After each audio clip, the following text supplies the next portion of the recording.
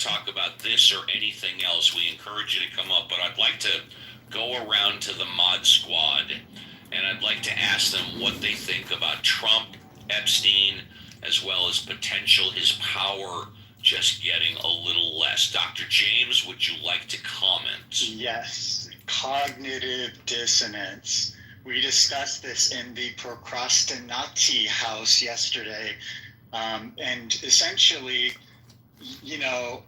what we were discussing then was, for those folks who sort of lifted up Trump during the elections, who were part of either the QAnon thing or kind of more fringe MAGA kind of conspiracies, how to not further alienate, but how to connect and maybe just help guide someone along to kind of a growing awareness of, what is the dissonance, and helping them reflect, or just kind of letting them go through the process to see sort of how this works. My cynical view is that for those people who are really sort of anchored into this thing, they're just going to hop to some other rationalization. But, it seemed like in a normal, non-bizarre world, this would have been a big deal.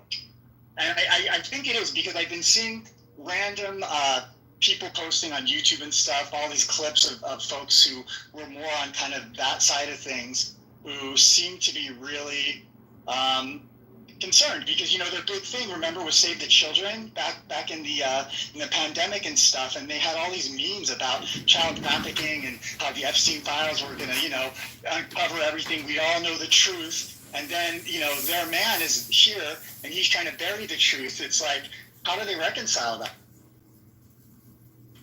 What I also find fascinating is that it was a couple of months ago where Pam Bondi, by the way, was the Attorney General of Florida for 8 years, is now the United States Attorney General under Trump.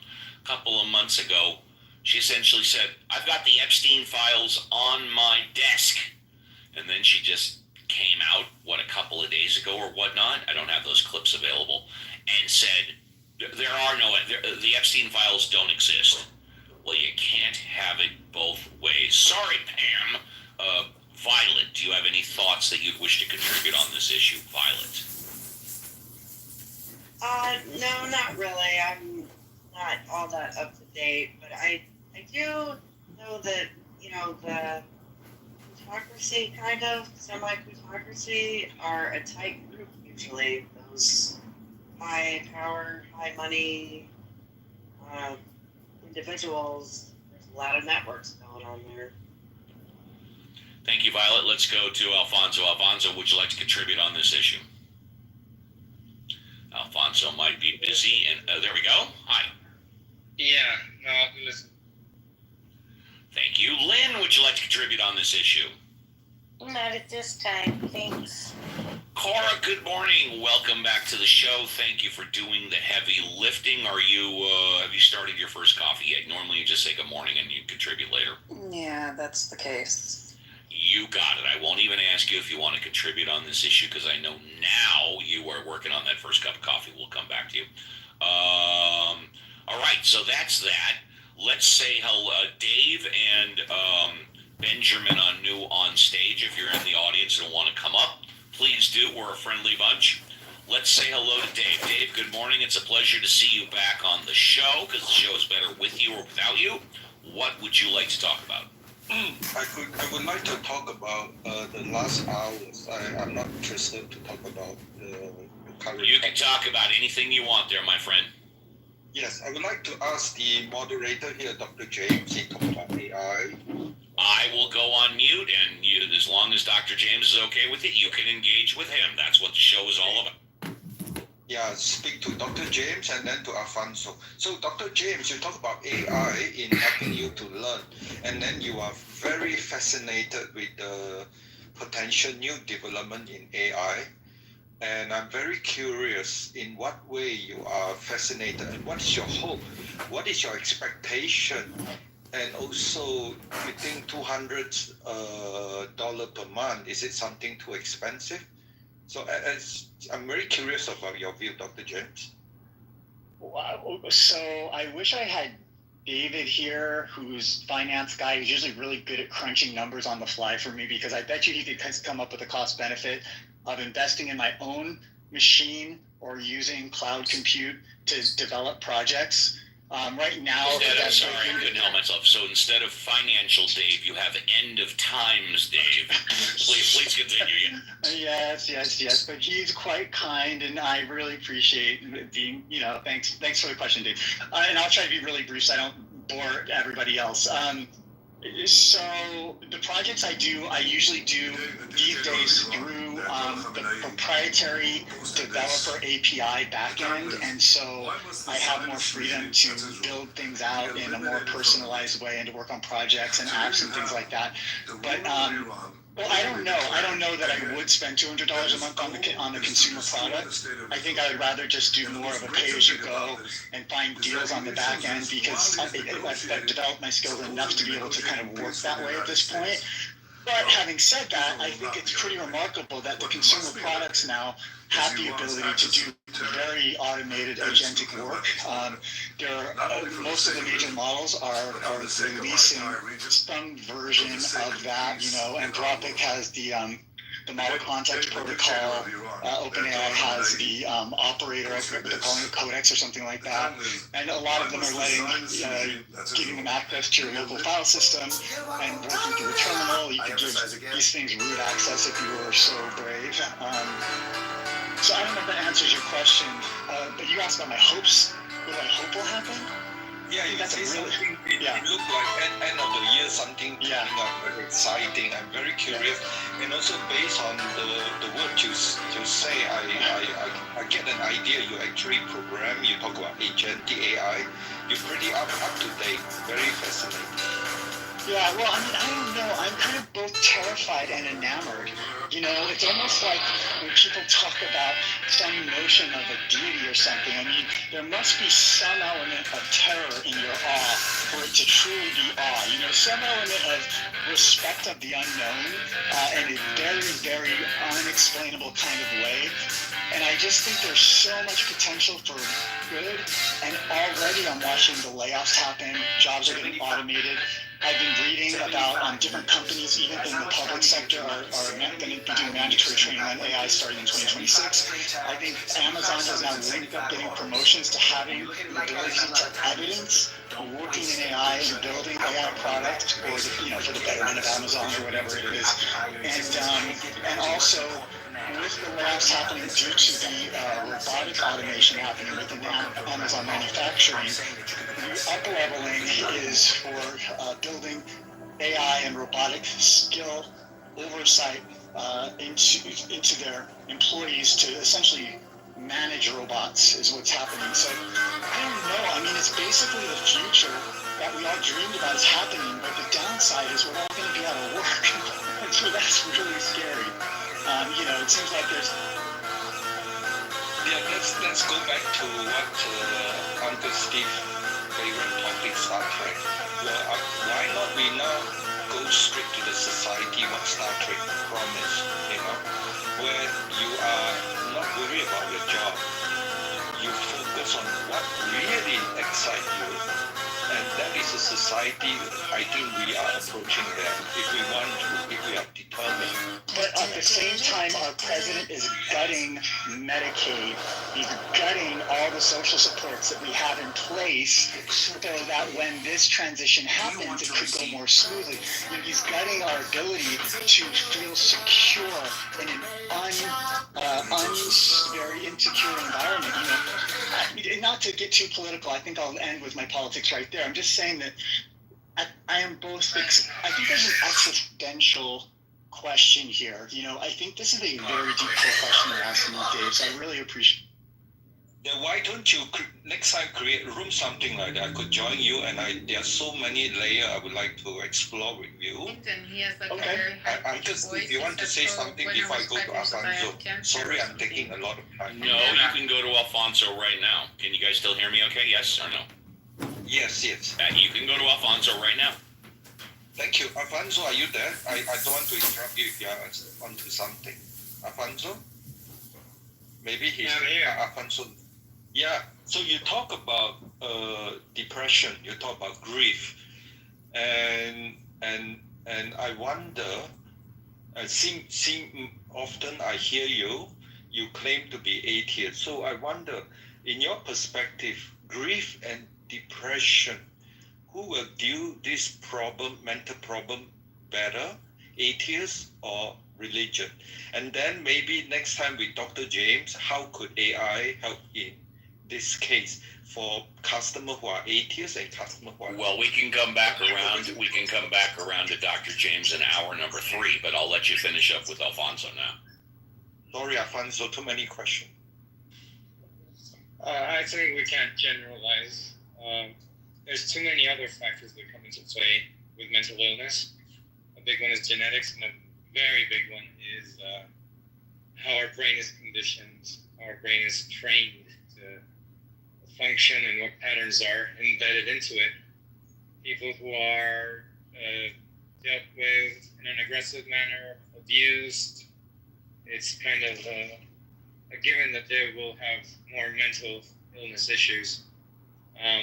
So I don't think we can generalize and say atheists deal better with depression or are less depressed. There are tools within spirituality, not necessarily theism, that help with mental illnesses or mental states. But I would never claim that it's better to be one or the other. I think science is the key. Whether you believe or not or don't believe, take it from the experts who study these things, who are actually tracking what works and what doesn't to help people cope. The other thing is, I think we need to embrace suffering, embrace the highs and the lows as much as we can until it gets pathological. Then we better off seeking a good professional who can medicate us or give us therapy and the treatments required. So I think a combination of all the coping mechanisms that humanity has would be a good approach for people to overcome grief and depression, right? I wouldn't discard going to church if I found a community that didn't discriminate me because I was an atheist, and I wouldn't and I also go to a demonic temple if I had found community there and if I resonated with them, right? I think what's advantageous of non-belief, not having a belief, is that we can open ourselves to any practice, whether spiritual or non-spiritual, from one side of the aisle to the other, from one spiritual path to the other, Eastern, Western philosophies, to embrace what it means to deal with all these issues that life brings upon us. Dave, thank you very much. And if you want to follow up with Dr. James, you absolutely can do that in hour number 3. Before we go to Benjamin, I wanted to talk about very briefly the other side of the coin to AI. Of course, the big take these days is AI is putting people out of work. AI is putting people on the unemployment line. However, the Workers' Rights Radio Show was mentioned. I read this story as one of the 4 stories on the Workers' Rights Radio Show from CNBC this week. Okay, check this out. For all its perils, artificial intelligence appears to have helped alleviate a long-standing problem in American business. Since around 2017, other than the brief spike in unemployment during the pandemic, there were far too few workers to fill the available jobs in the U.S. Let me repeat that. Except for a brief spike in unemployment during the pandemic, there were far too few workers to fill the available jobs in the United States. In other words, unemployment is becoming less and less overall.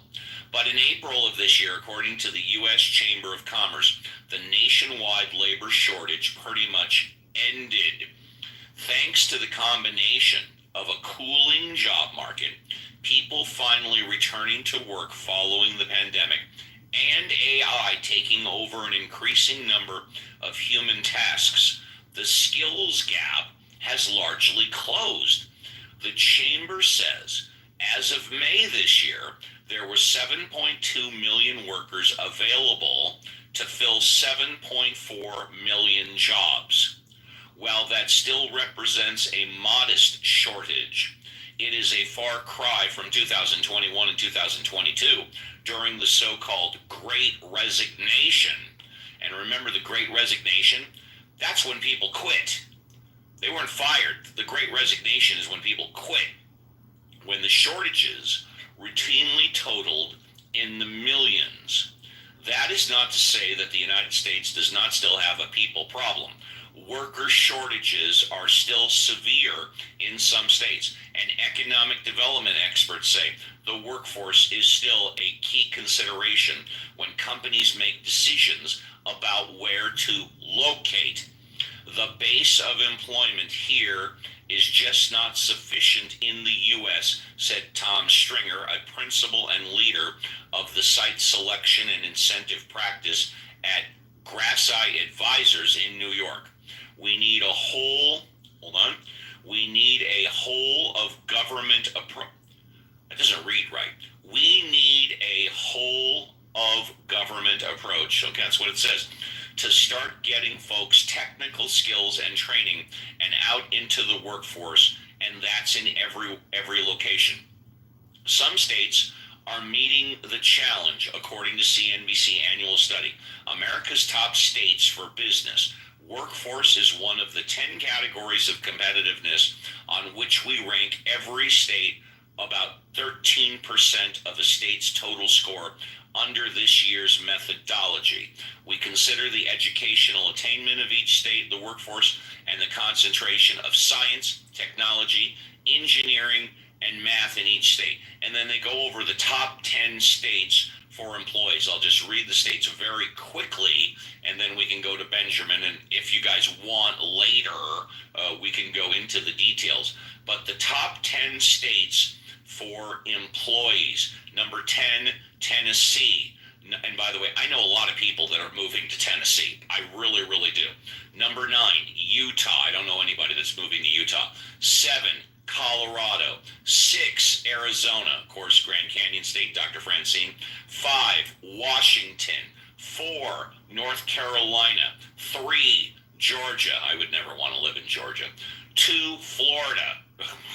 A lot of people live in Florida. And number 1, of course, what else? Texas.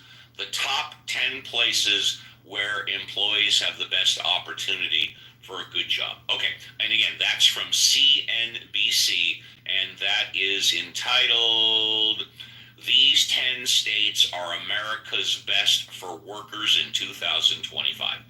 Let's go to, if you're in the audience and want to come up, just raise your hand. Let's go to Benjamin. Benjamin, good morning. Welcome back to the show. What would you like to talk about? Good morning. Hi. How are you? How are you feeling? Do you care? I do. Well, I'll tell you, I'm a little trouble today. My clubhouse technology is screwing up on me, and my eyesight is acting up on me. So it's a challenging morning. I feel you. I feel you on the eyesight. Well, for those of you that don't know, I have a degenerative eye condition called retinitis pigmentosa. Fortunately, I can still see, but my eyesight is not as good as most of yours. Yeah, please continue. Yeah. It's been a riveting show. I learned what a union is. Oh, I figured you already knew that. Yeah. Obviously, I was wrong. Every single person on the planet knew that, but what I learned is that there's a guy in Mexico who's never heard of it. And he's a teacher. That's a lot to take in. Hey, can we get calls from all over the world on this show? Yeah, go ahead. Can I read something about me for 60 seconds? Absolutely, you can read anything for up to 60. You can read anything for up to 60 seconds. Shabbat.org. This is the good book. This is the holy book. This is your religion. Before you start, just want to make sure you can hear me. Can you hear me? I can hear you. Okay, yes, go ahead. Read anything you want for I just 60 want seconds. to read from the book of your religion. Deuteronomy chapter 13. You're familiar with your religion, right? Everything I command you that you should be careful to do it.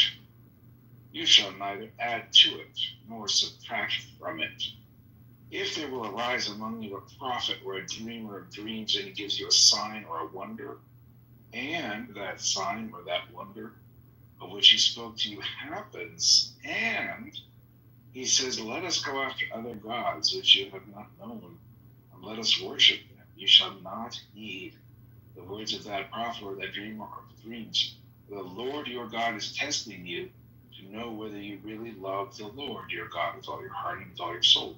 You shall follow the Lord your God, fear him, fear him, fear him, keep his commandments, heed his voice, worship him, and cleave to him. Well, fortunately for you, you are at least keeping his commandments and heeding his voice. And that prophet or that dreamer of dreams shall be put to death because they spoke falsehood about the Lord your God who brought you out of the land of Egypt. So there's a command here that you put the dreamer of dreams to death if he encourages you to leave your God. And Steve, I want to encourage you to leave your God this morning. And that would be my first pleasure, would be to completely violate that verse in Deuteronomy 13. Steve, will you please leave the Lord your God? Oh, I thought you were done. I'm sorry. Oh, no, just getting warmed up. Yeah, I'm a false prophet. I know. Here's another false prophet. This is kind of a false prophet after the spirit of Alfonso. There's a cancer lab at Wake Forest that's in North Carolina. And, $2.8 million of cancer research produced a couple papers, 3 retractions, for highly similar images and this is medicine, right? This is like research that saves people's lives and money that was intended to help people save people's lives. But it looks like these papers had all used like the same image over and over and over again, meaning they weren't really doing any research. They were just recycling some image over and over again and pretending to make papers. But don't let that bother you. Just imagine, close your eyes and imagine that when people publish science and they're experts and they have a little asterisk in their name that says they're an expert, you can know that they will give you the right information, because really, if anybody has a certificate that says they're an expert, it makes it impossible for them to give you the wrong information. It's amazing how that works. You should just know that. You are safe with the experts. Alfonso's is going to be just fine and safe with his experts. So, and you should ignore the fact that sometimes experts lie. In fact, they lie so often that I can find a story like this every single week to share how the experts are wasting millions of dollars on bullshit papers. But Trump is certainly up a creek without a paddle at this point. It's been fun to watch. I hope it ends well for everybody involved. And Steve, are you ready to lose your religion? I just want to make sure because of the clubhouse technology. Can you hear me okay or no? Yeah. Are you? Are you okay? Great. I'm glad you can hear me. Are you finished? Just want to make sure. Are you finished with your religion? I will address all of your issues when you are finished. I see. And you've got about 90 seconds. I purposely have gone on mute when you've been speaking. Well, I thought I could ask you a question. Well, you didn't say it first, Uncle Steve. I'd like to engage with you. You asked if you could read, and then you started going on your, for lack of better words, a soapbox. So now you have 60 seconds left. All right. Well, I can get you into a fresh new ideology that does not involve killing dreamers of dreams. I wondered if I could entice you into a more modern, clean, sleek, red-painted ideology today. Would you be interested in taking it for a test drive? There's no killing of dreamers of dreams in this fresh. And thank you. Please go on mute, and I'll be happy to address everything that you said. My response is that A, I've never killed anybody, and B, my religion does not endorse killing anybody today. And so the answer is no. No, absolutely not. And we're OT for the bottom of the hour break. Good morning, everybody, and welcome to another edition of Ask Uncle Steve with the Mod Squad. I have assembled the best Mod Squad in the history of Clubhouse. They have a wide variety of fields of expertise and knowledge, as you just evidenced. You are encouraged to be bold, brave, courageous. Come on up, talk about anything you want. You can ask me to go on mute and go on a narrative, or you can engage with me or my Mod Squad. Just have a take and don't suck.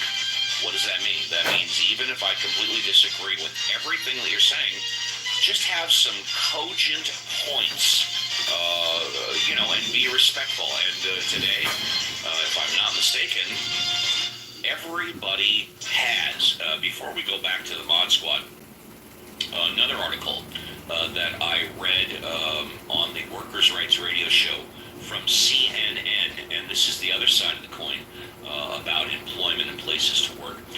Battered by multiple years of high health care costs, employers are planning to shift more of the expense to workers in 2026. Sorry about that, everybody.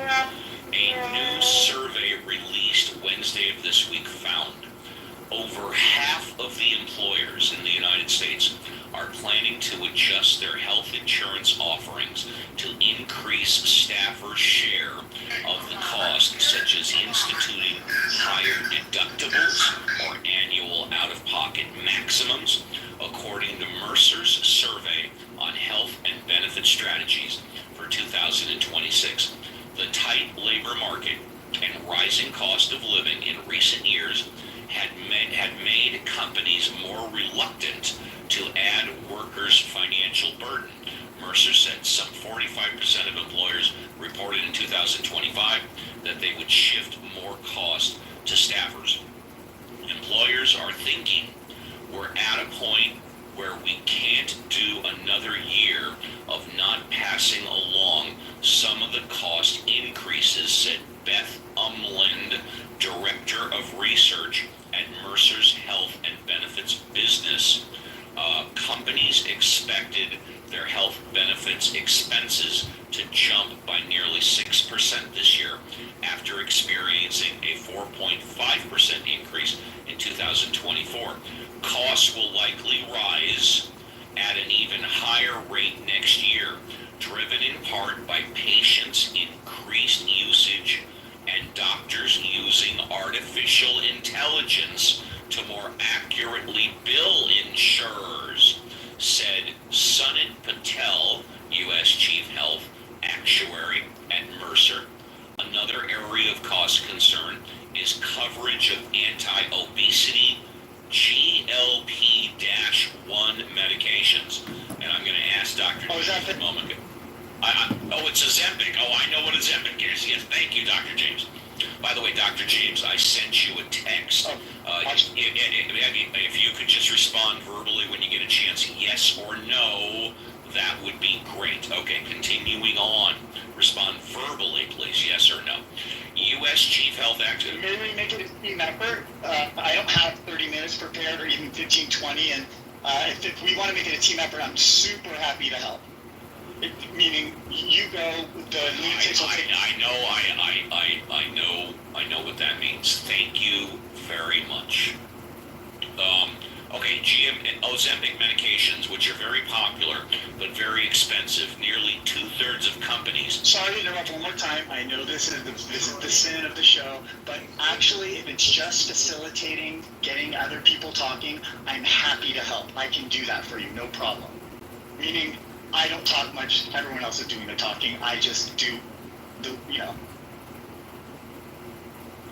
I will be listening in the background in case I am needed. Fair enough. That's great. I'm happy to. Okay, let's fill everybody in. The cat's out of the bag now. Yeah, I'm so sorry. No, it's okay. It's no problem, Dr. James. I value your presence here. For some of you that are regular listeners to the show, Reverend Scott is not here. I sent Dr. James a text asking if he would essentially like to fill in for me and or Reverend Scott for about 15, 20 minutes, an hour, number two. I was hoping, so it's okay, it's not a problem, to get a simple yes or no. Yes. And I thank you, and I will be in the background if needed. Trust me, no problem. Thank you, Dr. James. I appreciate that. Continuing on with the article about over 50% of employers are expecting to pass on more costs of healthcare to employees next year. Very popular, but very. Okay. Nearly 2/3 of companies with 20,000 or more workers provided such coverage in 2024, while 44% of employers with 500 or more workers did. The pace of employers adding such coverage is likely to slow in 2026, Umland said. Companies may be reluctant to stop providing the benefit, but may narrow eligibility or require more documentation, making it more difficult for workers to access it. I'll stop right there again. That's from CNN. So over 50% of American employers are expected to pass on higher health care costs to their workers next year. Let's go to Dr. James. Dr. James, any thoughts on this, what I just read? No comment right now. Thank you very much. Let's go to Violet. Violet, any thoughts on what I just read? Not at the moment, Steve. Alfonso, any thoughts?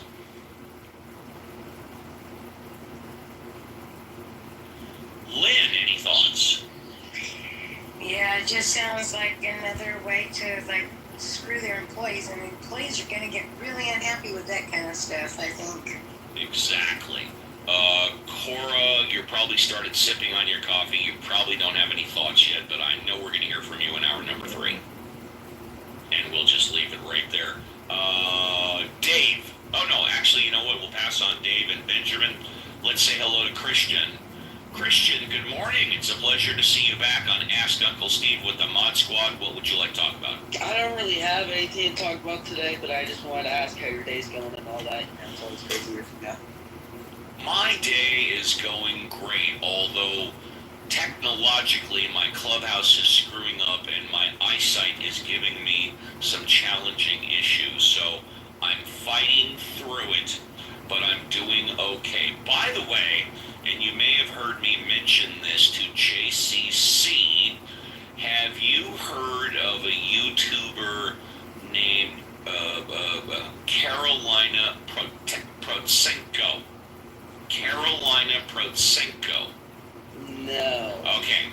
She is a 16 or 17-year-old classically trained violinist who not only plays street violin here in Southern California at the Santa Monica 3rd Street Promenade, but apparently her first single and her album is going to drop in the next couple of months.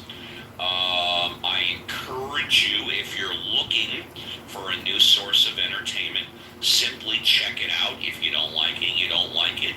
But I just thought, because of the age similarity, I know it might be something that you like. Carolina, you could go on YouTube, go Carolina Prosecco Violin, and you will find her. I think she's amazing.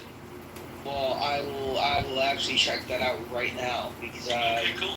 yeah, I'll actually check. Thank you, Steve. I appreciate it. The pleasure is mine. And with that, if anybody in the audience wants to come up, you're encouraged to do so. For now, let's go back to Dave. Dave, good morning. Would you like another Fresh Five? I think you wanted to speak to Alfonso, I think, right? Or no? I'm interested to speak to both Alfonso and Dr. James because his mental illness and then how the AI could contribute to that. All right, I'm going to go on mute. You can have the Why not save this one for when you have to take a break? Because it You know seems what? like That's such a a great waste. idea. Yeah, why don't you, Dr. James, a standing ovation for Dr. James. Love that. There you go. Love that. Thank you, Dr. James. Good suggestion. Okay, back to Benjamin. Now, Benjamin, you already gave us your 5-minute rant on losing religion and stuff like that. So, do you have anything new to talk about?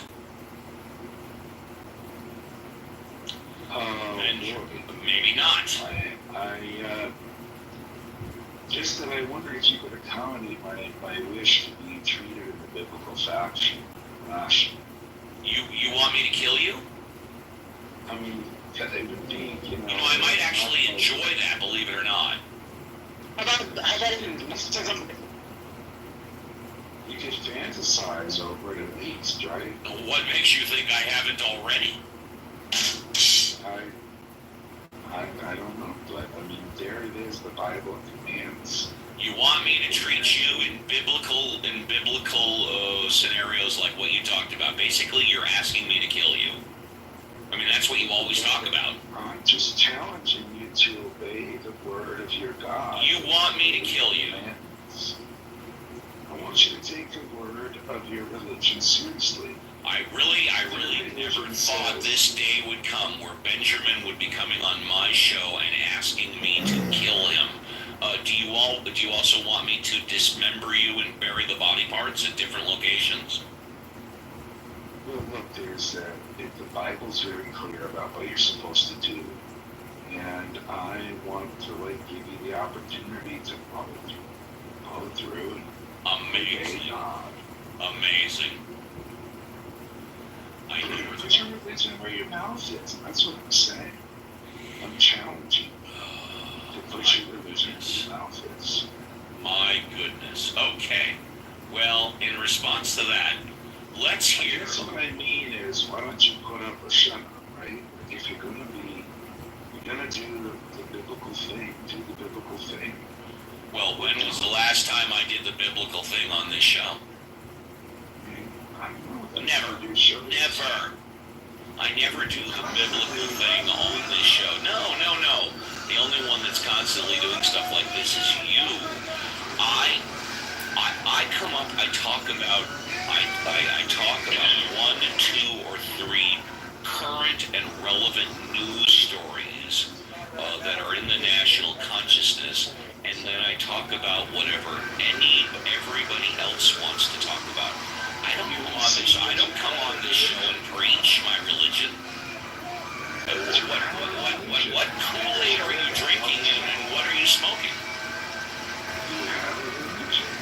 I don't come on the show and proselytize about my religion. I never have. I didn't say you did.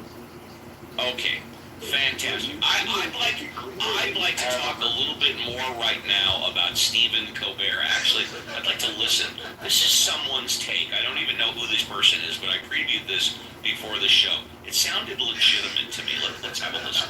Already his own fans and multiple celebrities are upset about all of this. However, many critics of Colbert are welcoming the cancellation in open arms, now including Bill Maher, who recently called out Stephen Colbert over his cancellation.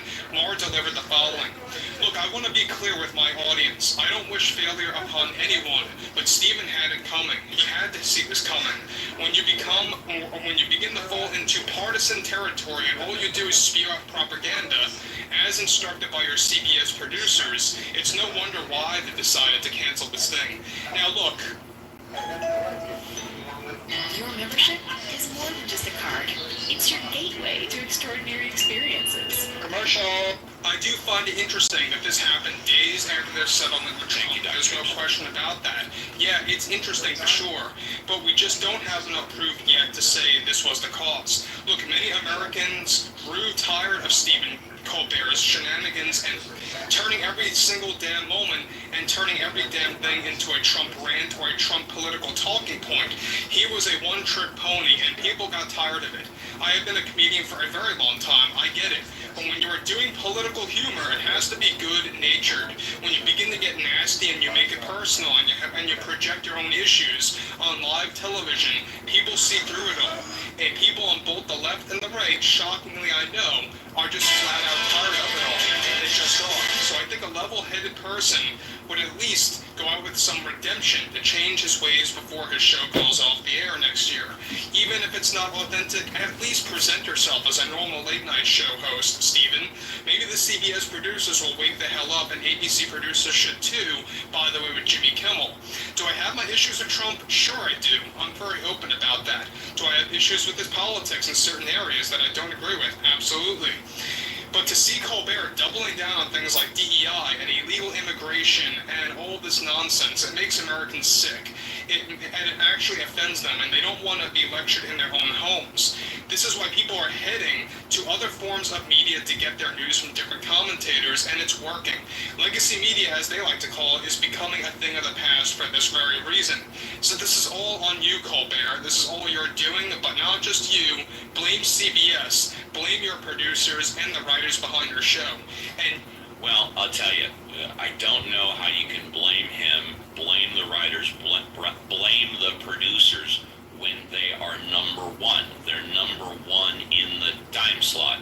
However, as I said earlier in hour number one, there's a huge difference between the content of TV and the business of TV. Because the business of TV and radio always has been and always will be the bottom line profit, the dollar generated by advertising. We brought up the statistics that in 2018, the Colbert Show, the late night, generated over $400 million a year in advertising. Now it's generating $200 million. And again, that's $400 million in dollars that were back in 2018. The present value of that money has to be, give or take, 500 or 600 million.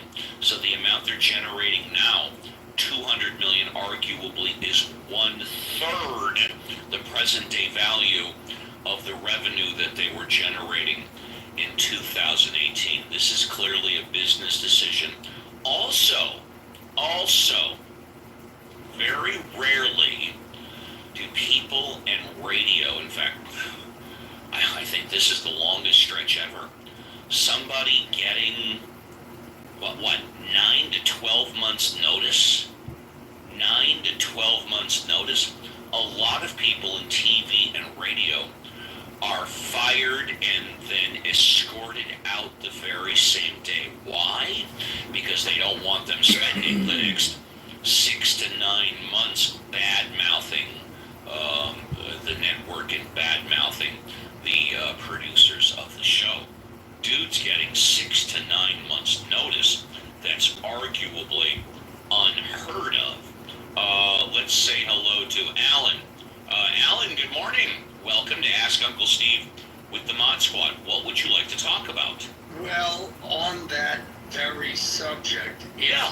if you haven't watched it, watch a channel on YouTube called WDW Pro, because I don't know, a week ago, Colbert started criticizing Skydancer, who was buying CBS, and they said that day, yep, Colbert's going to be fired. And then within the week, he wasn't fired. What they've talked about is the fact that Skydancer has, it's the Skydancer deal, they've considered it a done deal for a very long time. So Skydancer is the one actually pulling the strings, because the woman, whoever it is who's in charge of that, doesn't want to be the bad guy. So what she's doing is she's saying, fire this guy, fire that guy, tell CBS, tell 60 Minutes this, etc., having Paramount clean house, so that when she walks in, everything is already, all the house cleaning is done, the apartment is clean, it's got new walls, freshly painted walls, and then she can walk into an essentially, new operation. But it's their take, he isn't going to last. CBS told him, you've got till the end of 26, but it's their opinion he's probably going to be canceled, maybe by Christmas or after Christmas, and then he's out. And on a personal note, yeah, I used to love him too. I mean, when the Colbert Report, his sarcasm was great, but now, yeah, he just became a full-time Trump bad guy. There was nothing funny about it. I want to go to Daryl because Daryl's field of expertise is Wall Street and finance. Of course, he has over 15 years of experience. He's now doing other things. But Daryl, I heard you talking yesterday about the Colbert issue.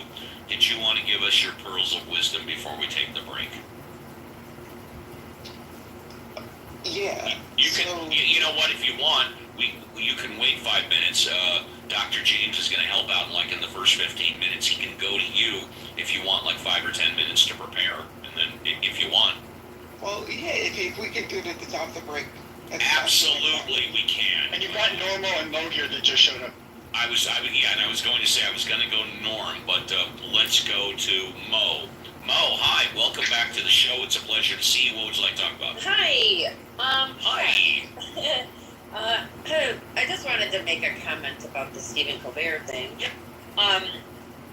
So, I know Daryl yesterday was talking about, mostly the purely financial aspect, and that, makes a lot of sense for sure.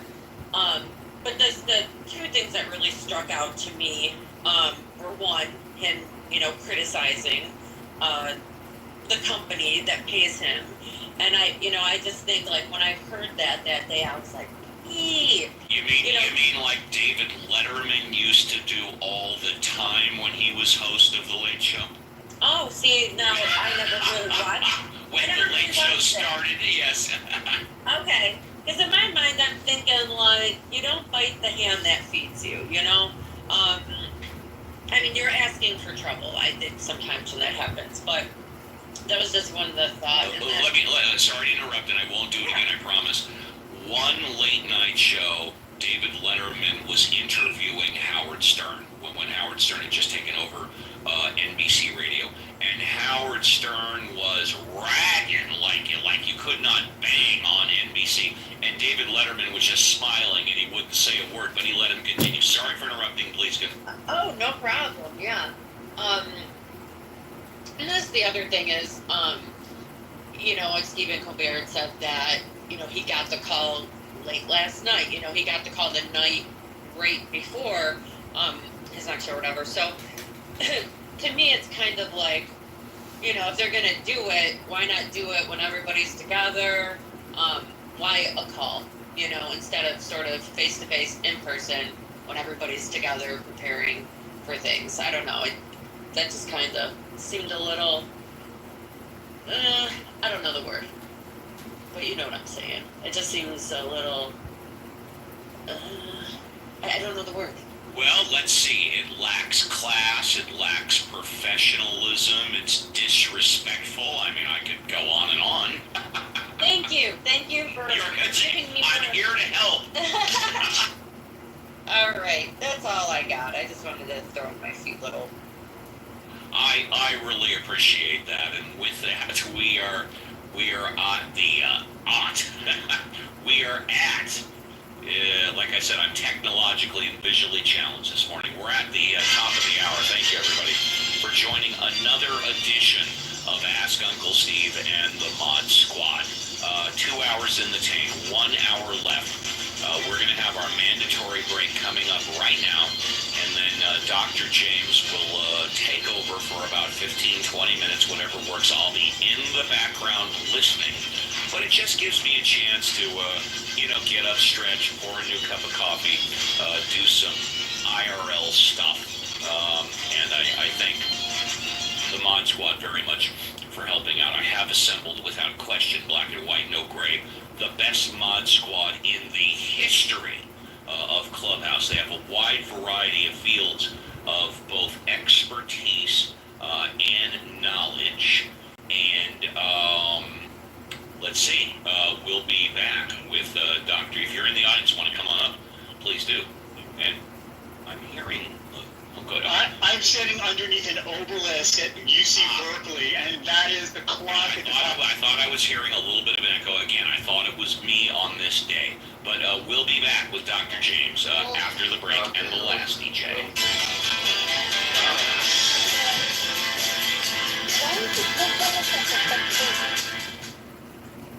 Because he was a prison bitch. If he's Dominican, He's a prison reaper. I just don't understand people from New York. He's a prison reaver because his life was so down bad until he got the Quran from some other prison reaver. So yeah. I think he was when he was talking about cocaine. That was definitely projection. I know. I'm 100% sure he sucks dick for rent. It's kind of funny how cocaine addicts, it's just talking about it and thinking about cocaine gets them stimulated because they're used to that cocaine stimulation. So just talking about it gets their brain producing dopamine to just amp it and spike up the conversation. So how was the debate? Did Diogenes crush D'Angelo? No, actually, it was so boring. Angela's supposed to be on the Turkish side, and Dash is going to be on the Russian side, but they agreed with each other, so I was like, oh wow, this is so boring. But next time I'm going to arrange Diogenes being on the Russian side, and Eliyahu, if he wants to, on the Ukrainian side. Let's see, because I know that Eli is very pro-Ukraine, and he thinks Ukraine is winning. At least he always thought. Maybe he changed his mind in the past 2 weeks that I don't know of. So yeah, I'm gonna arrange that debate. We should be there. No, Ellie's smart, so I agree with him. No, Ellie is smart, yes, but he's very biased.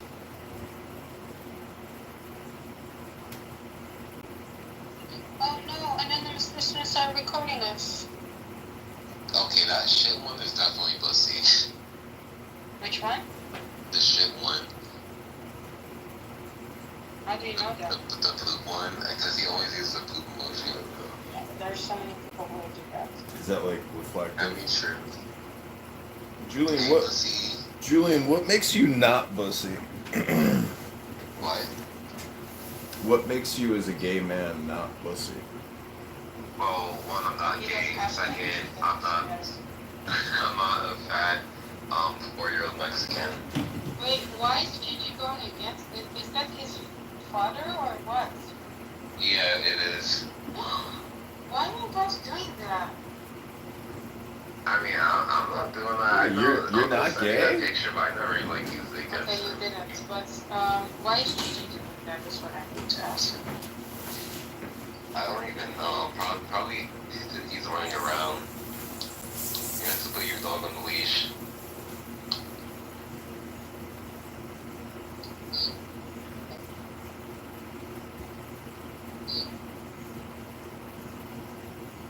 Hold on, what did he do to Gigi? I don't know. I was just saying he's probably running around the app. I was just saying you have to leave your dog on a leash. But why does Gigi do this? Like, why is he going into this extent?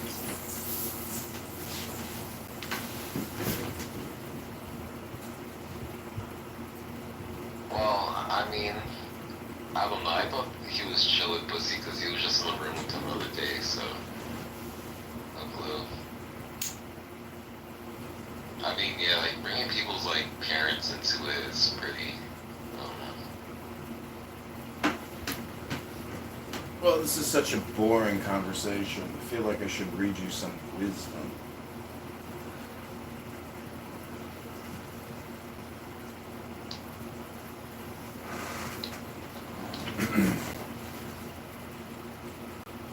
Okay, pick a number, Abby. Okay. Between what and what? 1 and 80. 17. Damn. Winner, winner, chicken dinner. Let's go. It says the highest type of ruler is one of whose existence the people are barely aware of. Next comes one whom they love and praise. Next comes one whom they fear.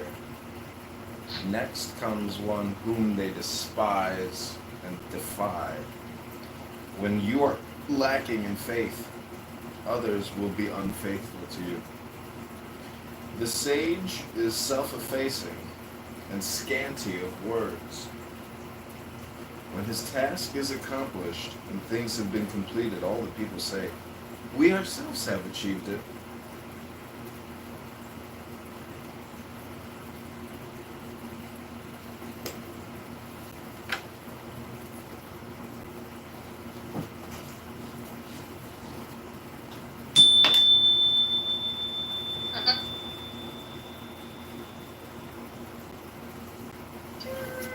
Oh, Gigi's back at me. Gigi, why is this Pussy's big father? I brought up the fact that, Wait, why you know, is like that? probably unbeknownst to a lot of people, Paramount Global has been struggling since 2017, 2018, and CBS is part of Paramount Group. You know, also part of the Paramount Group is our television, our networks like MTV, VH1, Comedy Central. Weird clown porn. There's another one I can't think. You're a weirdo. Hello, I would like to No, just... you ever seen the show Clown Girl? Coming out. You ever seen that?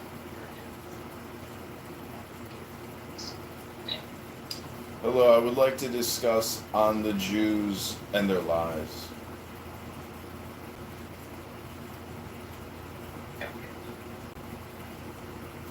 Oh, please go ahead. So, you know, there's these things called people, and they have sometimes a similar language, similar interests, generally known as books. But to say that Jews are all lying is so stupid. It's such a waste of a beautiful Saturday. You can't come up with a less gaslighting, triggering, and obnoxiously stupid title. You've got to be that person, that bigoted, low IQ jerk. Yeah. The person that you criticize is the person you become. Hence, you are here right now, making fun of yourself in a self-roast. Sorry, I didn't understand. I posted the name of the porn star. I didn't hear anything that I said. That was so. Am I? He said your room title is bad and funny. That's right. Oh, you don't like my room title? No, I mean, you've got a lot of self-reflection to do, because you're stupid, and your life sucks, and thus you have a stupid clown as a PTR, and you're wasting your beautiful Saturday on this stupid type of content creation, which is really just hate speech, because you have no intelligence and you're an immature man, probably. You know, that's my opinion. thank you for your valuable opinion. It will be taken into considerations. You are welcome, brother. I hope that things go well for you. They've been working, Skydance guys have been working very closely with Tom Cruise for a number of years, and they work very closely with Paramount. So it actually makes sense that Skydance wants to come in and say, hey, we'll take Paramount Global. They're probably still going to try to sell off a lot of these other assets. MTV has not been very, very profitable since its heyday when it switched from, I guess, focused programming to just doing reality shows. You know, you had shows like Teen Mom, all these other shows that MTV started doing. They kind of lost their core audience who had grown up with them. But one of the things that Skydance said when they made the offer was that they would bring in assets, not just pick up the stock, but bring in assets. They would bring in close to $2 billion to pay down some of Paramount's debt, which had ballooned, I think it's as of yesterday, $15.6 billion in corporate debt. And when you look at the Colbert Show, and this is what people are talking about on LinkedIn, since its inception, it is down 75% in its core demographic. And they estimate, and these are, you know, like guys like Michael Smith, who's, you know, Michael Smith from NPR. Michael Smith is the chief marketing officer from NPR. And even he said yesterday, hey, this show loses a lot of money. And maybe it's just time for this show to go. He said that by his calculations, the Colbert Show loses $40 million a year. It has a rating, its ratings are less than 2 million views, and then yesterday in Gary's room, someone compared it to Johnny Carson, who used to average 9 million views a night. It is not a show that is sustainable. And ultimately, when you see these mergers happening, someone comes in and says, cut this, cut that. So for example, when I started at Morgan Stanley, they had just purchased this old company called Dean Witter. Dean Witter also owned Discover Card. Some of you might have a Discover Card in your wallet right now because they're really good with the cashback thing, right? I say that facetiously. One of the things that came out of the merger or the acquisition was that Discover Card had to go.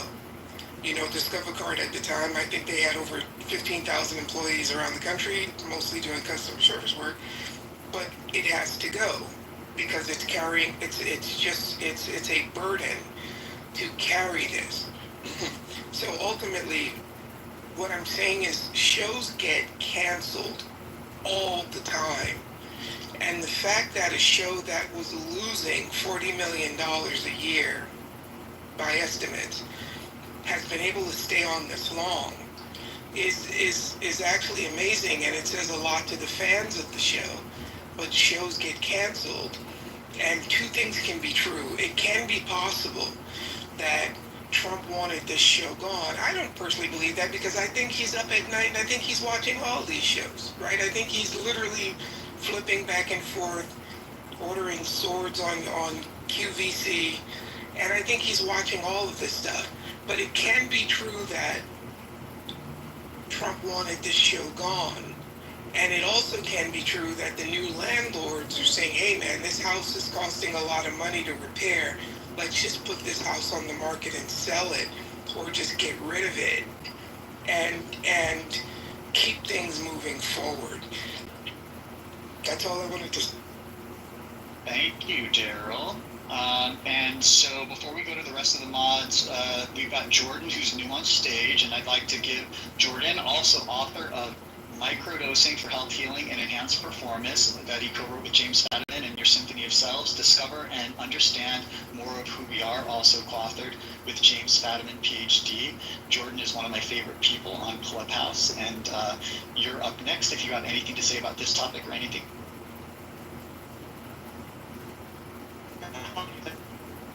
Oh, you're a little matrixed out. Okay, let's Jordan. We'll come back to you when you're out of the matrix. We've got American Indigenous. You're not is up. Do you have any? I'm not out of the matrix now. Oh, you're out. You're out, Jordan. Let's go back. Yeah, sorry. I took a walk and forgot to turn Wi-Fi on when I came back to my house under the basement. So, yeah, thank you. You know, I'm a little bit intimidated by the seriousness of the topics you guys always talk about, and feel that, you know, despite having a master's in political science and a law degree, I don't focus in these sorts of realms very much, but I am happy to report in my area of expertise, one of my areas, which is psychedelic microdosing, that we had an amazing room on Clubhouse yesterday in the Flourish Academy, where Connor Murray, that's one N in Connor, C-O-N-O-R Murray, is a neuroscientist at UCLA, and he had done 3 different papers, one in 2021, one in 2022, one in 2024, that have provided what I thought was, and I now understand to be, sort of undeniable scientific evidence in a double-blind placebo-controlled study with not only psychological survey, but with brainwave data, that for psychedelic microdosing, there is a sweet spot, or what I like to call the peak efficacious zone, or the PEZ. And it, you know, this is a very obvious point. What substance in particular? Well, they were testing LSD, and they were probably testing even a little bit too much at their lower dose, which was 13 micrograms, which is a little bit above what we recommend for most people, but it varies with everybody, and Connor thought that it might not have had a full 13 in it anyway. But it's exciting because now when people say, well, we're still not sure if it's just a placebo, we had Connor a couple of years saying that we didn't really have to talk about that we had the data, but being a non-scientist, and despite studying his papers, it was one thing to read them, it was something else to actually have him in the Flourish Academy with my friends Wendy Perkins Shoaf and Donna Harvey, who cultivates the space. And I was able to lead a discussion with him for 45 minutes where I got crystal clear about the science and what they found and what they showed. And I'm just very excited because even for real skeptical hard science geeks, we now have pretty good proof, although with a replication, that above a certain amount is not good. It gets worse. And interestingly, in March, a paper came out on 20 micrograms of LSD for ADHD. In the paper, they referred to that dosage, 20 micrograms. 10 times they referred to it as being a low dose. And twice they said this is very high for a microdose. Now, the standard formula for a microdose, the rule of thumb, is it's about 1/10 to 1/20 of a full recreational dose. So if a full recreational dose is 100 micrograms, a microdose for most people, for 2 standard deviations or 3, it's going to be between 5 and maybe 12. But in the study, they tested 20. And the interesting thing was that every single newspaper and online organization that reported on this said proof that microdosing doesn't work for ADHD. In fact, they didn't test microdosing at all. They tested a low dose, and they knew it. And they said this funny thing in the paper, which was we decided to test twice what we was usually thought of to be a microdose because we thought the results would be clearer and easier to see. So this showed that the folks who wrote this paper had a fundamental misconception and didn't understand that with microdosing there really is a peak efficacy zone. There really is a sweet spot. And it makes sense. If you give people who have 20 micrograms, ADHD, 20 micrograms of LSD, they're going to focus less well. And some of them had to drop out. It was all the ways that we normally say, this is how you know it's not a microdose. Some of those things were happening to these people, but they didn't test it.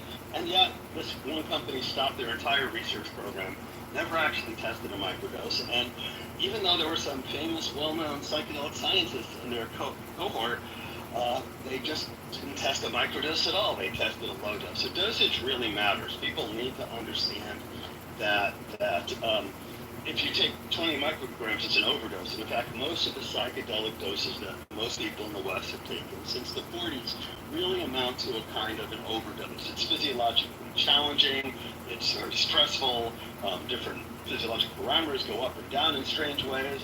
Perhaps distracting even, if you're taking something that is beyond sub-perceptual, I would imagine. For ADHD, that would be counter. No, it was when my friend James McConkey, who runs the Hate Mushroom Shop, said, immediately he kind of palmed his head and said, of course they're going to focus less back. So it was just the funniest thing. So I'm just very excited. I felt like it was a real triumph yesterday that this room came off without a hitch, that all the hours I put in before the room so that I could, in the end, say to Connor, so my understanding in a summary fashion, is that correct? And he said, yes. Maybe this is a little bit of my legal background coming in and building a case. But we know for sure now that it's not a microdose, and we know for sure that there is a zone above which it's going to be worse and there are going to be no benefits. And the thing is, this is so antithetical to the West, where we want more, we want bigger, we want to maximize. In fact, I'm going to pitch another book with the same agent and company, hopefully. I'm going to call it Microdosing Maximized, and Jim Fatima will write the forward, but it'll be my book, and I'll be able to be a little bit more direct about what I found and what I'm seeing. So I was just excited that I was able to bring this guy and facilitate him coming to the room and really ask the questions that, despite all my studying of these scientific papers, which are terribly written, mostly scientific papers, are hard to understand. And even now I'm learning that there are nuances of experimental design and study and how many people come in. And so, I know I don't really know the area, and so that's why it was just so wonderful to be able to go to the horse's mouth and understand and have this conversation with the fellow who I think has pushed the science on microdosing farther than anybody else has so far. So I just feel pretty good about that. I wanted to share that. Well, congratulations. Thank you. I'm sorry, Dr. James. Go ahead, please. Yeah, I was just going to say, congratulations, Jordan, and thank you, Jordan and Daryl, for making my job easier, covering for Steve while he was out doing his thing. And Jordan, you may be familiar with this. I'm standing at the base of the UC Berkeley clock/obelisk right now. I've seen it from afar, but I've never actually just come up and stood right next to it. It's pretty epic here. And Steve, the room is yours. Hey, I just have to chime in quickly to say I have stood at the base of that clock tower many a time, Dr. James. I can't believe it's your first. There you go. And by the way, Dr. James, is the Q Amera first and then Phoenix, or am I mistaken? I have, let's see, Phoenix has actually not spoken. A version, Amera, there's a version of him who has spoken, but you could give him another 5. Well, since there's a version that's already spoken, we'll go to Phoenix. And by the way, if you're in the audience, we encourage you to come on stage and talk about whatever you want. Phoenix, good morning. Welcome to the show. What would you like to talk about, Phoenix? Good morning. Hello, everyone. Hope you are having a wonderful time. I came up just to greet you all. Well, thank you very much. We appreciate the greeting and appreciate that. Feel free to, we'll come back at you for closing thoughts and burning desires at the end of the hour. And for those of you that are in the audience and want to come up but don't know what you want to talk about, this is what I refer to as the best 2 minutes on Clubhouse. Breaking news, the massive prisoner swap freeing Americans held in Venezuela. The stunning news late today, 10 Americans and permanent U.S. residents coming home from Venezuela after a complex prisoner swap involving hundreds of Venezuelan migrants sent to a notorious prison in El Salvador. By the way, Mo, don't go away. I got a gift for you, Mo. Don't go away. An explosion killing 3 sheriff's deputies. Sources say the deputies were handling explosives brought back from a seemingly routine call, the department's worst loss of life in 168 years. President Trump under pressure, calling for the release of grand jury testimony in the Epstein case. What the Justice Department has just done. The mid-air scare, a passenger reportedly trying to open an emergency exit and shoved a flight attendant who tried to stop him. The pilot making an emergency landing. And new video just in, a reported engine fire forcing a Delta flight to divert to Los Angeles. Severe storms sweeping from the Midwest to New York. More than 60 million Americans on alert for storms, flooding, and dangerous heat. The tropical rainstorm in the Gulf and the soaring temperatures ahead of an extremely hot week. The suspect in the brutal killing of a paddleboarder in Maine appearing in court. The 17-year-old charged with murder. Prosecutors asking he be tried as an adult. A shark bites a teen in Florida. What we know in the stunning video showing a group of sharks preying on a school of fish just off a popular New York beach. CBS canceling The Late Show with Stephen Colbert. The network facing criticism, calling it a purely financial decision, ending the program after more than 3 decades on the air. The Coldplay concert and the viral kiss cam moment seen by tens of millions, but we're now learning tonight. And remembering a legendary Oscar-winning lyricist. So many songs from television and film we can't forget. And as promised, a little gift from me to Mo. Well, it's actually a gift for all of you. Johnny Carson, from 1962 to 1992, 30 years, was known as the king of late night. Now, admittedly, generally speaking, for a majority of that time, no home computers, no streaming, no social media, and the late night was his. And then they started The Late Show with David Letterman on NBC as well. This is a little segment, a couple of minutes, when Howard Stern came on The Late Show, which was done by NBC, and started ragging on NBC. We'll play a few minutes of this, and then we'll move on. There's a lot of pressure on me to come out here. Let me ask you a question before we get into that. How do we get K-Rock out of that WXRK? Is that just they take the last Let me say something before you get to K-Rock, because I have nothing bad to say about K-Rock. The people I'm working for now are lovely. This is the best radio station in the country. I want to say something that being back in this building makes me nauseous. I think the biggest bunch of creeps run this company. I think when I got fired, it was, and you know it too, Dave, it's nothing you haven't said to me before.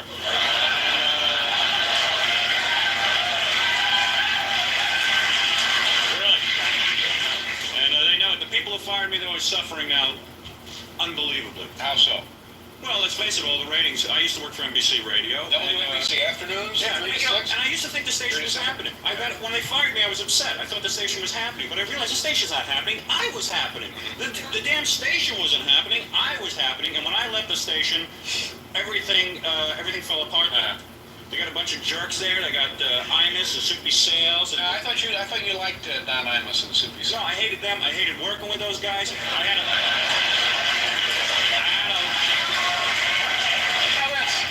Yeah, real creative. The Mouse. Give me a break. I could have done that on Ed Sullivan. Imus's history, Soupy's history, the entire NBC radio division is history, and you know it, David. All right, but weren't you? You were the one who called me when they hired Soupy and said, "What the hell is this? What are they bringing in back for?" Don't deny it. But isn't it true, Howard, that at some point in your life, Don Imus was kind of an influence on your career? No, I never really liked him. Never thought he had any talent. In fact, I'll be honest with you. I don't think he had much. In fact, most of the people in radio don't have any talent. I think it's a cruel joke that I ended up in radio. Yeah. Where do you see yourself? Where would you rather be? Well, I would rather be on TV or in film. Yeah, film. Well, that'd be good. Yeah, I would like that a lot. Yeah. And but television would be just fine. And I really feel I was born to be on television. All right. Well, that's enough. That's Howard Stern on The Late Show. Totally jamming on NBC. And if you'll notice, David Letterman never once said, "No, I didn't say that. No, that's not true." He just smiled and kept his mouth shut. Mo, I hope you enjoyed that present. I did. Thank you very much. You are welcome. And if you're in the audience and you want to come up, we've got about 30 minutes left. Come on up and talk about anything you want. Nobody new is on stage yet, so let's go back to Dr. James. Dr. James, would you like to contribute at this time, or are you good? Oh, I'm good. All right, let's go to Violet. Violet, would you like to contribute at this time, or are you good? Violet appears to be good. I am. Yeah. All right, let's go to Alfonso. Alfonso. Okay,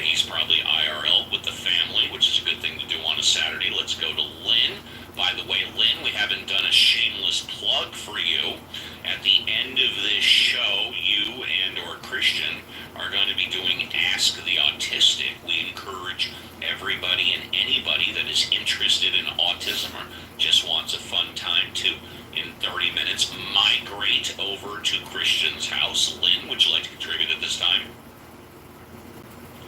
Lynn is probably busy IRL with Christian.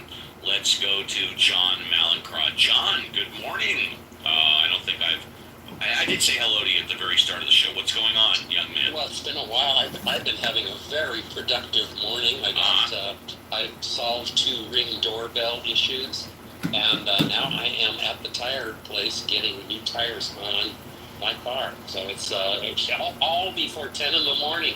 Ooh, tell us, what brand of tire are you getting? I'm getting some Michelin, Primacy all-season tires. I've got this guy, a little shameless plug here for American Tire Depot.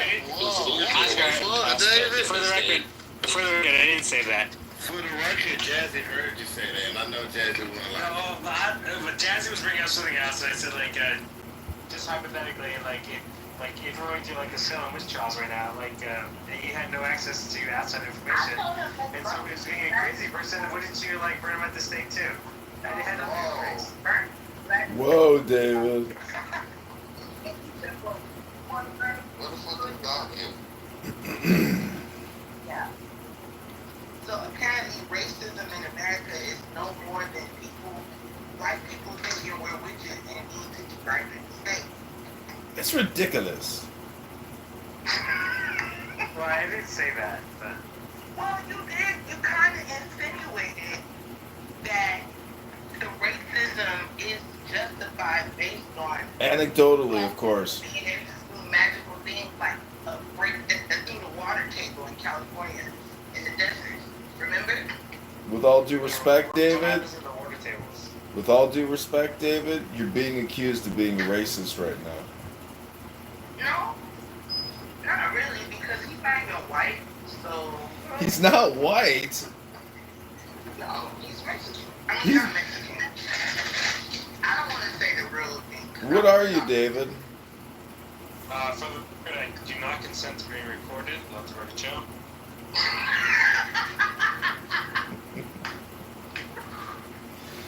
I'm sorry, but I'm in a one-party consent state, David, and we're in a social... I ain't heard your voice in a while, brother. What's up, brother? Brother, I'm here to discuss the topic of the room. Yeah, it's always been a myth, because people who like each other get along, they don't act racist towards each other, and then it becomes a question of a more important topic, which is, what are we going to do? What would you do? I would just meditate and get people to stop being so meta.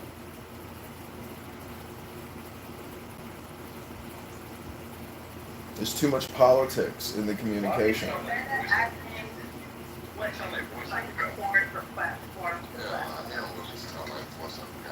No, voiceover guy is retarded. Okay. Anywho. Right. And I have a picture of you in your fucking underwear. Well, I like the fact... I like that you keep a picture of me in my undies in your cell. Like, that to me, it means that, I'm doing something right. I'm getting my message out. No, I agree with that, yeah, man. I wonder what she does with your pictures at night. I wonder what a lot of women do with my pictures in my undies while I do yoga.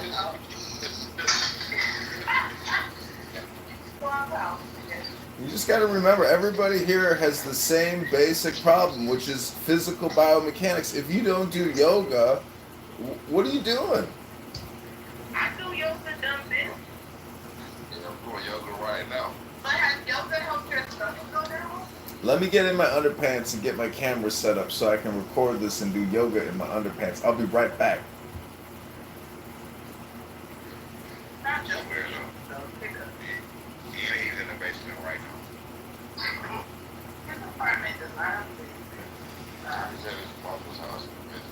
I had to move back in with my mom because I hate doing laundry and I hate cooking for myself, and I can't find a woman, that wants to live in squalor. Man, you got good.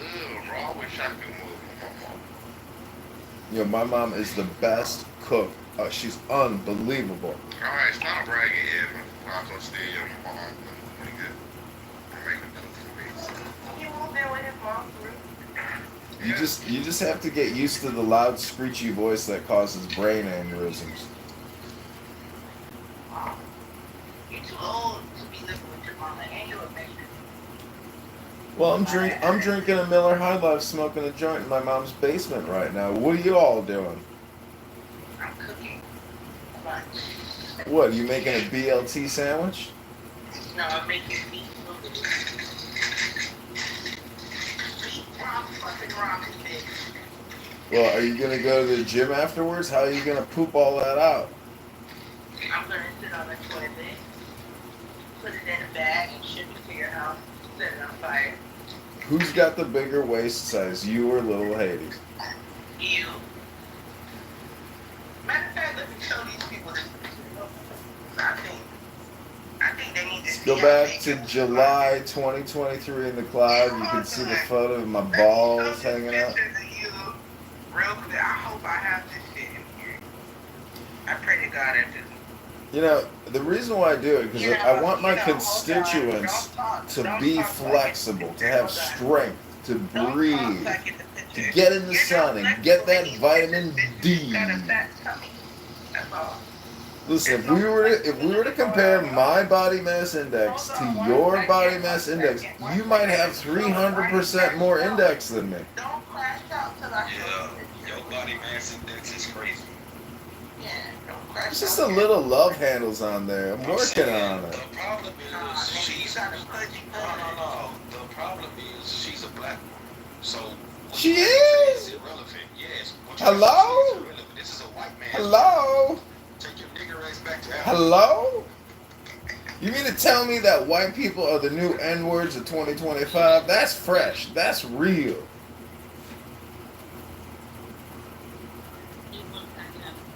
Maybe I don't have this famous picture anymore. Oh my God, it was all a great myth. It's all just a myth that my balls were hanging out and I was doing yoga in the sun while live streaming your rooms while you create racist hate content. Alright, drop admin, please. Get him out of here. Hello? I am complete. Somebody. Switch him out. We just switch him out. Why do you keep dropping people? Can't nobody talk on your stage unless you say so. Damn, man, I hate to see you get some power in real life. Switch him up. Everybody gonna be fucked up. I didn't drop Switch you. him up. You dropped me. I didn't drop you. I didn't drop anybody. No, we can't. Leave him in the room. Switch him in, switch him out. No. This is racist behavior, Jazzy.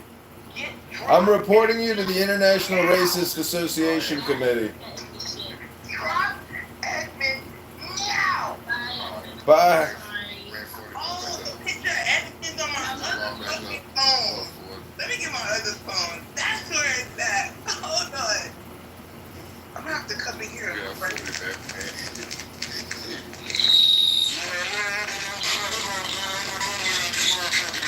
Really high-end properties in Manhattan, where people have been paying for like these $1 million condos in gold. But that's an outlier. No, who's walking around with gold? Nobody. Yeah, exactly. And if memory serves correct, please correct me if I'm wrong, about 15 years ago, gold was at about $500 an ounce tops, I think. 15 years Yeah, ago. it was somewhere between 5 and it was like 5 and 7, and then you started to get these companies that, you know, they would buy the gold for you, or they were, when gold got really expensive, people started buying companies that manufactured gold or processed the ore, or and then would pay you you'd have to pay them a monthly fee to store it, you know. And I always figured if you wanted to invest in gold, the best way to do it was to buy my PTR. Look at this gay shit.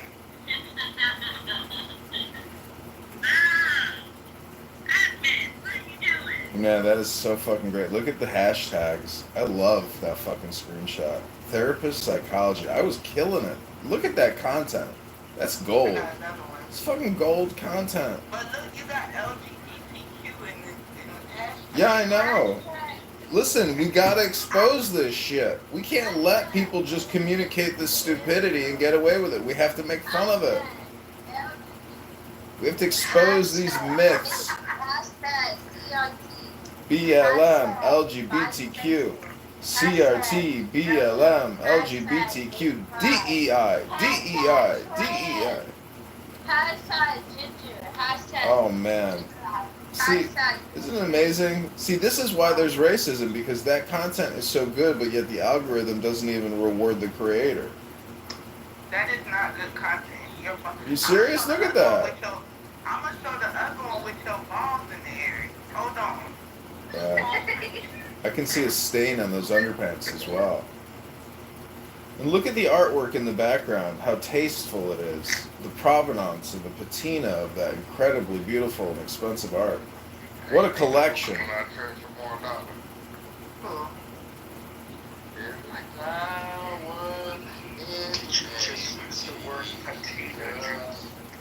Yes, patina and provenance.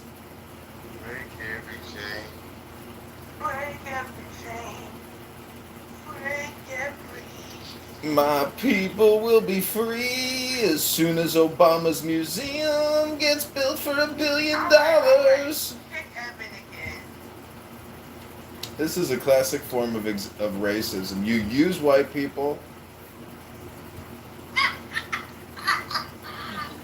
Racism? This has nothing to do with your race. You're annoying.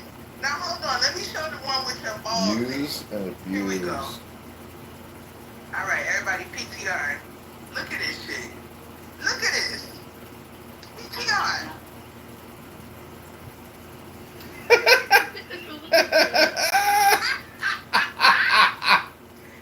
This ain't true. This man hasn't lost his damn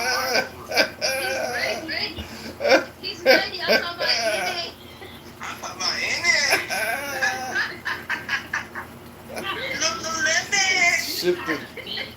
Shift to the left. You are all perverts. That's a yoga pose. It's part of a 5,000-year tradition. Shift to the left. Yeah, but the fact he got his balls out with it, he could have put his balls up when he did it, Alex. It just speaks to how corrupted we are in Western culture. We are. I ain't gonna lie. And I thank God for the West every day to get us away from that faggotry. Stay.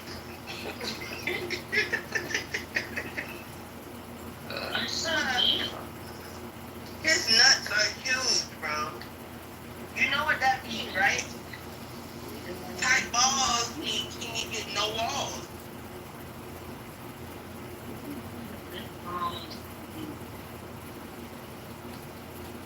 And Evan, I wouldn't do this to you if you wasn't always trying to call me fat and stuff. As if you got the body of a god, right? You got the body of a goddess. Got the body of a goddess. Got a stomach like you just gave birth yesterday to a girl. Your stomach's really big, Evan. You got the lucky I can't find the one where his stomach's poking out. He'd be really mad, man.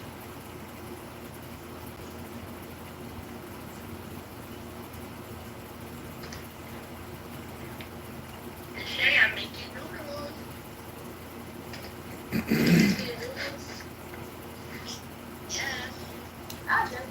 You know, those fake noodles are hard to digest. And, you know, how's your morning bowel movements, Dr. Joseph?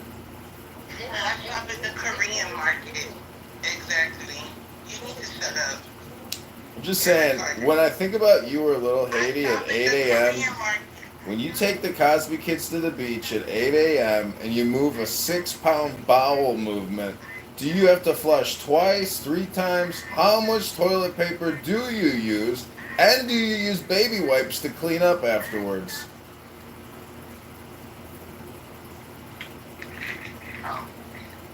I'm just saying, as a man living in his mom's basement, drinking Miller High Life, smoking weed.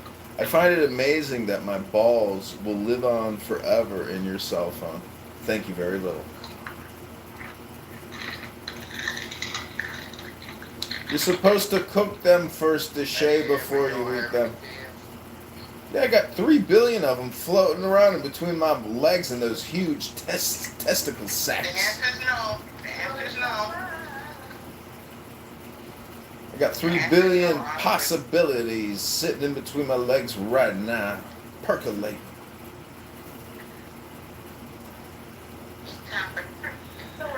It's time for the percolator.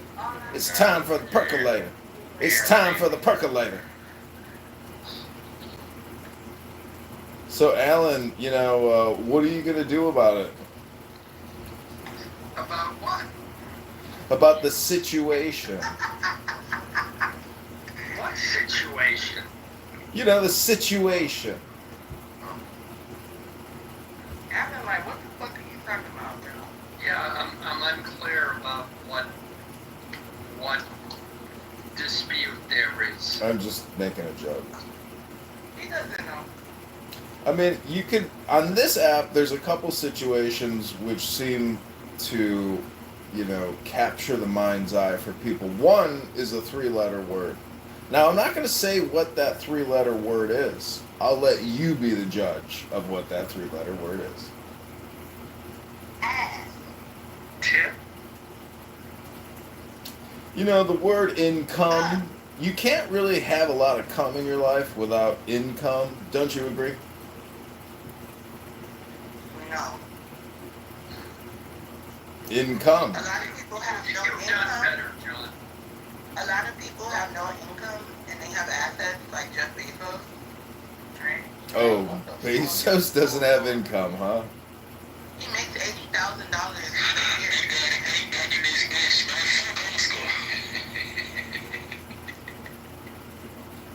Yeah, so once again, Edmund, tell me you don't understand money without telling me you don't understand money. I don't understand money.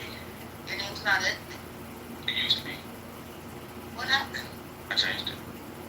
Cause you blacks started coming around and shit. Yeah. No, I don't like you darkies. Listen, there's no such thing as racism. There's just angry people. That's what it's all about. No, I don't like darkies. I don't give a fuck who knows or who listening. I don't like dark. No, I'm not. Stop telling me I'm black. Damn it, that's an insult. I'm not a minority.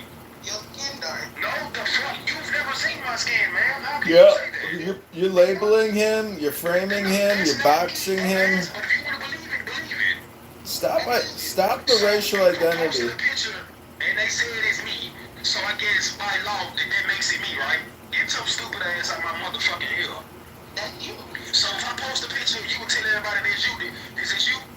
Yeah. Get your dumb ass out of here. For somebody who's so smart, you be sounding so dumb. Damn. Who's not so smart? Damn. Talking, you be trying to sound.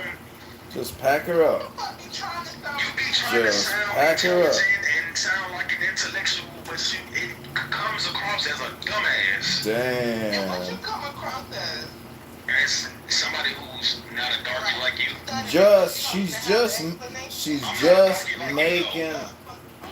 just making beef and noodles. Just let it be.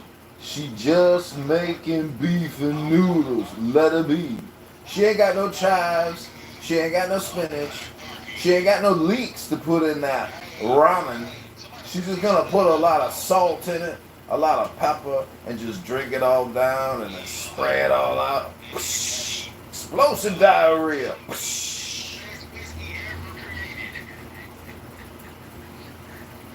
You ever have a glass of Hennessy and Courvoisier? It's called Tap That Ass. Tap that ass. Shut up. Your mother sounds nigger. Shut up, you goddamn coon. Listen, Alan is an honorary Jewish Serbian.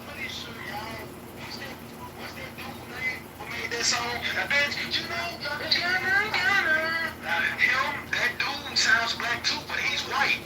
That dude sounds black, but he's white. That dude that made that song. I can't forget the that dude sounds black, but he's white. People didn't even know that. Damn. So sounds can be deceiving.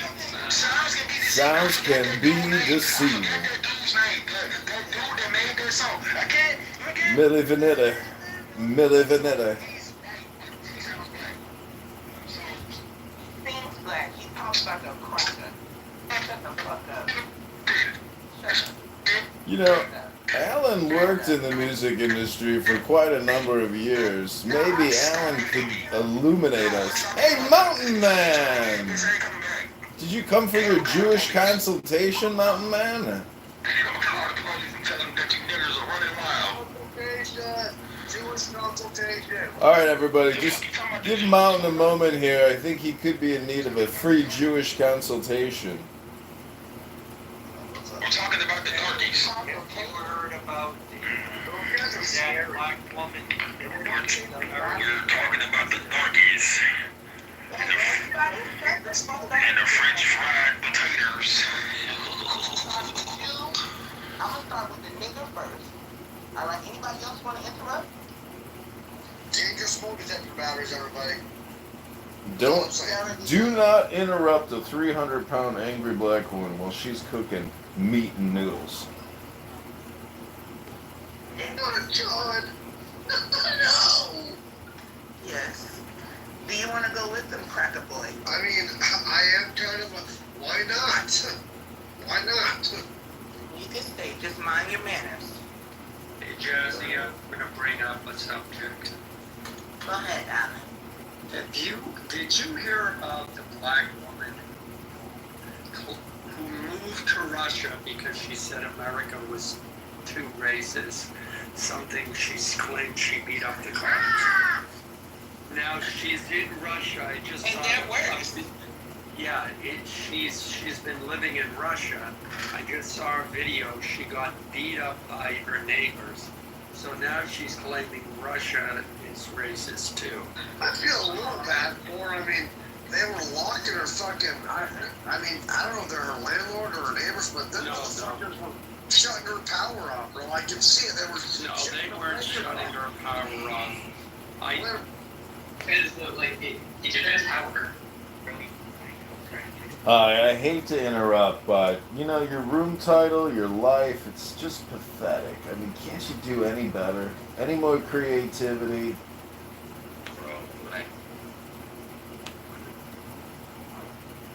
Say something. What have you done for the community? Because, like, a lot of people, I'll say, I'll just want to offer an example real quick before you respond to it. I did ask you a question, but I just wanted to, like, kind of say why I asked it. I like, so you're good at writing grants, right?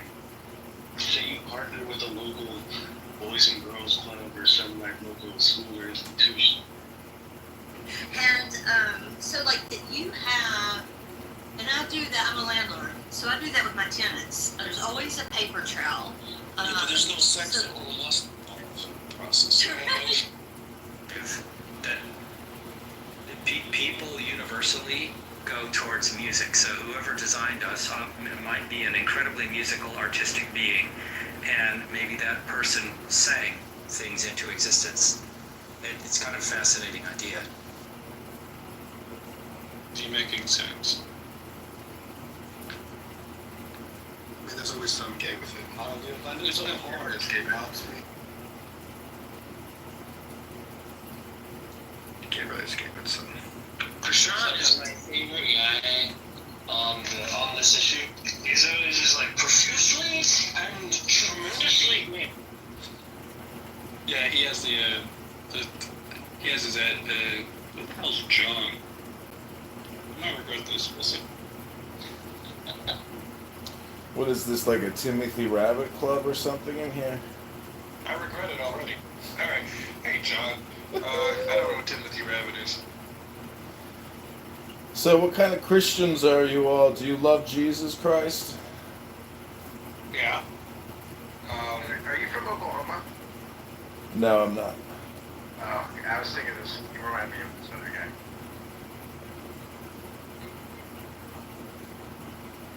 Sounds racist. Pro-Christian? Is that a good sign? I am racist. racist against Oklahomans. So what do you think about Calvinists? We're Calvinists. What about Calvinists? What makes a Calvinist a Calvinist? Believing in Calvinist things. What is Calvinist things?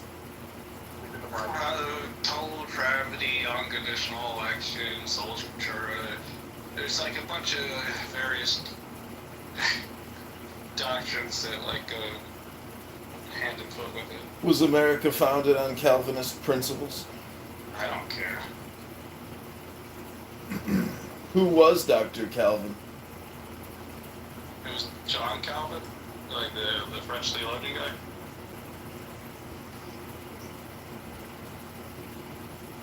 Why are you asking the questions, John? Like, what's your goal here? I'm just asking some questions to figure out who I'm speaking with.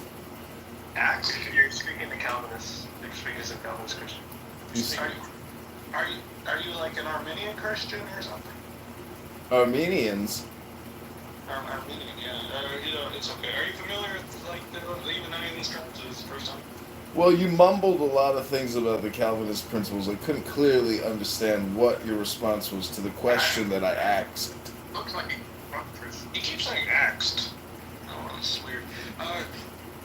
What did I mumble? I said unconditional election, told to try. I gave you like a What comes after unconditional election? nothing if you don't want your order. If you're talking about the tulip, yeah, tulip, it's it's limited atonement. Limited atonement? There's limitations to atonement? Yeah, everyone believes that, dude. Everyone believes limitations to atonement.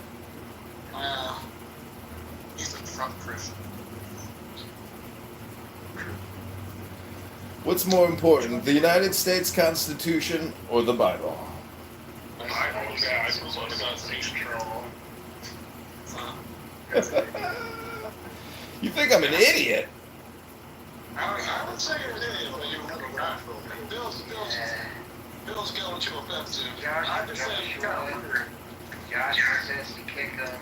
Joshua is a wise guy. I get the feeling that I'm gonna be kicked like Jimmy. Jimmy say to laugh. And Jimmy will be kicked, yes. I don't have to kick you. I just don't know what's wrong with you.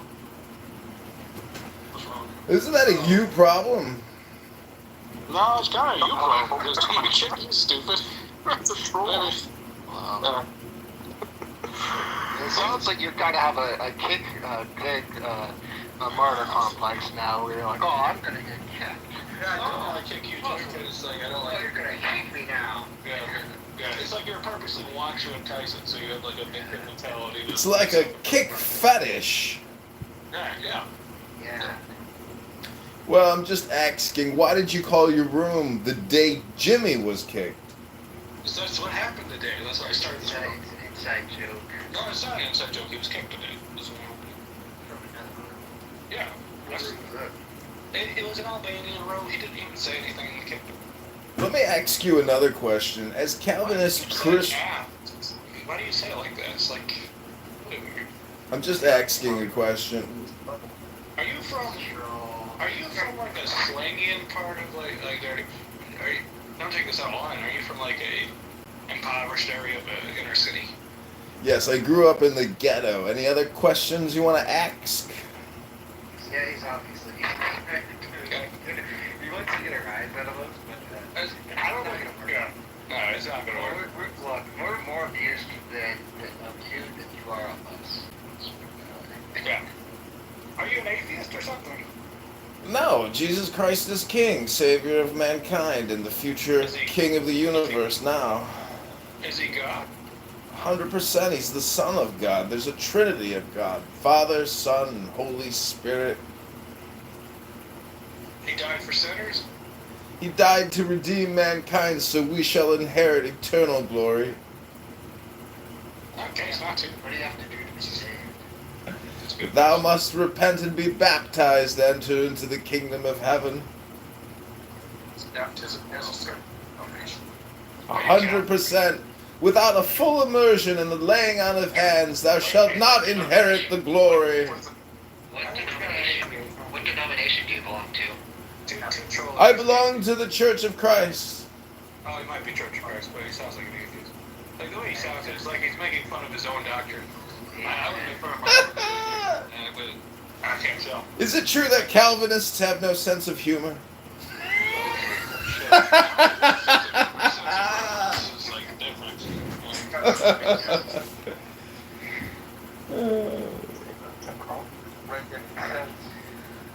I feel like I wonder where he got that picture. If that's him, or if he just like got that picture somewhere. Yeah, that's me. That's me, John Kitover, candidate, Congressman, 16th District, State of Illinois. You ran for office? I'm currently running for office. We start gathering signatures at the end of the month. Oh my god. He reminds me of Rex Kwando from Napoleon Dynamite. I don't know. I don't know. There's also that guy. You know who I'm talking about? I've seen that movie, but I can't remember that character. He was also in He's like, oh, the Starlight Night. Forget about it. He was also in Office Space and the Drew Carey Show. That guy. Oh yeah, I know who you're talking about. Okay, give me your arm. Your other arm. Your left arm. No, I mean I got baptized. I got baptized by a black man in a pool at the YMCA when I was a senior in high school. That's good, man.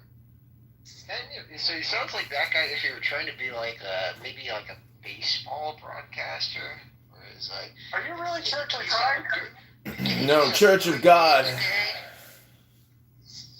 What? So not Church of Christ, you're some cult named Church of God? Yeah, I didn't know it, but it was a cult. Are you talking about currently, or we call it a cult like it's past tense? No, I don't go to the church. I don't participate in the church anymore. I asked you what denomination. It's called Church of God by Garner Ted Armstrong or Herbert Armstrong. Herbert Armstrong? That's what you belong to? No, that's what I got baptized. The organization. What do you belong? What denomination do you belong to today? Right now, I don't go to any actual churches, nor do I participate in anything other than Clown House Calvinist rooms. Why not?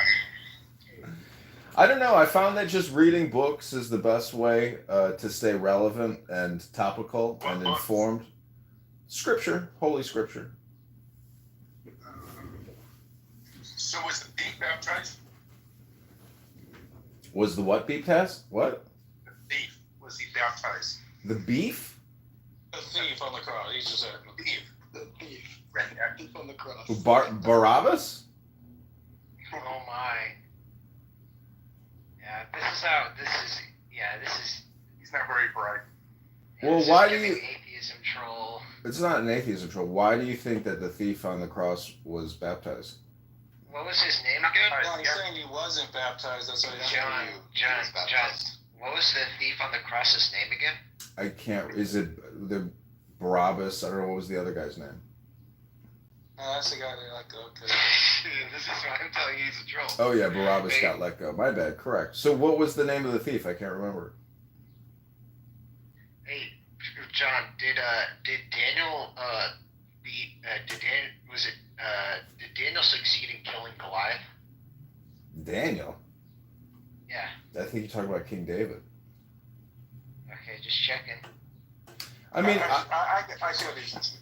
I don't think he's a troll. I think he just didn't know. I think he's just confused. The thief on the cross never is given a name, from my understanding.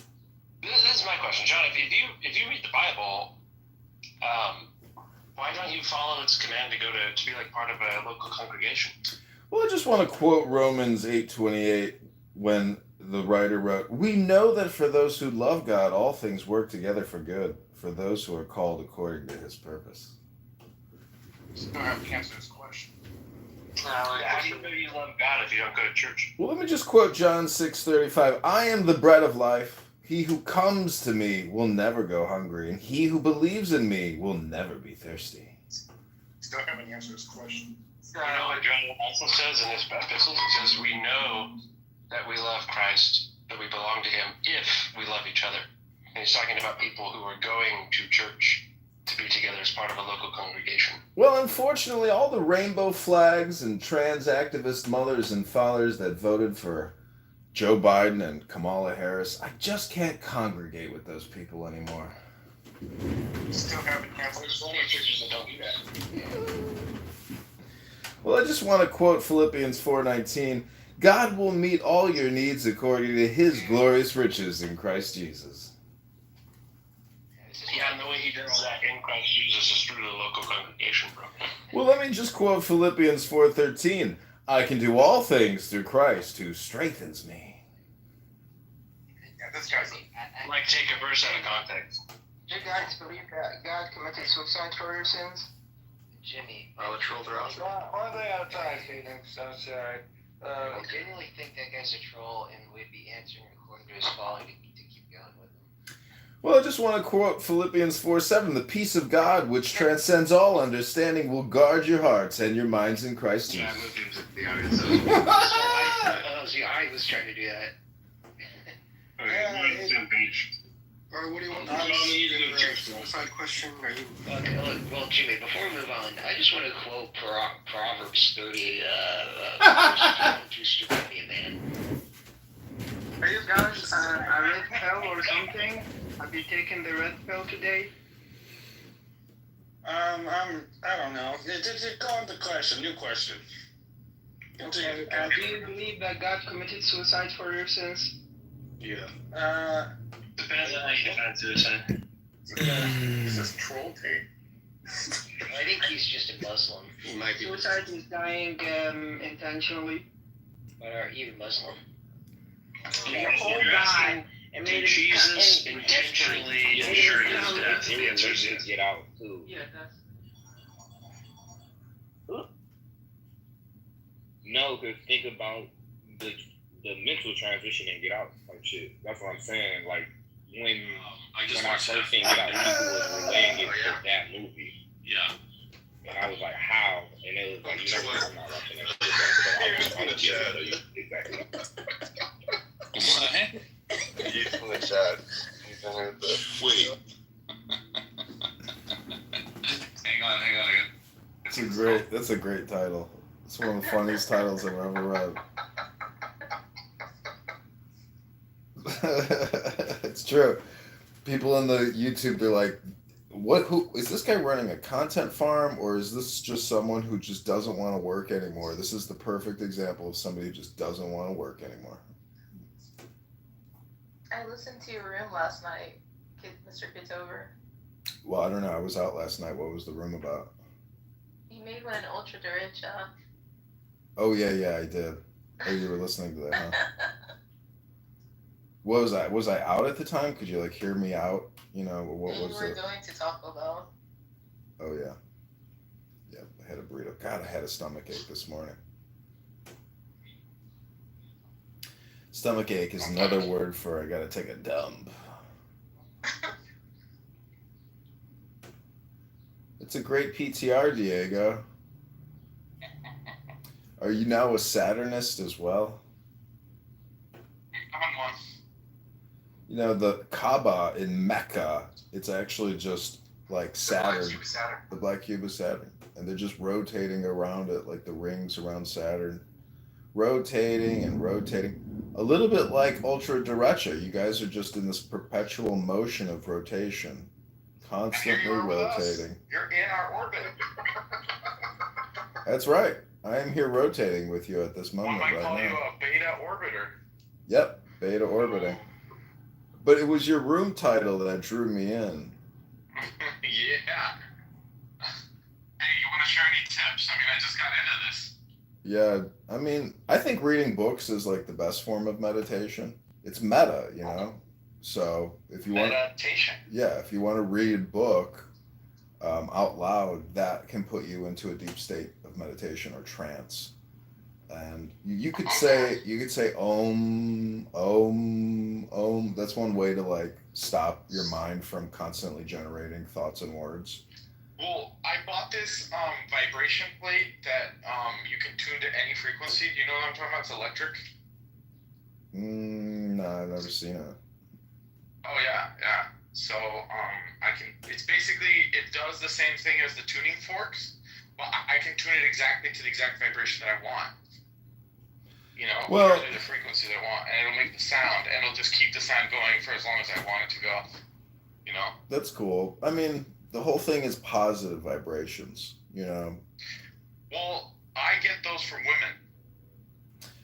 Yeah. When I sleep with women, I get good vibrations, you know?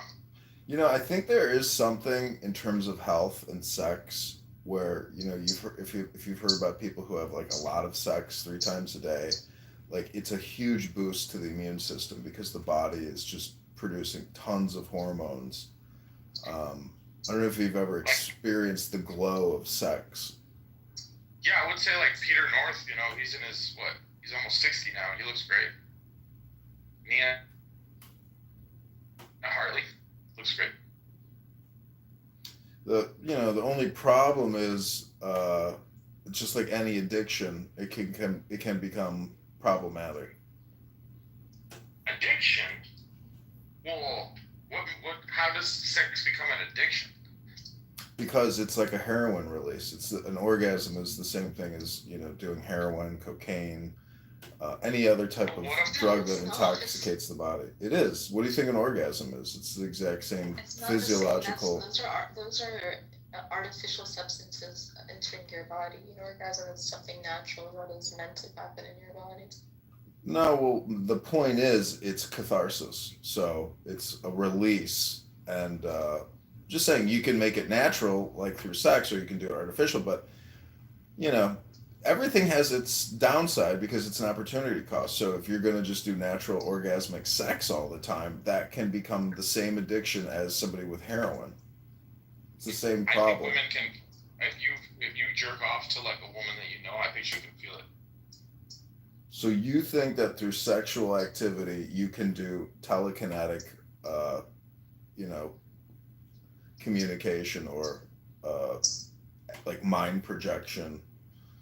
I don't know. It's all in your mind's eye, though. And see, that's the same thing as saying that there's some type of unseen force in the world or in the universe. Or I buy into that because sometimes I'll be thinking of a girl and she'll DM me on Instagram like a minute later. Yeah. Yeah, but see, that's all just hindsight bias or your brain doing like predictive analytics. It's just not really what you think it is. It's like all hindsight bias. I don't know. Confirmation you gotta bias. admit that when you're horny for a particular woman, and you're thinking about her a lot, doesn't your brain go into some wave state? Probably. Okay. But that's just like determining what your desire or goal is and then making that your primary algorithm. So there you go. But to think that like there's some type of invisible connection of communication is you know, delusional. It's delusions of grandeur. Yeah. It's stupid. Yeah. Right. There's no such thing as a hypnotic state. No, there's hypnotic state. Communication or anything like that. Well, movie theater state is like, I think, what do they call it? Alpha brainwave state. So your brain gets into that a frequency as soon as you sit down in the movie theater or open your Gmail or turn on your phone or get on Clown House. It's the same dopamine and brainwave state creation. The trick is to be productive in what you're doing. If you're just getting into the brainwave state but not creating anything, then you're, you know, the product as opposed to the distributor. So, okay, well then, shit, you're at the highest level. I can take it. You're the greatest creator I know. No one creates more content than you. Exactly. You're just my product. Even Michelangelo had to fucking rest, you know what I mean? he could be at the fucking chapel all day. Although I did hear he would take naps on the scaffolding. You heard that one? Like he would like sleep up there? No, I've seen the photos and it's like unbelievable, you know? It's unbelievable. You can't actually go in because you might melt or whatever, right? But I get it, yeah. Yeah, that's real luxury, you know. Just live streaming yourself on YouTube is like the ghetto of 2025. Well, you're my ghetto dealer. You're my homeboy. Well, you're the one who bought the rental property. It's time to meditate.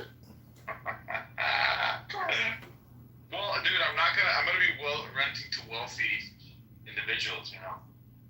You know, I don't have any rental space that is less than $5,000 a month.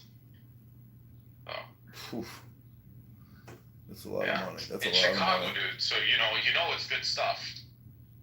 Usually Chicago is more affordable than that. I think I'm gonna move if I don't win this congressional seat or get on the primary or get on the ballot in March. I'm gonna probably move from Chicago.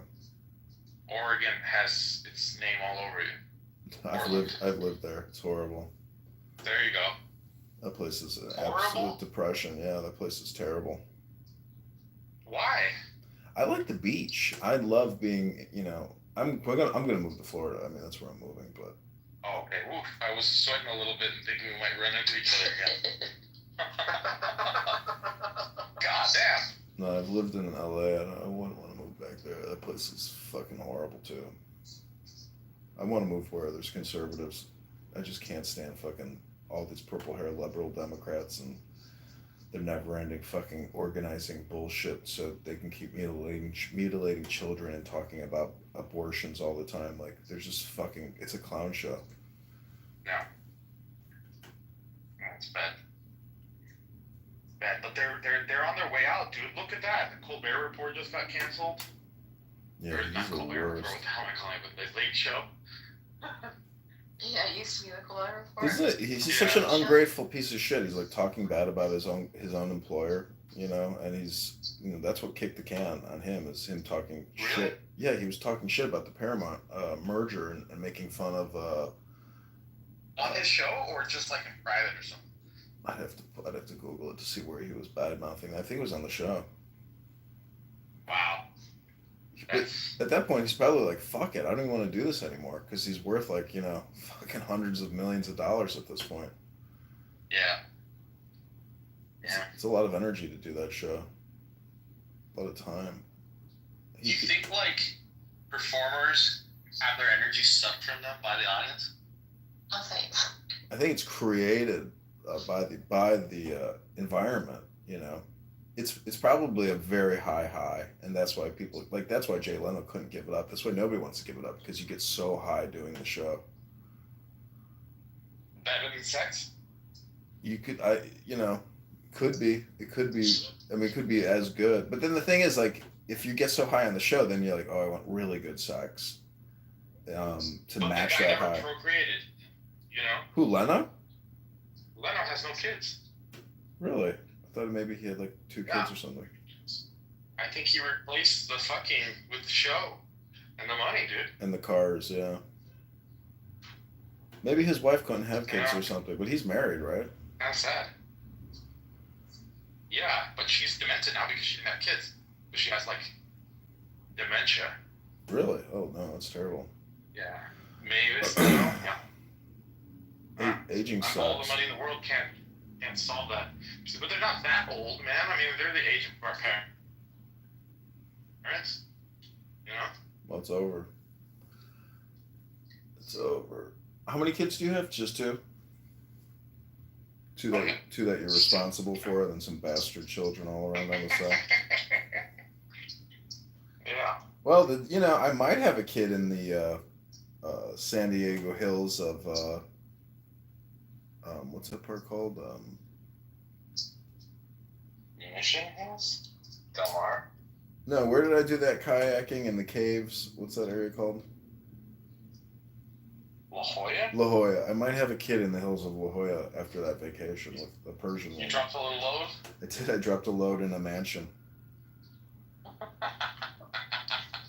This Persian chick invited me over. She's like, well, I don't think we'll have enough time for a date. I'm like, what date? Let's just get it started right now. It's crazy. It's crazy. She just like invited me into her house, like this multi-million-dollar house, to have sex with her. And then she like kicked me out. And I was like, oh, I guess I just made a deposit.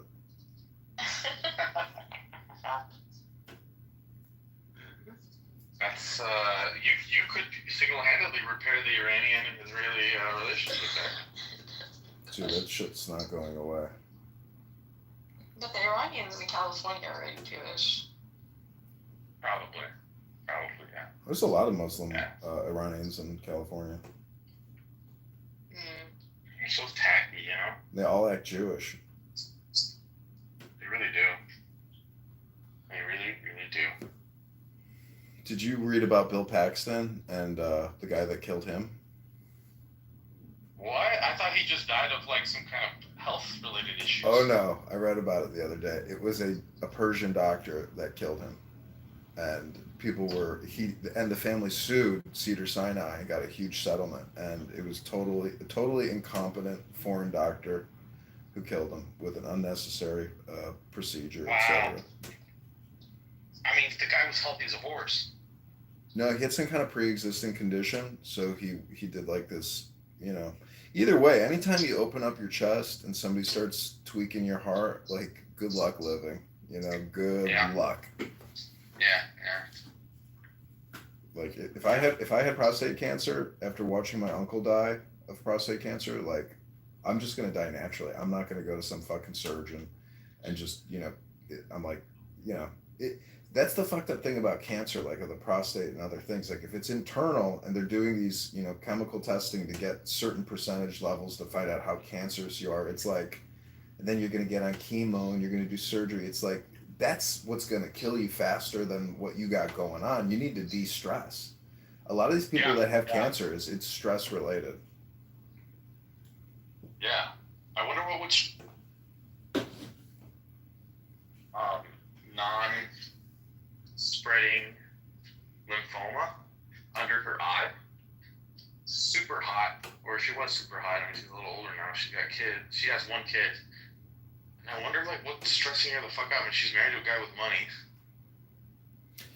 It's, you know, this is like the whole thing about meditation where it's like a brain hack because most people can't naturally de-stress. You have to run a program through you to get to a state of de-stress.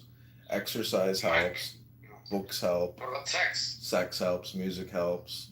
But then the thing is you have to do it, you know, maybe twice a day to have long-term benefits. You can't just like, it's got to become part of your schedule. It's got to become a ritual, a practice, you know. You have to make it into a ceremony.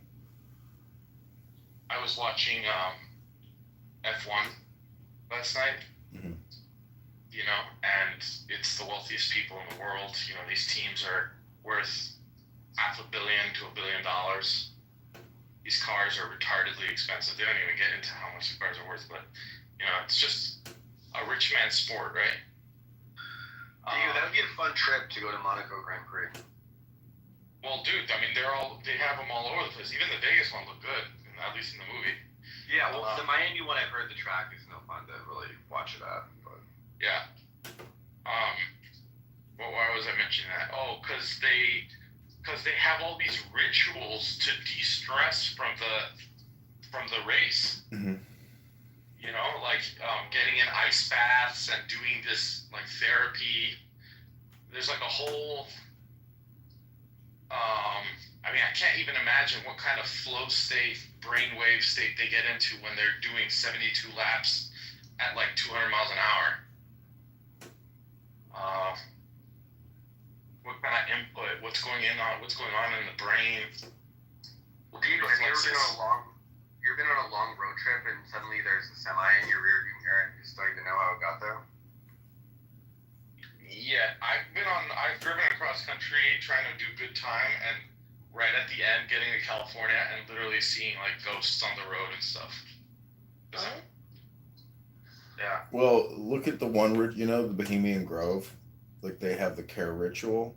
So that's like a good example of how to essentially mind hack or brain hack yourself. That care ritual would be like a good example of people going clear, but it all has to do with like getting you into the now. And like, is that why they say clear and clairvoyance and these type of things? No. That's why they have these names. Care. It's a care, care, meaning that stop caring about things outside, go within, and stop thinking about all these environmental situations. You know, be in the now. You know, frolic, be happy. Stop caring about all these things outside. Like you're in a safe space here. You don't have to think about those things anymore. That's why you need like guides for doing drugs and stuff like that? You I- need someone to reassure you that it's okay. No, I think you just need good books. Like if you're gonna do a psychedelic experience, the Tao Te Ching, Marcus Aurelius, and 100 other like good books could be a much better guide than some shamanistic pupa, loser who's wasting your time. I mean, just go with the masters, not some fucking person with body odor and a nose piercing. People are annoying. Books are not annoying. Yeah. But are books the only way to tell stories? I mean, no, they can't be. You have to read the book and run the script. Like, people don't do it. I've been reading books on this app for years, and I just know that when I meet people in the real world, I'm just like, God, everybody's so fucked. Is that what you thought when you saw me? You didn't even get out of your car to shake my hand. You're a lazy fatty. You got problems. You're a greaser and you got dandruff, and your kids and your wife, nobody looks happy. This whole time I thought you all were face to face outside. I didn't know he was in the car the whole time. Yeah, he's just sitting there lounging like, I was waiting for him to invite me to do something. some toxic lazy Nazi, like, what's up, dude? Shut up. Some Jew hating Nazi who for years creates Jew hate content. It's like, what's up, dude? I'm a content creator now. Why must you defame Mr. Kitover? What else do I got? Life is boring unless I'm here to roasting people. Roasting is fun. Why do you think they crucified Jesus? It was a roast. Wow. What was a burnt offering? It was the first Holocaust. There you go. You see? So really, let me ask Rico this. Rico, do you know anything about World War II history? I'd like to think so. Alright, can you tell me the two most destroyed, or maybe the three most destroyed places in World War III? World War II. World War II. Think fire bombings.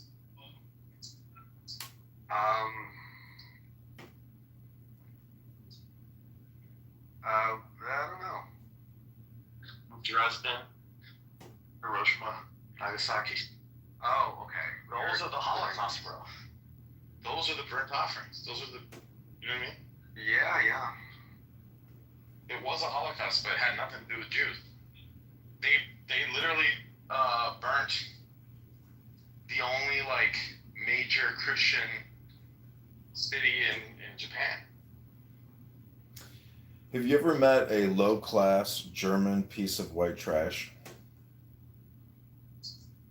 Yes. Like a ghetto German, where you're like, damn, what happened to you? Holy shit. Yeah. So I'm just saying it's an index. It's a bell-shaped curve, and over here on the left, you're going to meet trash no matter where you go. Whatever the population is, whatever country there's a subset of the culture which is trash, and they suck, and their education sucked, their parents sucked, their life sucked, and that's. Don't you think that Illinois is higher on that list? Oh yeah, Illinois has a very large trash population. I mean, just the way that they self-inflict them wounds on themselves with the taxation and the this and the rules and all that stuff. That alone, no? Yeah, it's bad. We've got really bad leadership. Chicago's full of like trashy Polish girls with tattoos that are vulgar and kind of have this masculine mindset. It's hard to explain. Yeah. So I'm just saying, but why do they do that to themselves? Haven't they had people kind of like California fleeing for decades now? I don't know. I think this internet culture is pervasive in the mind's eye of so many people, and that's where that's the primary distributor of the woke mindset, the woke mind virus. Mm-hmm.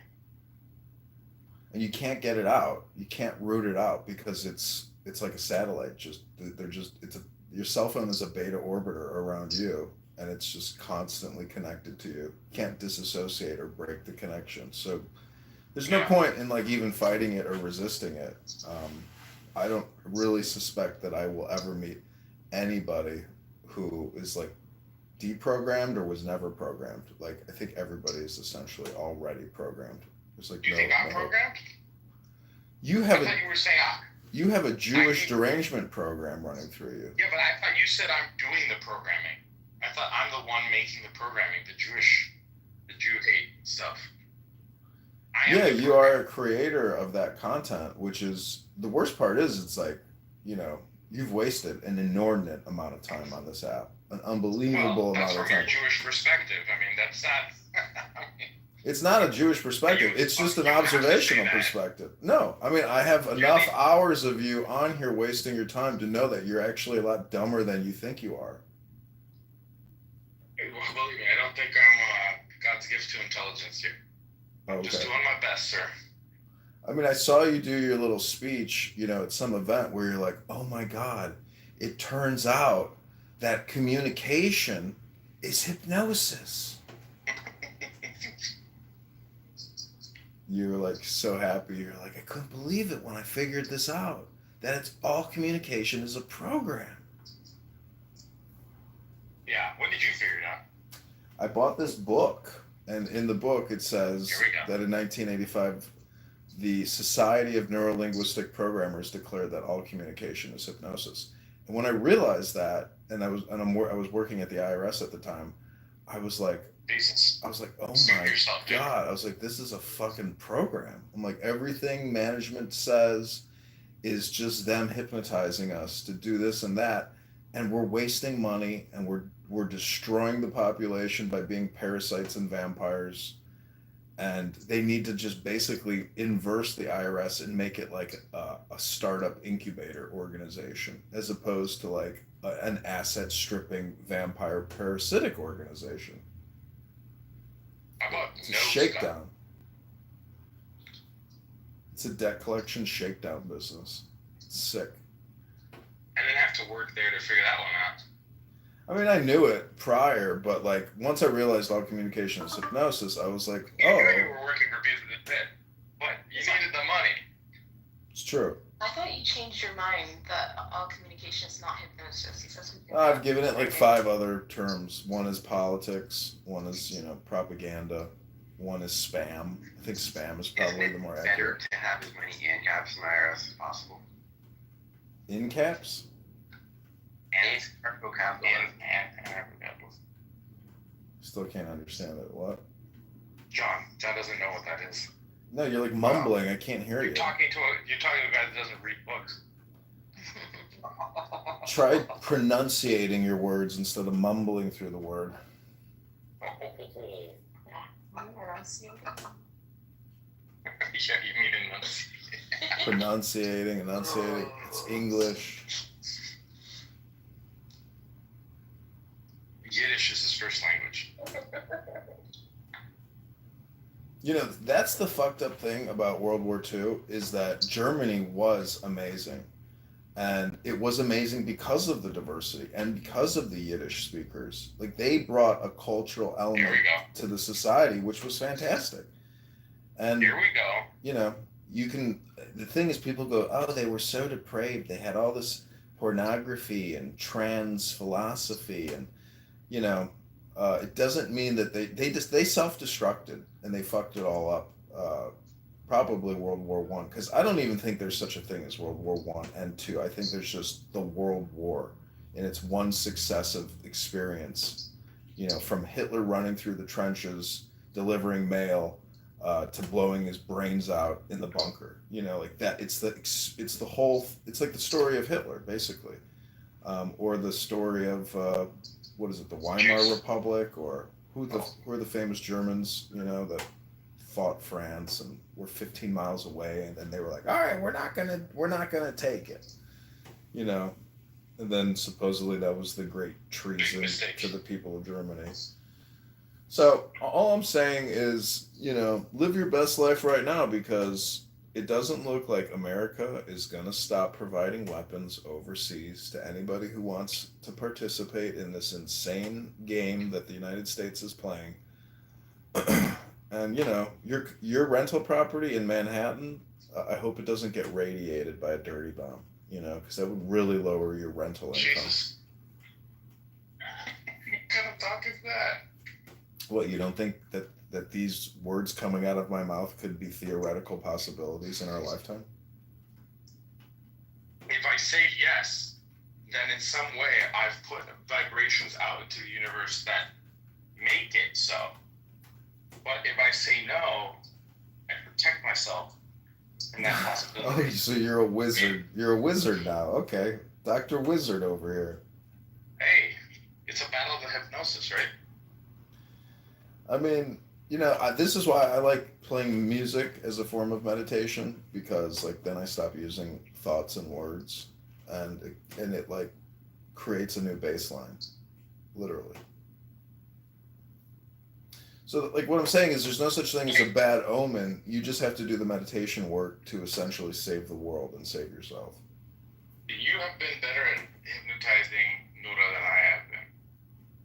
Yeah, I just keep saying go to the gym, fat ass, and read a book, because there's no better advice than that. And she literally goes to the gym and she reads books. And that's when I tell her stop the chaos, you know, become a classy, you know, Catholic. She can't do that. You know what I mean? So you have something there. It's just pragmatic advice. You hypnotize me more than Kitover. Come on. It's not in her Arabic DNA to become. No, you literally went out with your books at 4 a.m. I can't get you to do stuff like that. I say don't go there, you go anyway.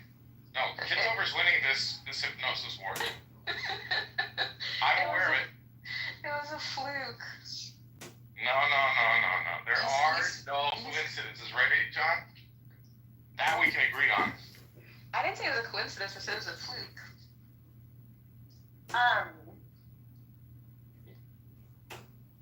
What was I gonna say?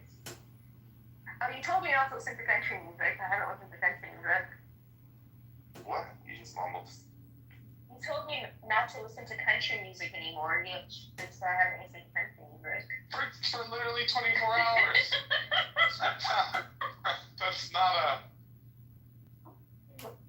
That doesn't count. Hey, when you went to New York, you were baptized for like how much? Like for a month? When I went to New York, I got baptized in March after. Oh, you got baptized after my bad.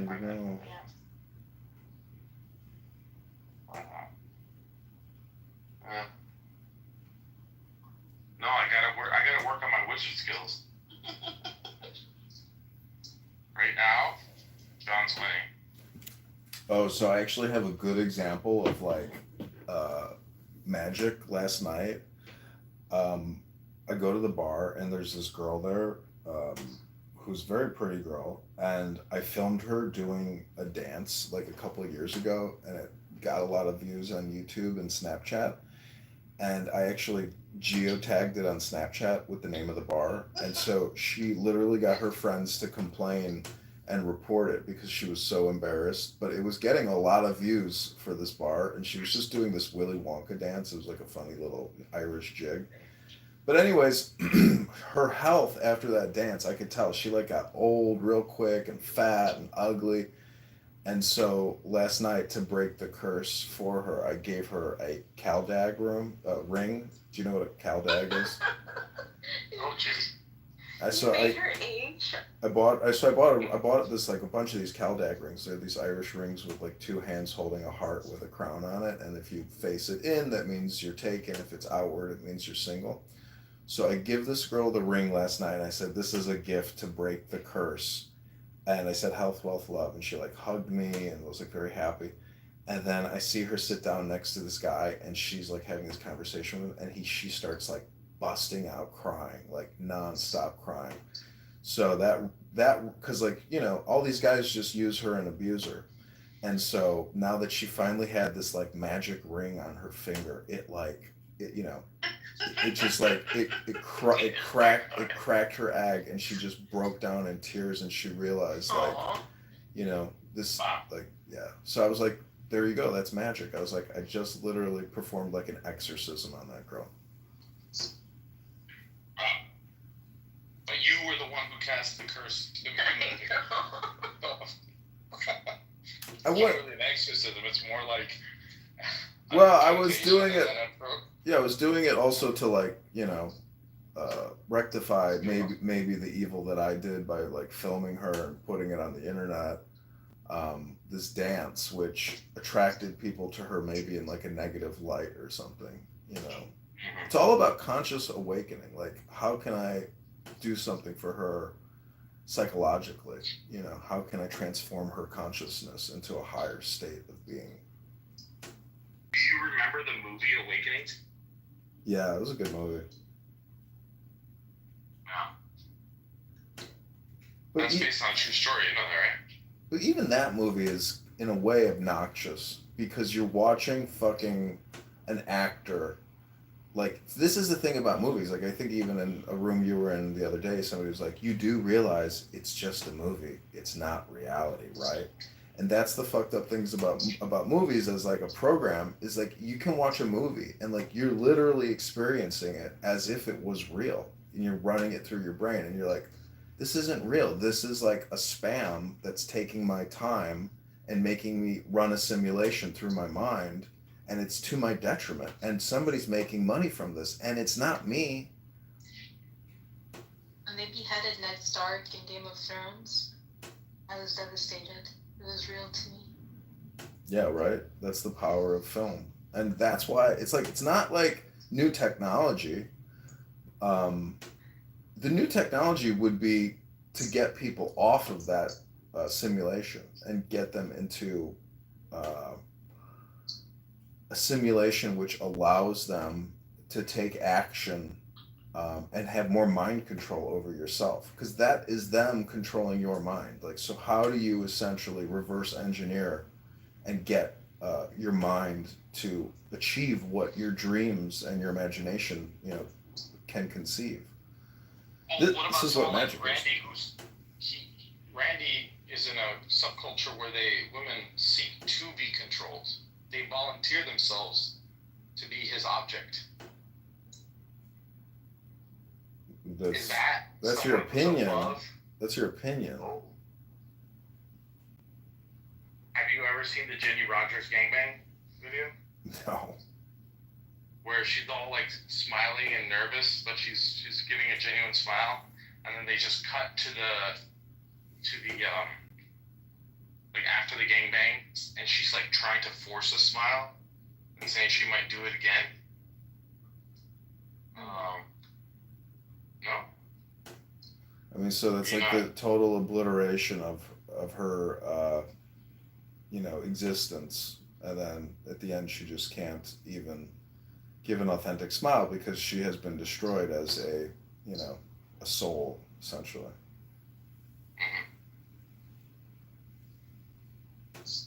Just saying. See, what I'm saying is, if you just do Jew hate rooms all the time, like, it's to the detriment of your soul, because it's not wisdom. It's a really low quality form of content creation. It's childish, immature, and low IQ. It's not intellectual and it's not educational. So, like, you're fucked doing what you're doing. That's why I think I'm on a higher path and a better path, and I'm sharing, that path. I mean, you could come on here and read books. You could come on here and, play content. Like, you don't have to have this neurotic, schizophrenic, casual conversation about how Jews are living in the corners of your shadows in your mind. Like, that's like low IQ stupid. I really do think Jews should accept Jesus. They're not going to, because they have other philosophy and their own tradition, which does not include the belief that Jesus. Yeah, the word. Because without the New Testament, the Old Testament is pretty terrifying. It's not. Psalms, Proverbs, Ecclesiastes, these are like profound books that are never going away. Deuteronomy, Samuel. Wait, let me ask kind of a side-related question. Have you ever seen the video Experiments on Nina Kulgina? No. Experiments on Nina Kulgina? Nina Kulgina. So the Russians wanted to see if there was mind control, and they actually filmed a woman who could move objects with her mind. And then that project moved to Montauk. Are you familiar with No. what I'm talking about? No? You never heard of it, Kitover? I've heard of it, yeah. Project Artichoke. Project Brussels sprouts and broccoli. Have you heard of those? No, it's Project Artichoke. Usually women named Nina are attractive. This was not. You should see it where she moves the objects. She's a pretty nasty looking woman. But yeah, in Montauk there was this Project Montauk. There's like this big antenna, and they were trying to do, like in the 1980s, they were trying to see if they could remote control the brains of people all over the country with this giant antenna. No. Well, did you hear about Area 51? Yeah, it's a classic, but that's not about Mike. No. I read a news article today that all of these soldiers that work there, they've all died of cancer, and they've had like countless miscarriages. Their spouses have died of cancer, and guess what? Guess what they did at Area 51 prior to building Area 51? Nuclear explosions. Yeah, nuclear detonations. Can you believe that place is fucking radiated and poisonous? And they're fucking working on it? Like, it's the same shit with those Solomon Islands, where they have this reparations fund for all these people in the Atoll Islands or whatever, because they were doing nuclear testing. And everybody there just dies of cancer prematurely. So it's like, how stupid could we be to fucking put all these soldiers and just, like, kill them? You know? It's crazy. Well, one of my favorite movies is about this subject. It's called Mulholland Falls. It's a very good movie. That's how you didn't believe in nukes, Diego? No, but I'm just saying that I thought so too. I don't actually think like atomic weapons exist. Are you serious? You don't think that uranium and all the names for all those different types of like rare earth minerals that create these detonations are real? Like, have you ever Googled how a nuclear bomb detonates? Yeah.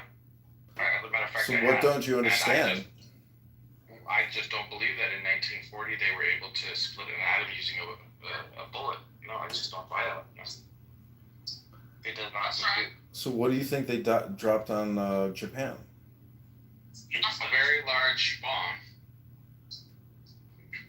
Up to a 30,000 pound bomb. Like Trump just dropped on Iraq. Got it. Okay. That's plausible. I mean, I know that like nuclear detonations can all be described in TNT tonnage. Like, what's the equivalency? So to me, it's just no, like but you know that stupid large TNT bombs also create mushroom clouds, right? You know that. Yeah, sure. Okay, so if you wanted to make people think that you had a weapon that's a doomsday scenario, you could drop a large bomb and say, "Look at that mushroom cloud." It's Yeah, but nuclear. haven't you seen the video footage of like the top 10 nuclear detonations of all time? Yes, I have. So like you do agree though that those are atomic detonations, right? No, I think that they're just very large bombs. Even Tsar Bomba, I mean that thing is like insanely huge. It's like one of the biggest detonations in human history. Yeah, I mean, because I've seen credible nuclear scientists deny the existence of these things. Wait a minute. Are we just doing another word argument game again? Here we go. Logos versus craziness. Must be exhausting to be married to. Words, yes. Powerful. Maybe the most powerful. Like, when you ask your wife to cook you dinner for you and the kids, like, do you guys argue over the word like dinner and cooking? Like, how often do you argue about words? We don't argue. She just does what I tell her to do. Do you regret marrying a Ukrainian?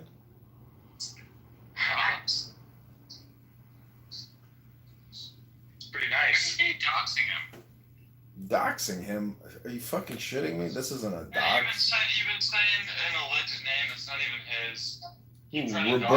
Roberto Taylor? I'm gonna fuck up your campaign, bro. Listen, you've already been fired. You didn't even get hired. Here we go.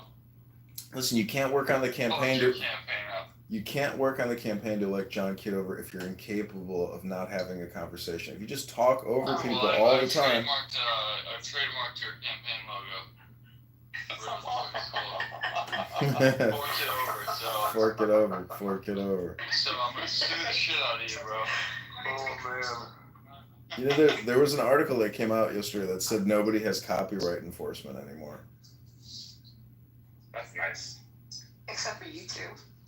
Listen, they have, you know, because I'm running for Congress, I think that YouTube isn't taking my videos down, and they're not agreeing with the copyright claims of these people on the app, which is unbelievable. But honestly, the conversations are so repetitive and so boring at this point. Like, I would love to be able, I would love to have the willpower to give this up.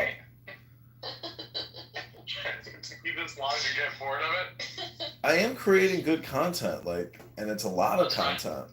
It's a shame that like I don't have thousands of subscribers and I can't monetize, because that would make it a lot of fun and exciting. We need to monetize. I have to have the required number of subscribers and watch hours. Are you trying to monetize on Twitter? I just signed up for like a premium account that could get monetized, but honestly, I don't think X even pays much out. Like, it's so fucking low volume compared to Google, YouTube. They have no advertisers. No, Rumble and Book. Did you don't use those? No, I just want to monetize on YouTube. That's the platform to get monetized on. It might not happen. Nobody here helps me. Nobody here cares. Everybody here is just like an individual spammer, you know? Like, you just live for the dopamine spam creation. Literally providing you content. I know, but my critique is you have to be insane or very low IQ if you just keep coming here to have casual conversations, but never to like capture it, to monetize it. Like, you must be the definition of stupidity. No, we want to monetize. Like you. Yeah, but like, you don't share your YouTube link, you don't share your X account, like, you guys don't create anything. You guys just come here to chirp. If I put mine up there, my account instantly gets banned. Is that true? Yeah, It is, yeah, it's for everybody. Diego, if you were to put your Twitter account because you lost your previous account, you would lose your account. Oh wow. Because I did it too when I first got banned on Clubhouse. I tried to link my Twitter or my Instagram. It was probably Instagram, and it banned me right away. So I don't understand, just put it in your fucking profile. Oh, so if you professionally link it, but if you put it in your profile, it's fine. You can't. You know what's interesting? I can't think outside of John of a single dude that's ever gotten banned off the app. Is it you? Yeah, somebody like Sean hasn't even been banned. Yeah, he hasn't been banned. New York. Alex, New York. You're not Jewish. But he is Jewish, but it's like an exception. Like, I'm not gonna. Yeah. But he's like a special case because he's like a dedicated agent of chaos. That is It's like true. a male version of Vanura. Yeah. But I don't act like that on Clubhouse, just in New York. Not when you're around me. Yeah, that's true. See, you hypnotized me. You were saying Kitover. It was the one that hypnotized me. Yeah, but my hypnosis ends when I'm not around you. I'm like Jafar. It only works when I have the snap in your eye.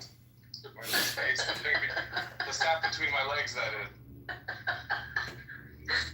Oh, gosh. That's so true.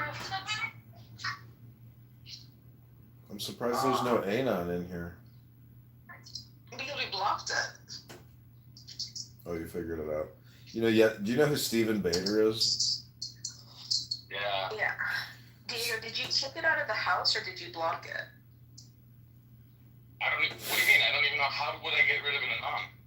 Remember I sent you the links of the anonymous accounts? I haven't even looked at it. Look at the. No, yesterday, I didn't send you the link. I told you it in the chat yesterday. Remember? I was right. Q test.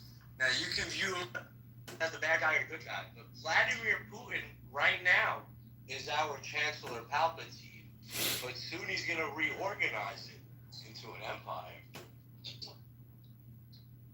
Good luck with that. I don't think it's gonna happen. You think Donald Trump's gonna stop him? No, I don't think that your analysis of Putin is accurate. What's your analysis? I think he's probably pretty passive aggressive, and he's not going to do what you suggest he's going to do. Oh well, yeah. Why would he do what I suggest he's gonna do? I don't know the nigga. Well, there you go. You're the N word you're talking about. I am that nigga. Yeah, anybody who uses that term is the N word that they're talking about. Base, bro. It's a slip up.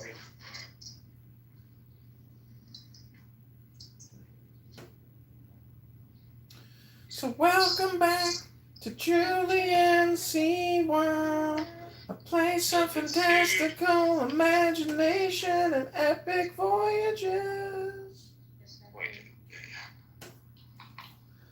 Also, Julian is not gay. Abby, do you have your computer near you?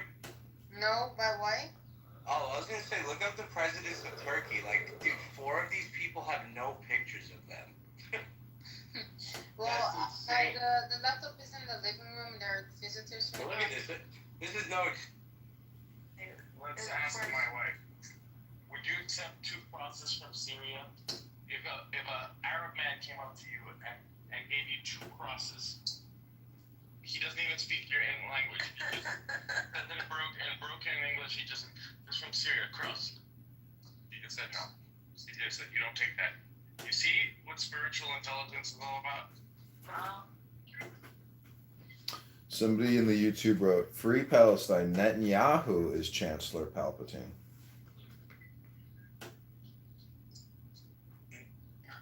Nora accepted it. I didn't think anything of it.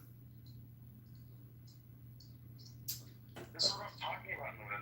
Literally, this is like the single conversation you and I have when we're alone in the room. It's about how the lack of common sense is dangerous to that. In the Matrix. 4 years after the incident, there is no public authority facing any public maybe on this. I am a flower. That's the horse. Hold on, let me module so you can regulate the room while I'm doing this. Are you sure Doing that this or doing that? that? Hey, why are we waiting to die about this horse thing? No, have you heard what? We're literally beating a dead horse. Have you? Yeah. Have you heard what he claimed? Yeah, I heard the claim, and I also heard having had or hosted so many religions, and until today, Muslims and Christians. No, to be honest, no, bro, I don't agree with you on that completely. Why? Because I've seen a lot of Christians are being persecuted in Egypt. First of all, Israel didn't bomb the church. That's a lie. It's fake news. It's propaganda. There was some shrapnel that happened to strike the church, but they didn't bomb the church.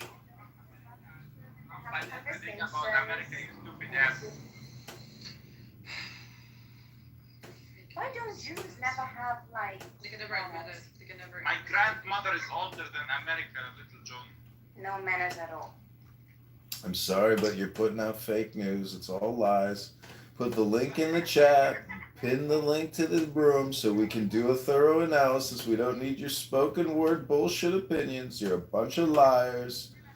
You're lying all the time, creating fake news, trying to gaslight people to hate the Jews. It's a sick world that you live in. Get a life. Do something with yourselves. Go to the gym. Read a book. Have a nice dinner. Get in the sun. And stop with your lies and your propaganda. You're making a claim and then prove the opposite. You're making a claim. You need to back it up with some evidence. It's a lie. So come and tell us the truth then. Don't just say it's a lie if you don't have. Go like, ahead an and pin the link. argument that is Pin the proving link your and stop with your fake news. That's enough. Die young. The evil people never die young. No, dude. They just bring like pain.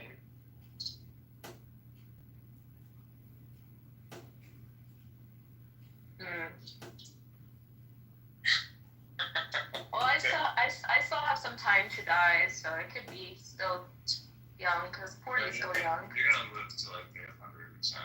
Seriously. Y'all are being very mean right now. You're gonna die next week.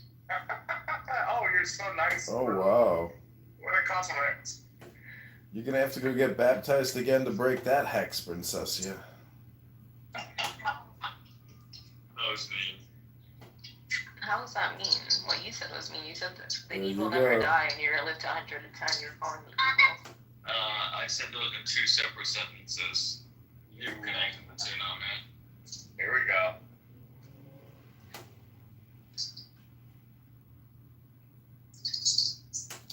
Well, I'd like to read a little poem to you low IQ vermin who keep coming here to have casual, never-ending, stupid conversations. Why do you keep leaving, Kitover? Pick a number 1 through 80 and I'll read you your destiny.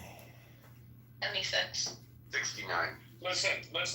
Alright, Kitover, I want you to read a random, 76. just flip through a random passage.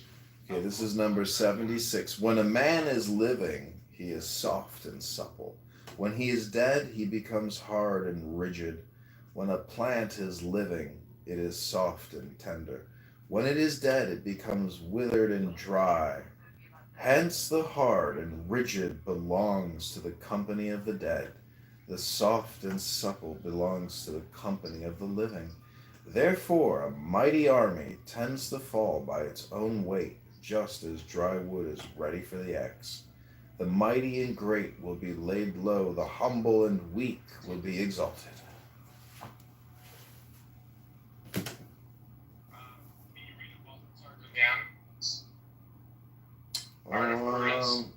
Passage. I have Maxims by Balthasar Graziano. It's a good You book. have The Art of Prudence. No, I just have his maxims and aphorisms. Alright. Choose a random one. I guarantee you it'll be beneficial for Nora. I don't know, the book is somewhere around here, but I'm not going to look for it right now. You see, he doesn't want to give you those stuff that's good for you. I just read you Especially when you something. have the pump. I bet you can't even repeat back one word I just read, because you probably have no fucking attention span anymore. Here we go. Go ahead, give me a summary of what I just read. I bet you can't even repeat one fucking thing, one concept. It's a dichotomy between death and life. Yeah. No, it's about humility, being humble. Open a random page of Balthasar Graziano's Art of Prudence. A random maxim or statement in that book. Why don't you do it, Diego? I've never heard you read a book in my life. You claim you got this incredible book library, depository. Yeah, I don't have a library in my car as I'm driving. Okay, let's see.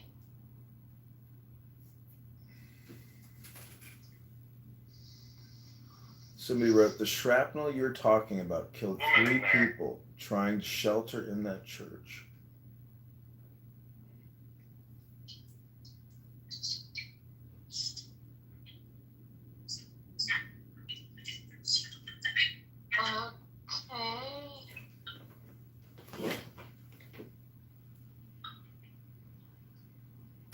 All victories breed hate, and that over your superior is foolish or fatal. Superiority is always detested. Superiority over superiority. Caution can gloss over common advantages. For example, good looks may be cloaked by careless attire. There be some that will grant you precedence in good luck or good temper, but none in good sense, least of all a prince. For good sense is a royal prerogative. Any claim of that is a case of lies majesté. They are pride princes and wish to be so in the most princely of qualities. They will allow a man to help them, but not to surpass them, and will have any advice tendered them appear like a recollection of something they have forgotten, rather than as a guide of something they cannot find. The stars teach us this finesse with happy tact, though they are his children and brilliant like him. They never rival the brilliancy of the sun.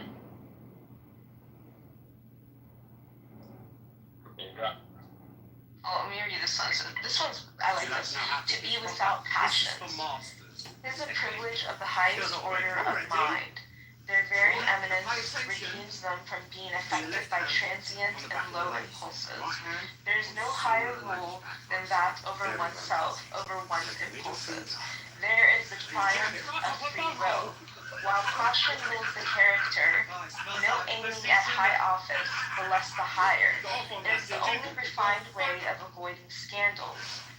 Nay, 'tis the shortest way back to good repute. So I have to be without passion.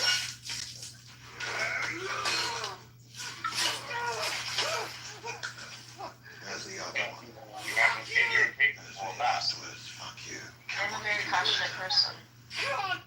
Your shit's a dime, you know that.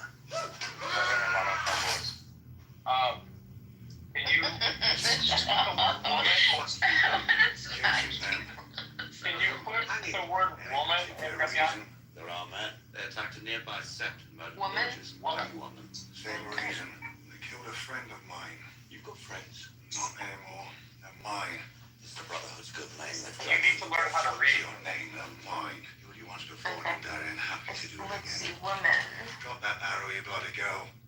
Tougher girls than you tried to kill me. Periods are there for a reason. Two.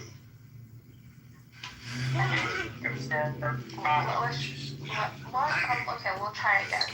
Enacting or refraining where you're left. This one has something about a woman. We give you 2 of the 3 out of respect for your Ready? loss. That's generous. Bunch of nonsense. More depends on that than on noticing your temperament. If he is a fool who at 40 applies to Hippocrates for health, so more is he one who then applies. You're gonna start over. You're reading too quickly. You're not paying attention to the words. I tried joining. Okay, let's start again. This one, are you in the Matrix still? He gave a failed drunk priest the power to bring him back. Are you back? We are about something larger than ourselves. You're reading too fast. Shit in this world. Okay, I'll try to read better. I'll try to read like more. You're stumbling through your words. Okay, let's try again. It says, so this is called enacting or refraining, weigh your luck. Why? More depends on that than on noticing your temperament. If he is a fool who at 40 applies to Hippocrates for health, still more is he one who then first applies to Seneca for wisdom. It is a great piece of skill to know how to guide your luck even while waiting for it. For something is to be done with it by waiting as to use as the proper moment, since it has periods and offers opportunities. Though one cannot calculate its path, its steps are so irregular. When you find fortune favorable, ride boldly forward, for she favors the bold, and, being a woman, the young. But if you have bad luck, keep retired so as not to redouble the influence of your unlucky star. How was that one about women? It was read terribly. Well, what can I do better? Slow the fuck down. Okay, let me try it again. Let's see, this one is... You have to just read slower. Okay. You need to absorb the words. They don't mean anything to you. You can tell that they don't mean anything to you because you're not. My synapses move fast. Okay, let me do this one. This one has woman in it. Do you want me to try out? I mean, I can try to read it, but if I'm reading too fast, I don't have to. Read slower. Okay. Neither belong entirely to yourself nor entirely to others. Both are mean forms of tyranny. To desire to be all for oneself is the same as desiring to have all for oneself. Such persons will not yield a jot or lose a tittle of their comfort. They are rarely beholden, lean on their own luck, and their crutch generally breaks. It is convenient at times to belong to others, that others may belong to us. And he that office is no more nor less than a public slave. Or let a man give up both birth and burthen, as the old woman said to Hadrian. On the other hand, others are all for others, which is folly, that always flies to extremes, in this case in a most unfortunate manner. No day, no hour is their own, but they have so much too much of others, that they may be called the slaves of all. This applies even to knowledge, where a man may know everything for others and nothing for himself. Every hour of life has its own A moment of shrewd truth. man knows that And others, who better when they to call it seek to our him, do attention not than the man seek who him, parted the Red Sea? but their advantage in him and by him. Now read that better. You know, when I got here tonight, I wasn't certain what to expect. I don't mind, A great party for the constructive First criticism. Lady on a first name basis. What did you... It's a great idea, just like the You still stumbled over words. Actually, the Screen Actors Guild, it wasn't Dutch, it was Ron. Yeah, I reread it. I saw it. I thought it said clutch, but it said crutch. We were in the middle of a tough strike, and That's what we you're were reading. appointed to the negotiating team. Yeah, I remember coming home very late one night after a long This session, is why 4 a.m. you think this Didn't product is woke up. beautiful, but you On the read outside, it too fast and you didn't even we have got the a mark. leader. Yeah, you could say that. And you read in beautiful things that weren't there. Okay, let's read from the Bible. Gavin Newsom, he's the governor of California. Gavin Newsom, he's the governor of California. Let's read from the Bible about women. Newsom, like a... Okay. Nice. London hasn't been used to that. They're getting used to There's another one. Let's see. Okay, this one. This book, The Art of Worldly Wisdom. With Liberty Mutual, customize your car insurance. Would have done you well if you had been in another part of the world. the kids. I was like, come on, kids.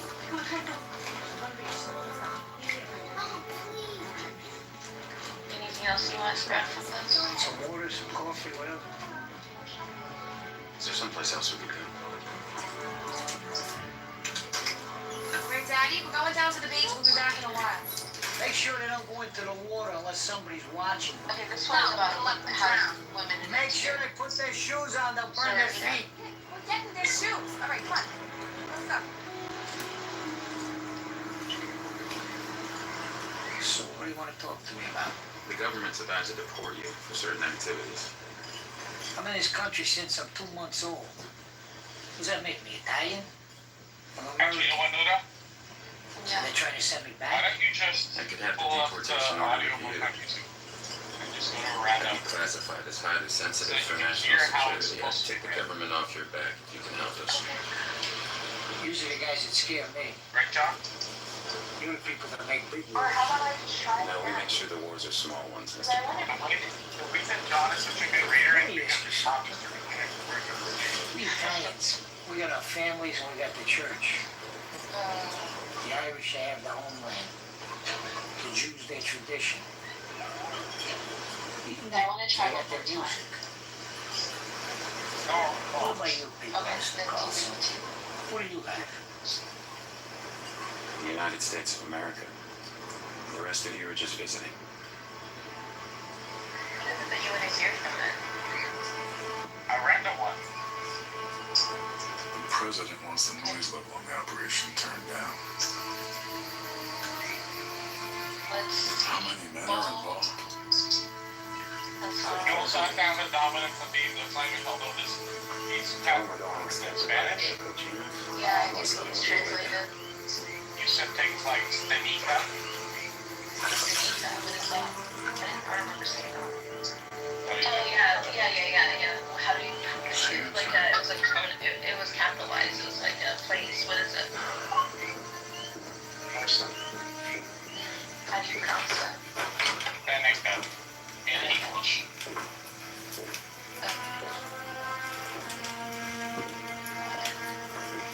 300 maxims for life. applied to classic literature. Could you hear what we were talking about? No, I didn't hear anything. This is 3 hours and 33 minutes. If something What if was I can find heard, an excerpt? it has to stay in this room. Oh, I know that, Father. Here's number 98. There's like shorts about it.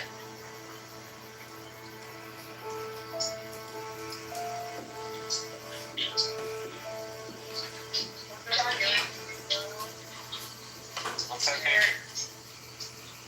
It's also work by two.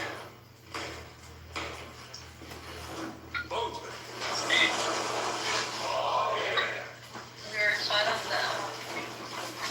Reverend Christensen will offer grace. I like, It's oh, like that's first. so cute. I like that you Thank you, Lord, for bringing us safely here to be with our brothers and loved ones again. Our John, do you prayers think, are with or John, our are you brothers there? Or did whom you go God to the has seen bathroom? fit to take into his gentle arms this year. The Honorable Don't Senator that- John Russell Sr., Mr. Stephen Why, Loomis, why are you putting your second account? I want to play something. Because today I need to work on my reading.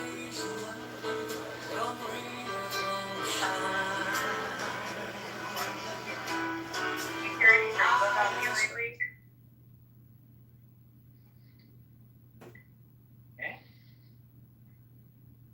I guess not. I'm happy to hear. Passions are the gates of the soul. The most practical knowledge consists in disguising them. He that plays with That sounds very computerized, Diego. Is that Diego, what's a bigger threat to your security, the Jews or the Skull and Bones? I think that the second one already killed me. What's the difference? I mean, one is an Ivy League fraternity, the Alright, other check is this out. I just a tried world my religion. task. More like murder your pussy, Danny. No, but I did. I'm not going to get into that, but you can read my mind if you want to find out my connection. And if you reject it, then you can go ahead and try liberal democracy for as long as you like. And then when your daughters are becoming your son and your sons are becoming your daughters and pornography and degeneracy are rampant, then you go ahead and decide, you know what, maybe I do want to try nature and nature's hierarchies and allow them to have a greater influence in governance. By the way, Ryan, if you want a globalist ethnic fascism, you can just go for the Soviet Union model, with their. The irony here is that Eli is a Zionist, and as a Zionist, he's a part of the only state that is allowed to publicly check your fucking bloodline for participation. Do you believe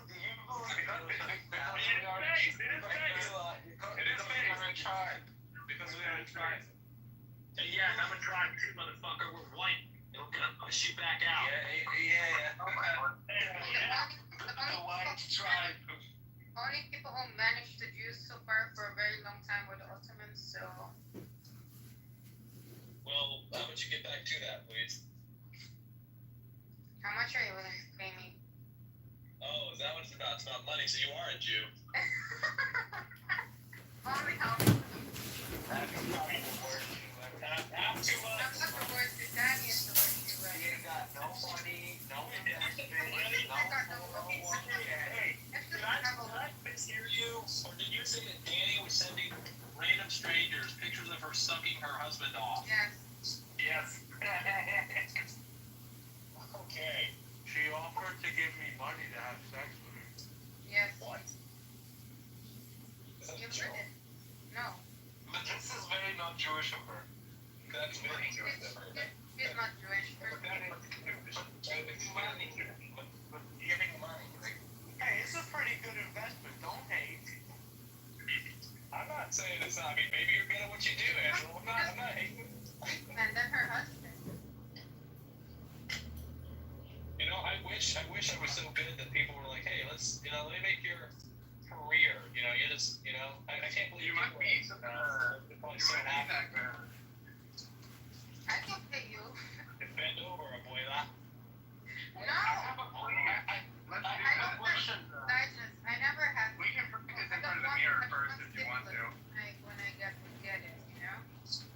Wait, I have a question that I think is like obvious one to ask in this situation with Danny. Why didn't she approach Randy? Didn't he do that sort of shit? I was there. She didn't How's it going? do anyone. Could I get the yellows in and the blues in? No! We don't do yellows. No! The green one.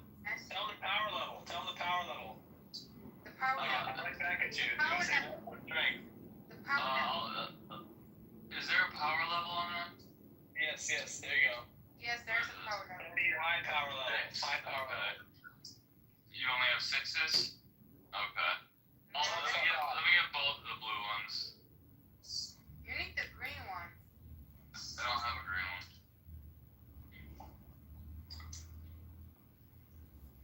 What the fuck are you talking about? Damn, Edmund is so brown. I didn't even know that.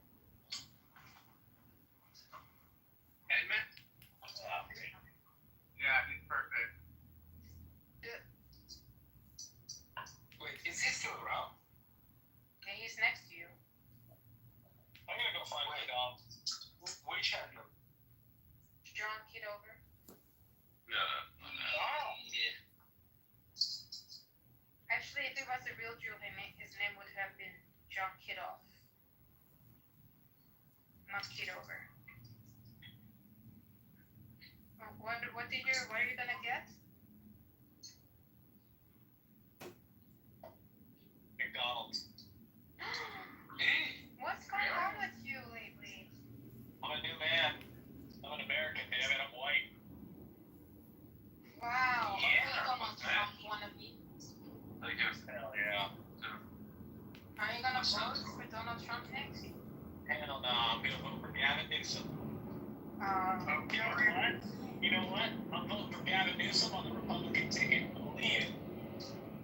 Yeah, you're registered as a Republican? Me? Yeah. What's the highest power level there? Depends on who's manufacturing it. I think 9 is the highest one that's in base. No, he got a 6. That's weak. Well, 6 is pretty good. Is it weak? I don't know. I do a 3 and I'm like, oh boy. So I can't even do a whole one. I gotta take it out. Wow. Oh, that's cute. Isn't it? I'm a cute guy. So it's weak when I do it. It's cute when he does it. That's amazing. No, for you it's not cute. You don't even do it. You don't even do it. Yeah, you don't even do it. Women are extremely sensitive, okay? Regardless of what pornography has shown you, women experience intense orgasms when you develop the very sensual, slow, and delicate approach that's increasing the frames of Nothing. It's everything to do with what a cute little boy I am, faggot. Let me take off my belt. I like to get the slowly too, Denise. Oh. Brian, back off, you bitch. If he makes one more sexual innuendo directed at me, he's getting Yeah, No, don't that was do it. direct. I'm getting jealous. And I wasn't Work on my jealousy. Well, be careful. Well, guys, there's one good thing. Nora told on my ass to Diego and he kicked me out of the house, so I will never see that you're together, Diego. She did a good favor for me. I will never see you in the room with otra derecha.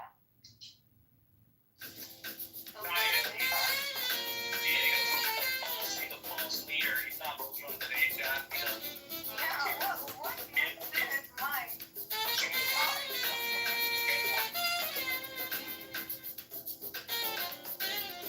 We should make the house properly controlled for the derecha and just put you as a leader. Yeah. I'm gonna do that.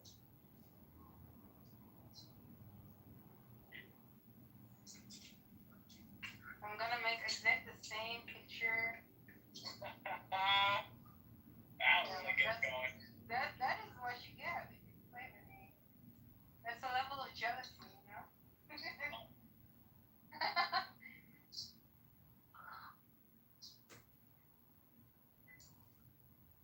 Anyway, guys, Turkey is gonna win the war. That's the conclusion of today. unfortunately, yet we cannot have Erdogan as a leader. We need. That's the good news. The bad news is Turkey is going to be a tiny little speck on the map. Okay, anyway, the part where my family is from is going to be Israel. Part of Israel anyway. Hold on. No worries, Magnus. We have land. My father bought me and my brother land, so huge yard. They're building new houses there, so maybe, who knows? We were thinking about building a cemetery because there were a lot of people going to die. Smart. That is the best day of my life. Why's that? I'm making a Mr. Edwards joke. I've always wanted to be The greatest day of my life. Magnus, Probably what off makes death. today the greatest day of your life? Tell me. Yeah, look how rich they are.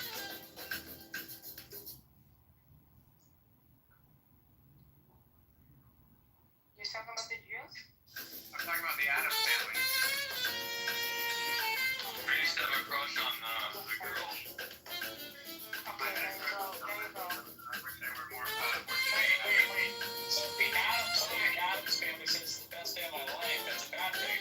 No, it's Mr. Edwards, which is a black man on this earth who was a Christian and always says, today is the best day of my life. Important And it goes like one by, like everyone is discussing something important. He comes around and everyone is like obeying him. It's like, Abby, tell me what today makes the best day of your life? I'm gonna shut your bitch ass on, nigger. Dijon, what is this day of your life? Shut your bitch ass up, nigga. He's like, you got caught. He's like, I'm not saying that. That's what you think. I didn't think of when you finished making that fucking cock. That's right. Hey, one of my favorite days ever. Speaking of niggers and cock picking was when I was telling Oscar to pick that cock, nigga. I can't believe your dad said the N-words. Yeah, maybe you can't believe it. What do you mean you can't believe it? Come on, you got What if this. he calls me the N-words? Ladies. Well,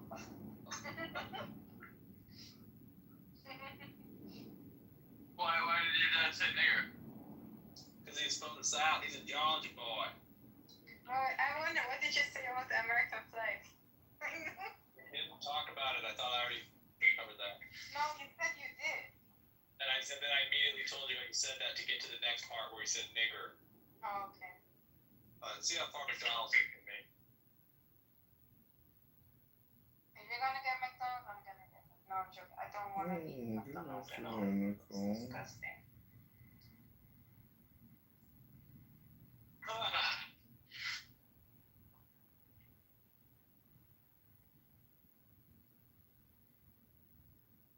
Are you driving to your dad? You know, Abby, when I thought you were coming out here, I was dieting. I was like, I gotta look my best. I went down to 185 pounds. I had my abs back. I put on my jeans from fucking 17 years ago. Man, it was. Yeah, and then you build on me. Oh, that's how you're gonna do this, huh? Hello? And then, Wow. you know what's funny? I'm trying to. Huh? Luke Hey. gave me the blame. Gio gave me the blame. Everyone who was your Who friend. else is to blame? Yeah, you blame me. Who else is there to blame besides you? Magnus. No. Yeah, I have some blame here, but I don't think we should blame each other, Abby. Who should we blame? We should just accept. We should. Don. That's how No, we we blame We just Don. accept the Don. circumstances. No. Oh, okay. We blame Don for not buying you the ticket. That's right. There you go. That's actually matter of fact. I'm sorry, I forgot that. Yeah, Don and Luke. So I'm driving home. I'd like to stop and get a burrito. I said I'd buy the I feel ticket. like I I should need have to known talk to next your father. Your restaurant father to call it confirm that he knows what's happening. Roberto de Anthony Mexican I'll buy Express. the ticket. So we're gonna see how many people are in line, and then go over there and get a burrito. You know why? Because I love it. And he said that she will chip in, and then Kate said she will chip in, and then Oscar said he will chip in, and Oscar said all over the place. $400. With all of these people willing to chip in, you said you would buy the full ticket, return included. That's right. Yeah. Nobody did that. Super similar. You know what? Scam the You don't want to be because I the don't initiative, so you can go schedule the flight. I'm gonna just finish this and do the work and go back to the apartment because I have I trust Issa. real I internet trust over there. So Diego. football. I Yeah, trust, that's probably Yeah. Diego. Rick. Yeah. I Well, love later seeing on. people No, not who today. do this, okay? Just to see you guys. I know it's 11 o'clock for you. What that Yeah. does He he lost, he Well, lost good, against man. I'm glad you next got week, Me right? too. No, he didn't lose. Okay, I'm gonna get on it next week. There's marking and before the baby comes, and I have to take That's over. a minimal thing. Uh, You just want to see what it's Yeah. going to look like. Me too. Me too. It's just Yeah, I just wanted to let you know, pictures. not be. It's, Like, you want to flip the Yeah, no, idea I got that it. you But I mean, walk really, stage, it just has to say 4 pictures in each Well, one of I've those got- yeah, photos. That's all he's got to do. Yeah. Next week I'm on it and I take over the passwords. You never managed to make me a vlog. Okay, Figure it out. figure it out. Okay. Yeah, okay, great. Talk later. All right, bye. What? You never managed you never managed to get me a vlog. How am I supposed to? You talking to me? You talking to Lou? What are you talking You, to? Okay. Pointer. Meg, What am I missing? Magdi, Oh my No, gosh. no. You never have managed to if you want to get talk, me you know how to raise your vlogs. hand. Otherwise, I'm What you going to don't get about that. probably close the room. I don't know what there is to get. How is it? Who is Other blocking things you? I Oh, can- because I didn't get your block here. Yeah, yeah. There it is. Yeah, I got it. Okay. You know exactly what I'm talking about. No, I honestly didn't, but You literally said it this week or whatever. I'm trying. I wasn't calling Lou Too if much I got sin in your, too much sin. It's one zip. I got two of them, man. Dude, One vital. Yeah. Why would you do that? I'm so tired. Hella tired today. Why would you put 2s in it? But why don't you just do one and then do another one if you need to? That's not So how I know I liver need to. operates. That's not how liver operates. Are you driving to your dad or what? Where are you going? I've got this work. I got it. This is what I'm doing. I got shit to do today.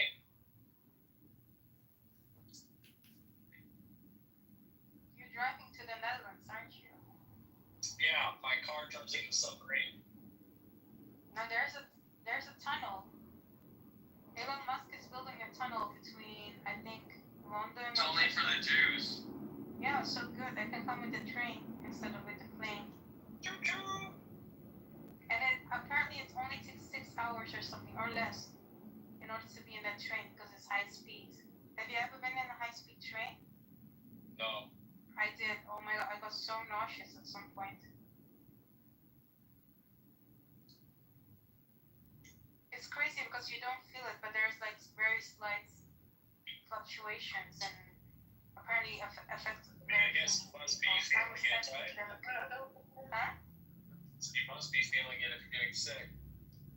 No, only certain people. I wouldn't want to be in the tunnel on the Atlantic Ocean, like. Yeah, me neither. I would be scared. Claustrophobic. I'm not sure to fall from the plane. No. Scratch that. No. No, I don't want to be near. Okay, anyway, I will end up in the ocean. You don't think that in the ocean. If the plane goes down, everybody dies. That's. And see what happens. Stop complaining to who? You guys or to No, him? him.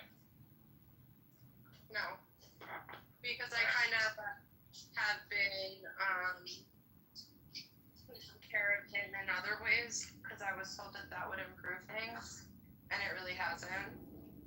You know? It just becomes this like. Danny, have you thought that maybe it's a you problem? Yeah, it might be a me problem. Have you also thought that you'll never be able to fix anything and all you can do is just let it go? What is your longest relationship, John? 3 years maybe, but I would say that I've always been rather independently minded. We're not going to break this family apart. apart. We're not gonna have a Kramer versus Kramer situation here. So just straighten it out of your mind. You're saying I'm not allowed to leave the guy I had a kid with, or you're saying that I'm not allowed? Okay. Okay. Well, there's a lot of issues. He's a Greek Orthodox.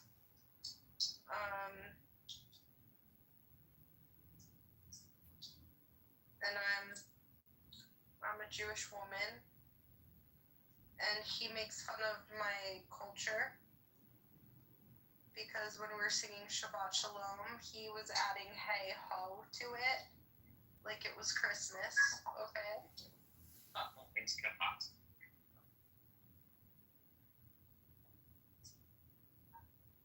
So are you gonna go to the gym today and read a book, Danny? Or are you just gonna come on here all day long and talk and listen and talk and think and talk and listen? What do you think about my brain, John? I think you should probably do what Princessia did: go to the gym and read a book. Have you ever read a book? Tell me what he thinks about your brain. He wants to fuck it. Oh, I can assure you, I'm not interested in fucking Danny. No, he doesn't find me sexually attractive, which is fine. I'm a fat, lazy fuck. But, does he want to mind fuck me? Maybe. No, I'm just asking a question. Are you gonna go to the gym? Are you gonna go to the Yeah, he gym? just wants to mind fuck me. Are you gonna read a book? I mean, I created a room yesterday called Reading a Book for Danny, and you didn't even show up. I didn't even see it. What do you think is so unattractive about me? Knowledge Nothing. and courage are the elements of greatness. They give immortality because they are immortal. Each is as much as he knows, and the wise can do anything. A man without knowledge, a world without light, wisdom and strength, eyes and hands. Knowledge without courage is sterile. 5. You don't like being out victimized, do you? She had one up the situation. I don't want to be a victim. Mine is humorous. Like, you all are making fun of me over it. Anyways, Danny, nothing gets better unless maybe you put some new information in your brain, like run a script, go to the gym, and do it every day, and you can be the light in this relationship, and then encourage your fat husband to also go to the gym with you and read a book. Is he fat? Oh, he's a big fatty. Jesus, a sweaty, grease-balls Greek guy?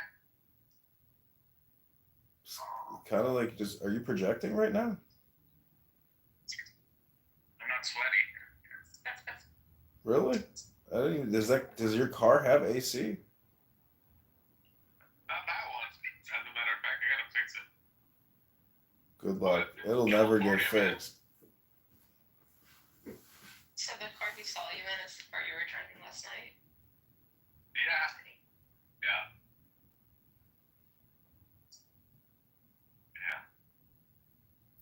See, Danny, things could always be worse. You could have no children and still be miserable. But at least you have a child.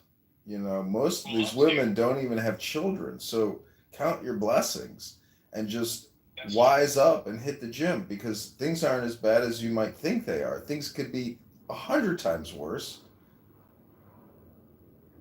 Yeah, it's pretty bad right now because now he's telling me he's going to melt his cross, like that's going to fix all these problems, and the religion part really isn't the biggest part of the whole problem. It's just how I would just proceed in the future if I was to, be with someone else.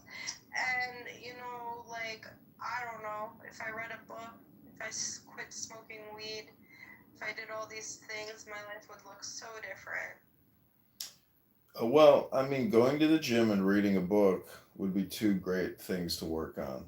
And, not smoking weed could also be a good thing. I mean, it will restore cognitive health and functioning. If you're not using the weed for a spiritual practice, you're really stupid. It has to be built into a ceremony or some type of ritual, aka reading a book, maybe. I used to love to take my Adderall during the day and then smoke weed at the end of the day to chill when the crash would come on, you know? Yeah, it's some good chemistry you got going on there, real apothecarian. That's what I would do. I would do my day and I wouldn't smoke at all. Not in the morning. Not until I knew I was done. Danny, prior to this guy, so this guy never proposed, right? There was no proposal or anything like that. Oh, he just didn't get on his knees. Okay, like, have you ever been proposed to before? No. Okay, alright. Not everybody has. Do you think you ever got close to it? Like maybe 10 years ago, or? Well, I didn't have that much time, you know? I'm only 36. And this was like 20... I don't know. I met him in 2014, but that didn't mean I met him in 2010, but we weren't dating. But, you know, in 2010, I was 22. Who were you dating at 22? This handyman guy that was Irish-German guy. And I just felt like he wasn't...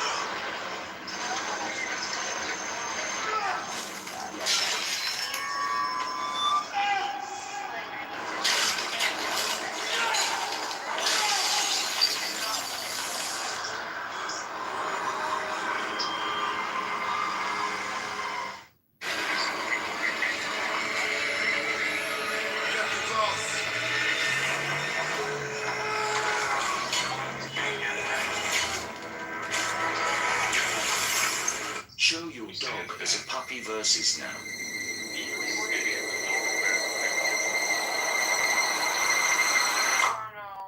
Show your dog. Illinois homeowners.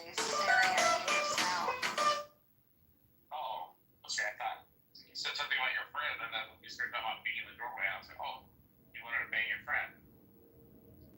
No, I met this man, this Greek man, and I was dating a guy, and he was like, oh, if you want to be friends, you can't bring your boyfriend around, which was bold.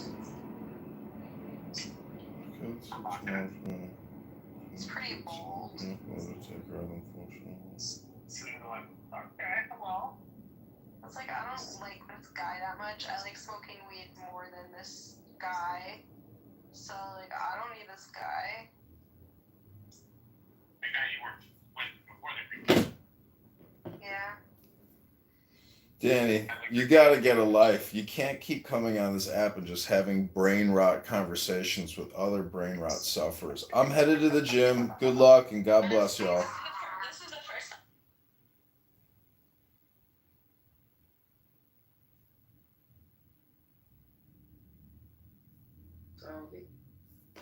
Was in a cage. Oh, it's to kill this thing. I remember one time my friend was. Why am I the only person not modded in this room? Because you just came in. What time is it there, Abby? 8:43. You haven't gone to sleep, have you? 8:43 is fucking early evening. Have you gone to the gym in the past 3 years? Yes. Have you read a book in the past 3 years? Yes. Last night. What did you read? It's called. It's It's actually something secret. I don't want to say it, but I did read it. You're reading a secret book Mhm. and you can't No, I talk did about read. it? No, What are you reading? The Book of the Law? no, I read the Quran. Did you have to burn The a book of the copy? law. Did you I read the Quran. Yeah. did you burn it after you read it? No, I need to finish it. The number in it, right? The Book of the No, Law. have you read the Quran? Have you read the Book of the Law? The Book of the Law. I did. You're supposed to burn it after reading it. Okay, well. You're never good. supposed to talk about it either. You're talking about the Zohar? No, the Book of the Law.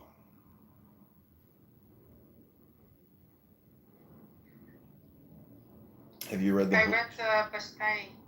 Have you read the Book of Lies? And I also have Alice in Wonderland, which I reread yesterday. Have you read the In book Dutch. of Lies?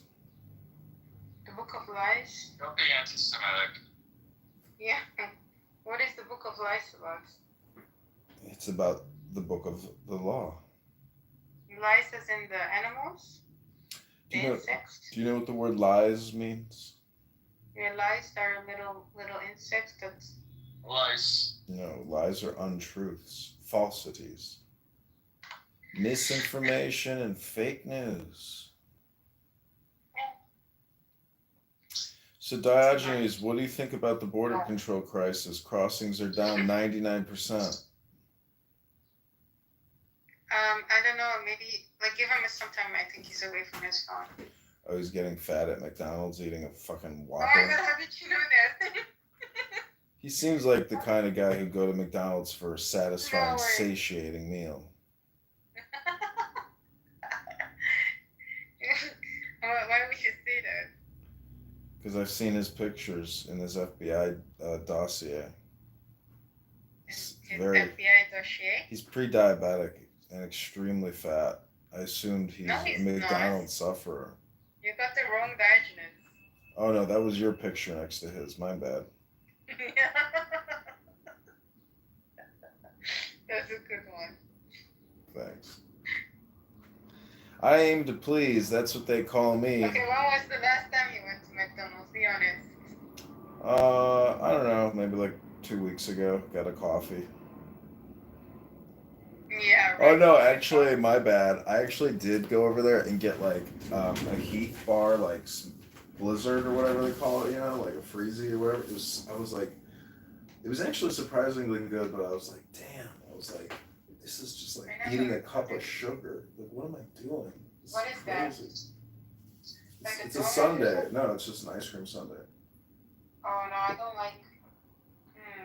I don't like that.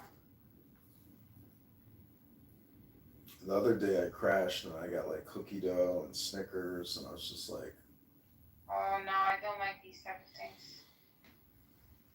yeah, sugar is the problem and then alcohol is the problem. Why didn't you get yourself something else? I don't know. Fucking regrets, right? Life is all about regrets. I mean, yeah, it happens when we crash. That's life. That's life. No ifs or buts about it. Shot down in May.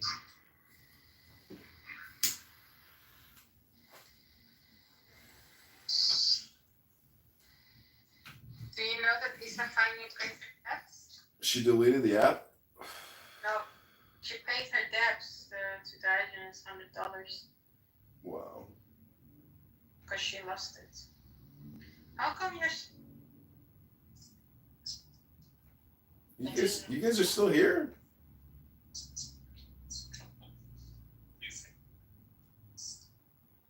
I didn't say I didn't. I did. Let me see.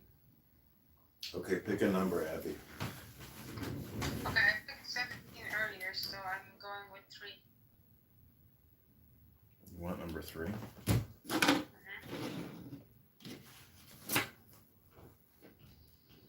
Okay, this is number 3. By nodding, Closing my eyes. By not exalting the talented, you will cause the people to cease from rivalry and contention. By not prizing goods hard to get, you will cause the people to cease from robbing and stealing. By not displaying what is desirable, you will cause the people's hearts to remain undisturbed. Therefore, the sage's way of governing begins by emptying the heart of desires, filling the belly with food. You know that one. Weakening the ambitions, toughening the bones. That one you need to work on. In this way, he will cause the people to remain without knowledge and without desire, and prevent the knowing ones from any ado. Practice non-ado, and everything will be in order.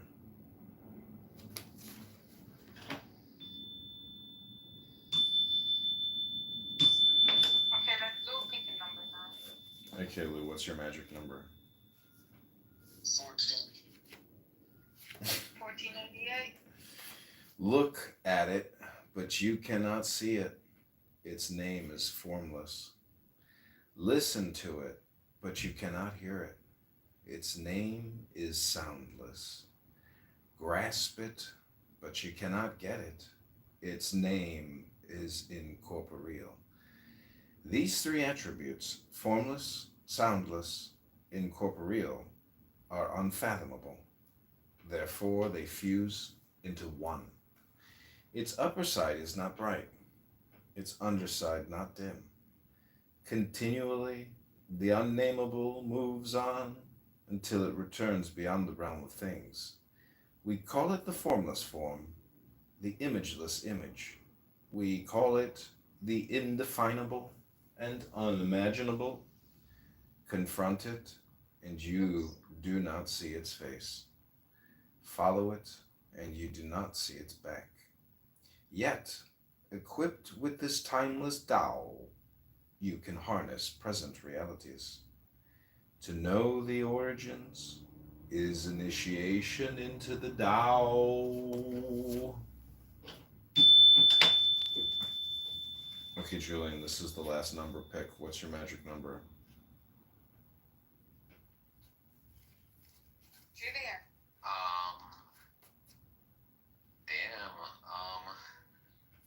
No, it's just a number. 1 through 80. Damn, bitch, give me time. Four. We already just did 4, didn't we? Oh no, we didn't do 4. 3. Okay, 3 becomes 4. This is the last reading. The Tao is like an empty bowl, which in being used can never be filled up. Fathomless, it seems to be the origin of all things. It blunts all sharp edges. It unties all tangles. It harmonizes all lights. It unites the world into one whole, hidden in the deeps, yet it seems to exist forever. I do not know whose child it is. It seems to be the common ancestor of all, the father of things.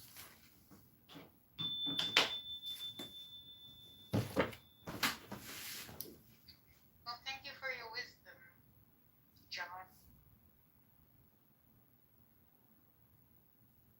Don't thank me, thank the Tao. Thank you, Dao.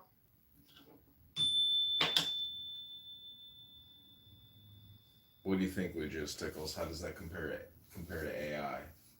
Something so profound and nameless and unfathomable. It's Do you think AI would ever indescribable. become a Dao? See, this is what Lou thinks that that what AI is. He thinks it's the Tao, but the Tao created AI. The AI comes from Tao. It's not the other way around. That's why it's inferior to the Tao. What if AI ever becomes the Dao? It can't. Beyond Dao. AI came out of Tao, and it returns to Tao. We're AI. What do you think we are? We're just like biological walking computers. We're walking AI. Walking, talking, breathing AI. We are large language models. Some of us drool, of course, though, when we speak and stumble with the words, but with all due respect, AI is inferior to down. Welcome back to Julian's fantastic sequel, where anything is possible as long as you are willing to go full retard. I find retards here on Clown House. Have you seen the X account? I find retards. I've come across it, yeah. Yeah, I was alerting them to Clown House. I said I've been finding retards for 5 years and putting them on YouTube. I've done a thorough categorization of all retards. I have a retard index business. Did I tell you this? That I started a new. No. Yeah, it's called the Retard Database, and I have a huge index of retards, and you are labeled as number 665, Abby. Julian's number 786, and Lucia's Tickles, you're number 325 in the database. Oh, I'm the lowest. Right. Why not 666 for me? It's all just based on at like what time in the process that I met you and put you in the database. Okay. So. Well, we met that late. Yeah, Julian's new to the retard game. Congratulations, Julian. I know it's like a ranking. No, it's not a ranking. It's a time capsule. Well, I want to let you all know that you're all fantastic, beautiful people. That you're so wonderful and intelligent and just, magical. Each and every one of you is an infinite starlight, a star in the firmament, here on Clown House, talking about nothing, wasting all your time. SeaWorlds. Growing fatter and older, dumber, and uglier, but not as ugly as Princessia, who now has skin condition. White people gave her a skin condition, unfortunately. Stupid white people. But I gotta get to the gym. No! Work out my body. Don't go to the gym. Go to the McDonald's. Blue Jizz Tickles, what's your zodiac sign, do you know? He is an Aries. He's Aries. Lou, are you sleeping? Lou, are you sleeping? Julian, what's your zodiac? Are you gonna sleep or are you gonna stay awake? I don't know. I think Aries. Just stay awake. Yeah, there are two Aries and one Pisces. And John, what are you? Scorpio. I knew it. 2 water, 2 fire. Wow. We go from being a scorpion to a snake and to a fire too. Oh no, John, we are getting overwhelmed by fire. Oh no. So do you know about the 4 worlds of Kabbalah? You know, the tree of life? Super consciousness, which is the crown or Kether. And then we've got Kokma, wisdom.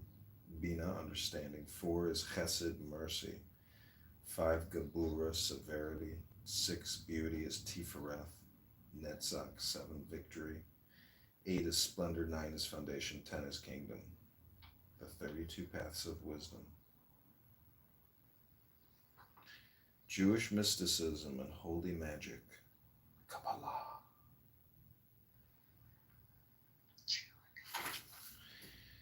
Ein means no or no thing. Ein Suf is no limit. And Ein Suf hour is limitless life. The 4 worlds are archetypal ideas, or fire, which is an upward triangle. Downward water triangle is creative world or patterns. Upward triangle with a line in the middle is called air or formative world or processes. And then the last one is results, earth, physical world. So the 4 worlds of Kabbalah is ideas, patterns, processes, and results.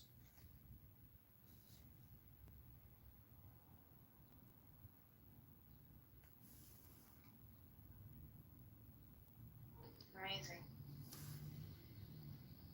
The tetragrammaton is He, Vav, He, Yod. This ancient name for God is composed of 4 Hebrew letters, Yad, He, Vav, He. The original pronunciation has been lost, so it's anybody's guess as how to say this name.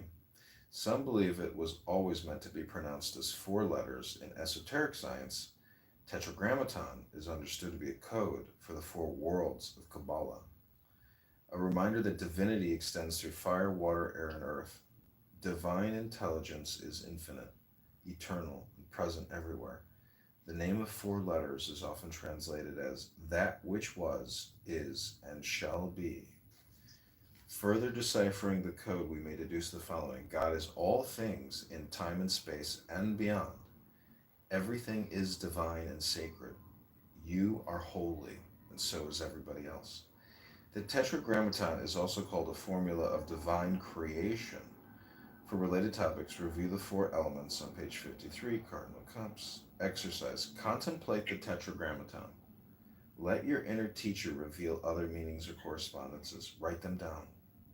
Write about how this ancient code name applies to you personally today. Such a good book. What is this book? It's called High School Astrology, a textbook of ageless wisdom. Oh, okay.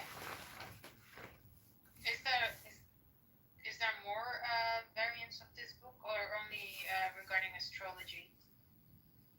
Zodiac, Greek meaning circle of animals. Many of the astrological signs are named for animals, a hint that astrology has shamanic indigenous beginnings.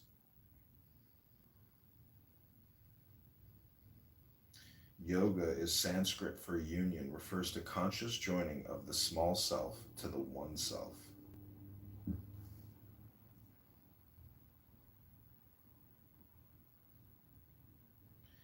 Yang means assertive and outgoing, which is the masculine energy. Yin is the receptive, magnetic, feminine energy. Yang and yin. Yin and yang.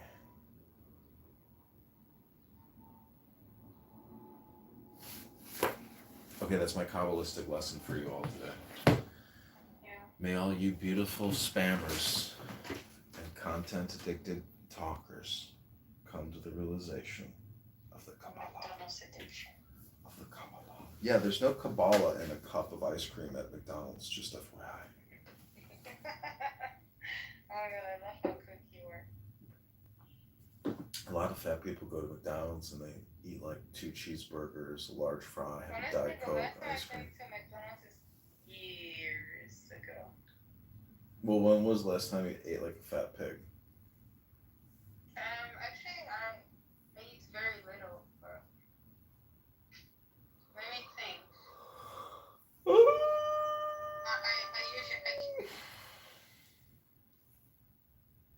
Okay, are you 2 retards ready to fix your brain rot? I don't have brain rot, it was her fault. You don't have brain rot? Are you serious? You're horrifically suffering from brain rot. You're still here. So I'm having a conversation with Diego. You think you're having a conversation with Diego. What is your zodiac? I don't believe in that stuff. What month or day were you born on? I don't believe in that stuff. Why does it matter? You don't believe in this stuff. You don't believe in words? No wonder why your reality's fucked up. No, my reality's effed up because I messed up my skin with laser hair removal. I messed up my beautiful legs. Oh, really? Yeah. Yeah, you got brain That's rot, what's girl. depressing me. You got bad brain rot. I ruined my skin, John. Okay, do you know what the name of the 4 letters are? No. Yad-He, Vav-He. It says that God is all things in time and space and beyond. So even your laser hair removal is God. Yes, the answer is yes. Everything is divine and sacred. You are holy. And What's so the is answer? everybody else. The answer is yes. It's a good question. Super I forgot consciousness. it. What was my question? Kether crown. Self-consciousness, kakma or wisdom. Well, John started talking and I lost my train of thought. Subconscious is understanding. Chesed is mercy. Diego, if that's like Severity is I Gabul, think number 5. that you would accept the death Tifereth, of number Israeli 6. children Beauty. if it meant freedom for the Palestinians. Netzach is victory. Hold on, John. I actually Number 8 is splendor. From Number 9 is foundation.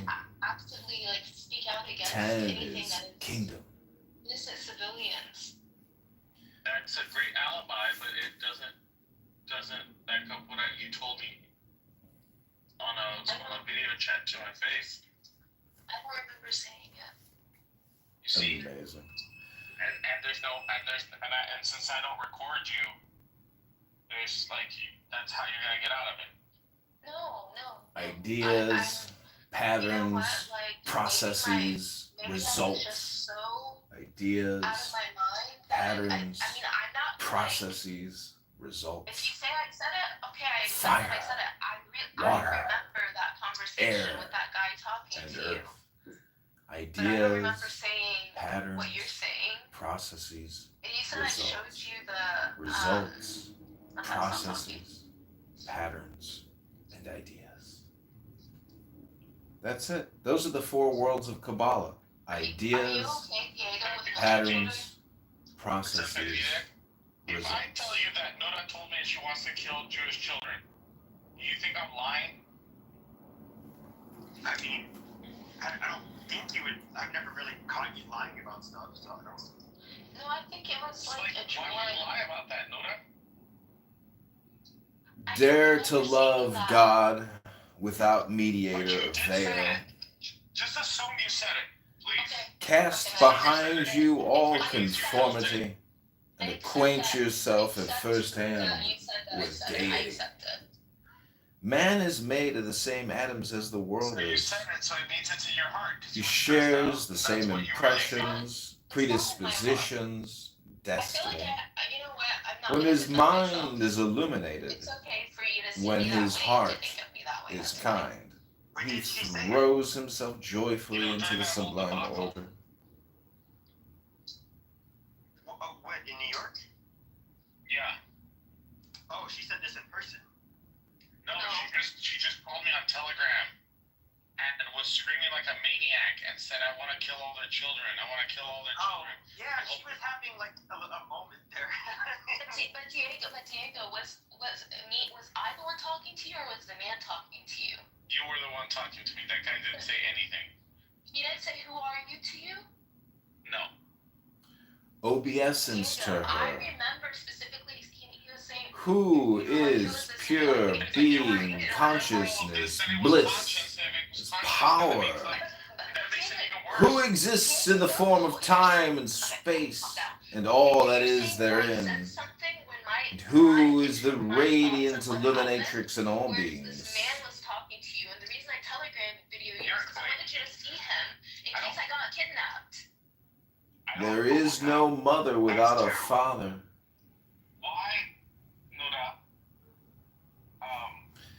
The universe is mental, held in the mind of the all. To be trusted. Oh man, oh man, know thyself. When he said, "Who are you?" Our word man is derived from this word that means mind. The word man is a very ancient, generic term for human beings. Okay, maybe you're right. Maybe I did say it, and everything else I'm making up. The ultimate truth is realization of one's own mind. The ultimate truth. The ultimate truth is the realization of one's own mind. You see, the ultimate truth is the realization of one's own mind. In the cosmic mind, So if these are the things that In the cosmic mind, the divine Because I'm mother. the only one that will, like, get you to confront the truth. Everybody else wants you to stay in La La Land. Okay. But how do I fix it?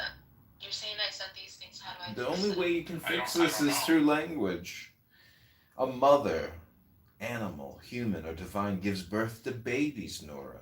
She creates form using the substance of her own body. The person that you According to saw me before ageless that, wisdom, mind is a wanna very understand subtle that again. substance. This essential matter has been called mind stuff. Alchemists refer to it as the first I don't know matter. why you want to try to separate the personhood. It's you. There is no others. There's not a different person. Okay, so you see me as a person that has hate in their heart, unclassy, The devil is the unregenerate intellect. demonic. These are the things that you see of me. Ego literally means I am. You're just trying to manipulate me. No, There is a great divine I am. There seems to be a small human one, which is our intellectual sense of separation in the third dimension. The small ego is unregenerate when it sees itself as better than or less than others. The enlightened ego sees an underlying evenness because in reality Reading this shit. we are the same. Although we are one, we each have an ego. Even the most highly illumined master has a sense of separation while still in the body. A good example is Jesus, who, as the Son of Do Man, not talk about Jesus in front was of me today. tempted by Against my the will, devil. God. He put Satan behind him, which means he did not agree with his small ego or let it rule him. But he did not try to push it away or cut it off, because that is impossible. The ego is our shadow. It follows us everywhere. We can train it to become a helpful friend, a regenerated intellect that eventually gets absorbed into the divine I am. If there is an enemy, it is ignorance. Humanity is not innocent. It says humanity is innocent. No one is to blame for the aspects of life that we do not like, that our ego might judge as evil. Especially, there is nothing wrong with ego. It just has a limited viewpoint, ignorance, or what I call brain rot. So it needs the loving support of our unlimited multidimensional self. The ego fears that which it perceives as not self. Anger and hatred arise from fear. Each of us is part of humanity. When one part hates another part, it is like cancer growing in the body of humanity. This is bad, wrong, should not be, has no right to exist. I will resist and push away this person, thing, circumstance, part of myself. This judgmental way of thinking, prevalent on Earth for a very long time, creates tremendous pain in the psyche of your average clown house user in ultra derecha. Judgment is the unregenerate intellect rebelling against the law of love, saying it has a right to judge self or others as good or bad. This stance creates war in the psyche. Stay empty of judgment and be full of peace.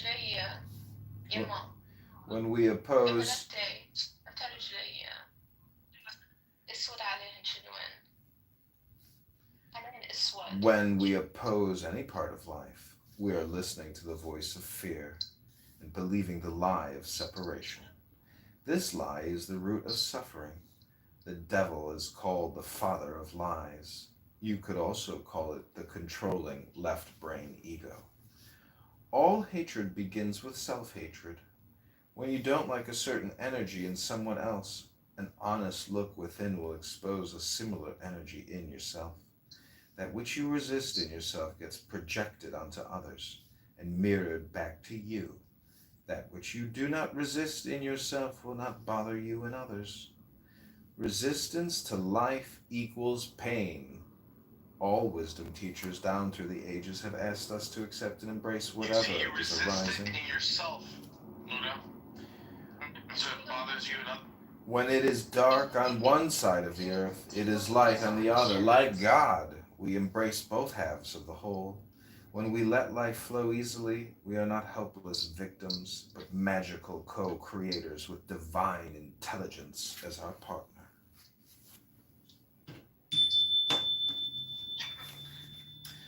All these things I do, you can do them too, and more, said Jesus. In the preface he kindly wrote for this book, what did Jason mean by masters of life and nature? Having Okay, thank you. He did get Panda Express. having known him for 26 years, I saw it and I wanted it. Okay, so, but okay, Diego, I don't want you to think I'm like manipulating you. I'm just trying to take in what you're saying to me. I don't think you're trying to manipulate me any more than any like random woman. Okay, random woman. Okay. I think that's just par for the course. Like women try to do that. You know? So you don't think that I have hate in my heart? You just told me I have hate in my heart. Masters have no ego attachments because they no longer see themselves as separate from life. God works through such people. For example, here's a statement by a nature genius talking about drawing on the inexhaustible source. You think higher of yourself than There's no humility. No, I don't. I put myself down almost every day. I think I ruined my skin. What are you talking about? One can make a day of any size and regulate the rising and setting of his own sun and the brightness of its shining.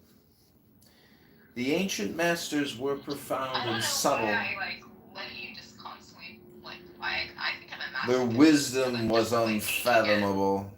There is no way to describe it. All we can describe is their appearance. They were careful as someone crossing an iced-over stream. Alert as a warrior in enemy territory, courteous as a guest, fluid as melting ice, shapeable as a block of wood, receptive as a valley, clear as a glass of water. Do you think you're clear like a glass of water? Good that you think of me. Nora, it's not important. You see, your ego needs it, doesn't it? It's not important what Diego thinks about you, Nora. What's important is what do you think about yourself? Heaven is where thou standest. Oy vey. Got a lot of work to do, Nora. Got to take that fat ass to the gym and read a book.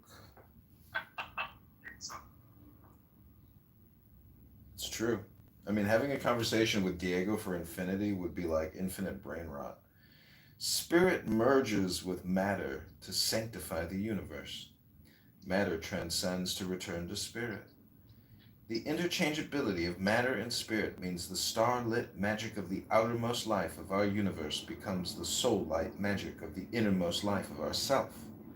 The energy of the stars becomes us. We become the energy of the stars. Stardust and spirit unite and we begin one with the universe.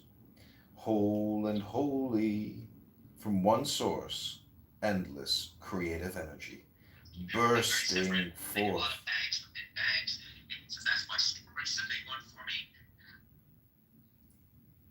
From one source, endless creative energy, bursting forth, kinetic, elemental. We, the earth, air, water, fire, source of nearly 15 billion years of cosmic spiraling.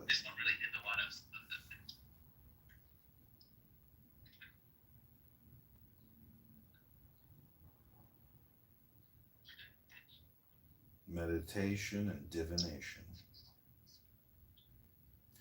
Rota means the wheel, tarot of tarot. Orat speaks Torah, the law. Ator of nature. Ooh.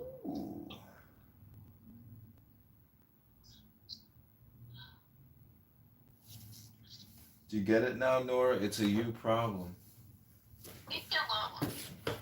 No, take that fat ass and go to the gym and read a book. You're far away from God, Nora.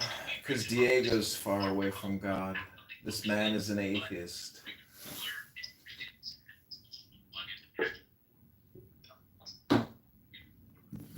See, Princessia, if your emotional state of mind is dependent on having a conversation with Diego, you can expect to go no further. It has everything to do with nothing. Diego's just a schmuck on the internet that you're wasting your time talking to. Why don't you grow up, be a 40-year-old woman who takes care of herself? Hello? Hello? Hello? I mean, if Jazzy can cook meat and noodles and have an emotionally stable conversation, you can do it too. If Jazzy can do it, you can do it. Trust me.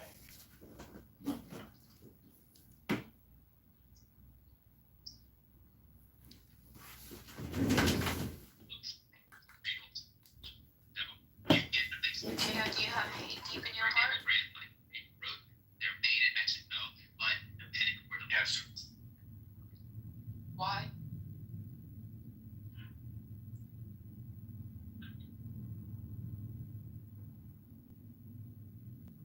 Because there's certain people that I don't want around my children. Because I'm very protective. And I have to think ahead. I'm constantly looking for red flags. Because I don't want to be caught as a fool who's naive and gets involved in situations that you can't make sense of and say, and then I have to tap dance and say that's not the real meaning, you got it all wrong, and try to rewind something that may be irreversible. Because I only get They were downgrading their internet service. I remember it. The North remembers. you don't really figure out Oh, shoot. some of these mistakes take time. Pepper Farm remembers. You know, if your kid has a complex of some That's why I take it with a grain of salt, though. You know, I can hear the exaggeration. Okay, well, let's see how this shit works out. But when you said they're saying these babies are not outside. A lot of these children are into like after school programs. They are huge into them now. And you know what's dope about that? The kids that are involved in after-school programs, the parents are actually paying for that after-school program, right? So then when I hear that people are broke and poor, I'm like, I'm not sure where you live at, but either the baby plays sports or they don't, right? But if you, I'm just thinking that. But yeah, it's the thing. But we was all in after-school programs. That's how I grew up. After-school programs and playing on in the rec centers, basketball, football, and baseball league growing up, right? All those was free though when I grew up. Outside of maybe need shoes or some cleats or maybe something like that. Equipment if you play football and stuff like that. KP in the house. Yeah, I just don't know how to boomer slang. And the Gen X and the millennials, literally. And y'all don't realize that that's what y'all doing. Y'all here. Yo, Dr. Adams, are you still at work? Can you talk? I want you to be a campaign manager for the campaign to elect John Kitover to Illinois 16. We're going to unseat and defeat Darren LaHood, the vaccinologist, rhinologist, and super debt creator. And I want you and your big back, sweaty back communication technology to create dopamine as a chief communicator on the campaign. But I see you're at work and you can't talk. So let's go back to another exciting clown house room. For a fact, my daddy and my uncles was like, man, this ain't nothing gonna kill this old soldier. I gotta get back You to know what work I mean? too. I'm gonna go to the gym. They just opted out. Your cornfed gonna play baseball in it. Folks was in line 6 feet away with masks on. They was going crazy out there, as if that would change something. They was out there crazy. People was weeping into their cameras. No, So not at all. See, can I just offer a little bit of insight here? You're both neurologically, neurotically wired together at this point. The best thing to do is to end the room, take your fat asses to the gym, and read a fucking book. And then, after you've gone to the gym and read a book, then you take a hot bath and maybe you read a book again and you just go on with your lives as if nothing ever happened here, because nothing ever happened here. And you've just neurologically wasted your time talking to each other about nothing, creating dopamine addiction trails and wasting all your words on absolutely wasting your time. Congratulations. It's time to read a book. It's time to go to the gym and let it go. I do think he's right in that. Welcome back.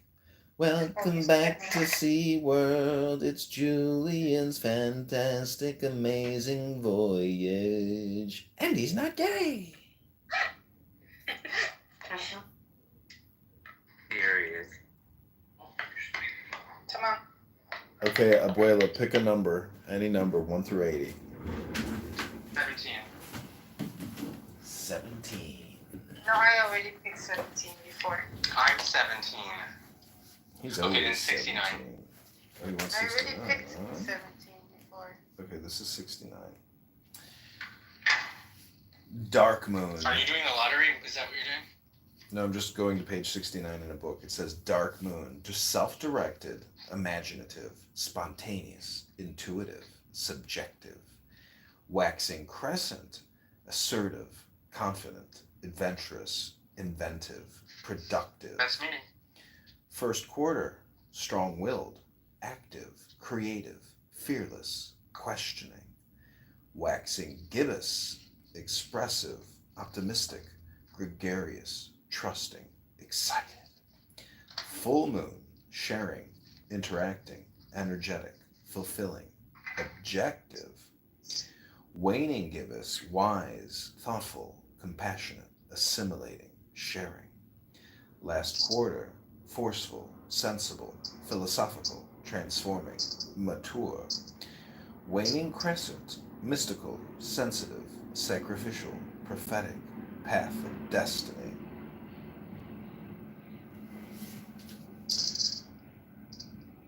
That's it. The 8 different types of moon. Do 13. Okay. Number 13. To feel love is to experience God. Whichever way you turn, there is the face of God. Whatever you do to the least of these, brothers and sisters of mine on Clown House, you do to me. The matrix of Buddhahood permeates all sentient beings. All beings are therefore Buddhas in themselves. God I is got a notification. God is common to all. Kindness is my true religion.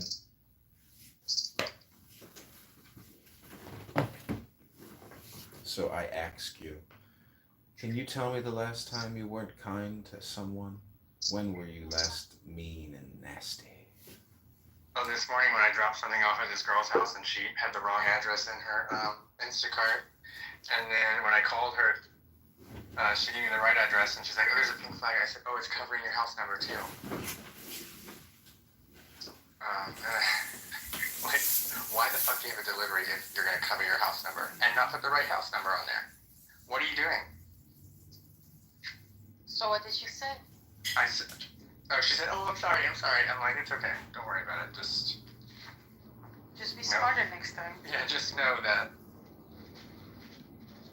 people are gonna blow your phone up if you don't know what you're doing."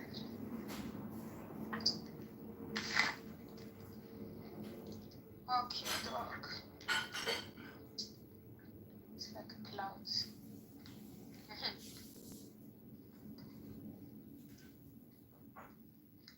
My God. Never gonna wear this shirt anymore.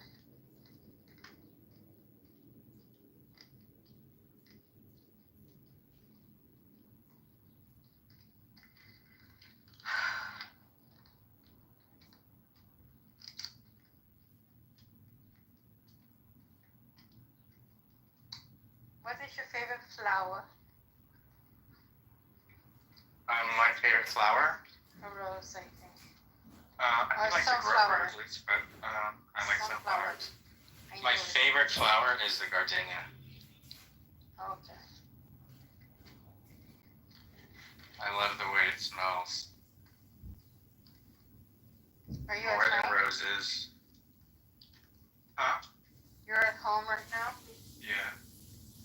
Are you done with your Instacart Yeah. and your road rage? Rage? I always get you with it. It's so funny.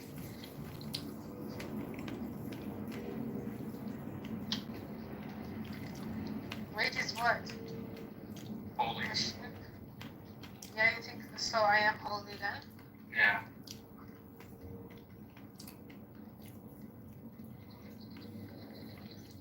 It's not even raining that much. What do you think about that, John? No, I think you gotta read more. Okay. I agree with that. Like, use this What app. do you? Read into your phone. You'll help unfuck your brain. I read George Bataille yesterday. Well, you didn't read it here, did you? The story of the eye.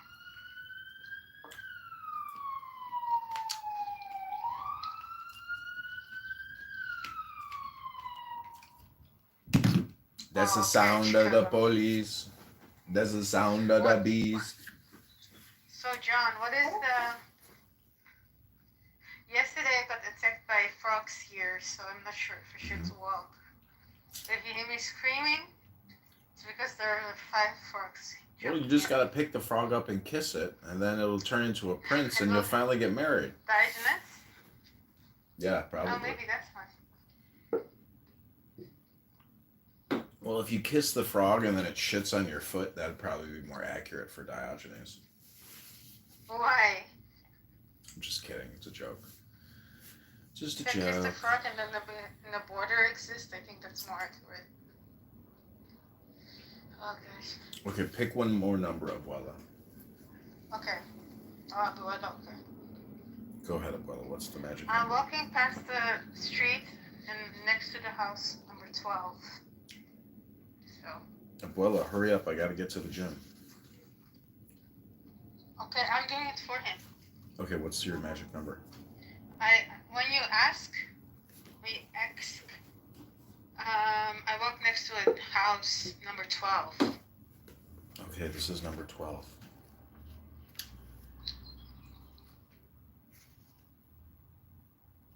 Bringing light into darkness. Even in the strongest in-betweener, evil is never totally vanquished. Yet there are times, especially during the Shema and the Amidah, when you are completely surrendered to God, your intellect awash in sublime ecstasy, emptied in deep contemplation of the infinite spaciousness of the endless one. At such moments, evil is overcome and nullified. When the ecstasy passes, the selfish passions return. Yet everyone is born with the capacity to turn these passions Godward. As it is written, "Then I saw that wisdom surpasses folly on Clown House, as light surpasses darkness." As light effortlessly defeats darkness and yet cannot erase it, so the in-betweener defeats evil, yet negative thoughts continue to arise. Do not dwell on such thoughts, but thrust them aside with both hands, countering the selfish with the selfless, refraining from anger, and offering kindness even to those who offend you. An in-betweener is not sometimes good and sometimes evil, but rather forever engaged in bringing selfish passions under the influence of selfless service. While this sounds like a life of inner struggle, the way itself is in fact effortless, just as a burning candle doesn't struggle against the darkness, but effortlessly keeps it at bay. So you are not to fight your selfish nature, only to kindle the flame of kindness. Refraining from anger and offering kindness to everyone are how you live the way of the in-betweener. The Benoni. The Benoni in-betweener always struggles with both sides of the heart, the inclination for good and the inclination for evil. When contemplating Shema, hear Shema, O Israel, the infinite is God, the infinite is one. You surrender to the oneness of God, erasing all sense of separate self. The Amidah, standing prayer, is the central prayer of Jewish worship. During the Amidah, you stand in the presence of God and are annulled in that presence, the way a wave is annulled in the ocean. In Zohar, we are taught that while passions arise of their own accord outside your control, you can choose how to respond to them. Okay, that's number 12.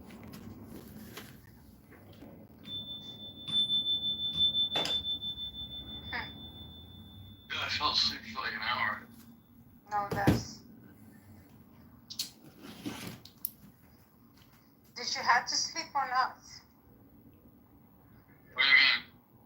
Like, are you, because you, I don't know if you had to work or not. No, I'm working, yeah. Hi! You little devil. Okay, my work here is complete. You want to listen to Dutch song? Look how much fun they have.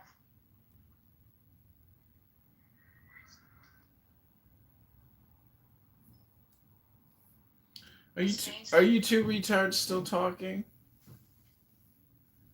I thought I freed you from the brain rot. Your powers are not strong enough, Mr. Kitover. Okay, pick a number 1 through 10. Okay, got it. What's your number? That's it. To know, like... Hello? 7? No. Okay, number 7 is using the body for good. Physical desire is necessarily selfish. Seeing the body as an end in itself rather than a means of divine service. Yet even physical desire contains a spark of holiness. And because this is so, physical desire, while rarely self-transcending, can sometimes be steeped in compassion and goodness.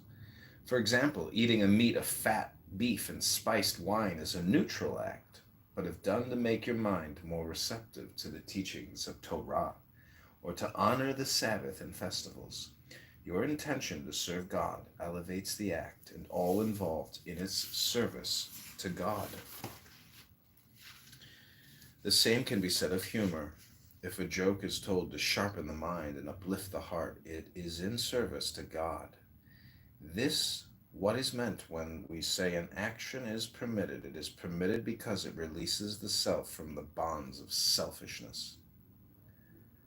Rava was said to punctuate his Torah lessons with humor. Mutar, permitted, released, a rabbinic category of permitted actions because mutar means both permitted and released. The Alter Rebbe sees the second meaning as the rationale behind it. The in-betweener is not an ascetic. The pleasures of the body are not denied to you. On the contrary, they are there for you to hallow. For example, if eating and drinking are done solely to please the self, Their full potential is not realized. When you eat and drink to sustain your life so that you can be of service to God and others, then the act of eating and drinking is hallowed. This is why permitted actions are called mutar, those deeds that release the narrow self into the greater reality of God and godliness. They are not simply permitted, but have the potential to unchain you from the constrictive illusion that you and Diego create on Clown House and the world you inhabit are separate from God and the universe as a whole. Because everything is part of God, everything can be used in the service of godliness, and thus why you're fucked up, because you use Clown House. It's not in the service of God. The Talmudic sage Rava claimed that drinking wine made him more receptive to discovering the inner meanings of Torah.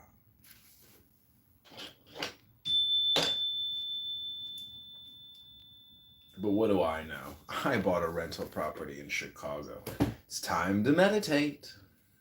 Diego, even though I'm like sharing the events of what happened, I don't see that as actually, I don't know, I wasn't sleeping.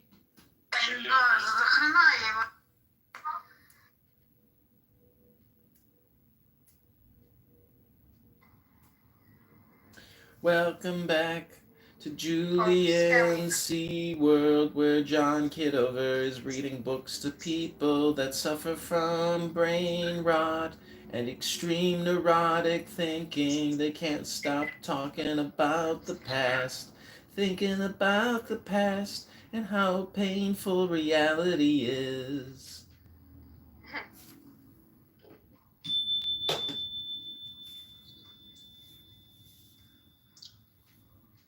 This has been your meditation release of the day. I hope you've enjoyed this podcast. I hope you think it's fun. Did you hear the music? Mm-hmm. Huh? Where is it coming from? Music. Yeah. Where's your hot dog and sushi? No. Where is that from? Is that right here?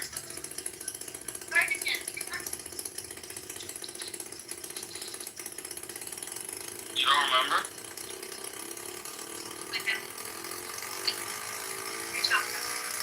I didn't tell you once. Alright. Well, remember then. Yeah, calm down. No. We're the only thing that's good. All right, now that I can you're fine. Yeah, now that I can actually talk. Okay, first off, if it wasn't recording, my reply, and now I can. One of the only things that's good. Steven, he was roasting me. If that's all you want to do, and as long as they consent, go ahead. But who in the hell do you think you are to criticize women's deaths when all you do is see them as a release? Stephen Baker? Yeah. Isn't he following all types of OnlyFans girls? Or Yeah. well, so is he projecting? All communication is projection. No, it's not all. When is somebody not projecting? Give me an example. When they're telling you a truth. Okay, well, when is somebody telling the truth? How do you know that? Because it's wisdom. Okay. So, for example, you have a character trait that I want to criticize for whatever reason. Mm-hmm. How do I do it with wisdom? You have to read wisdom.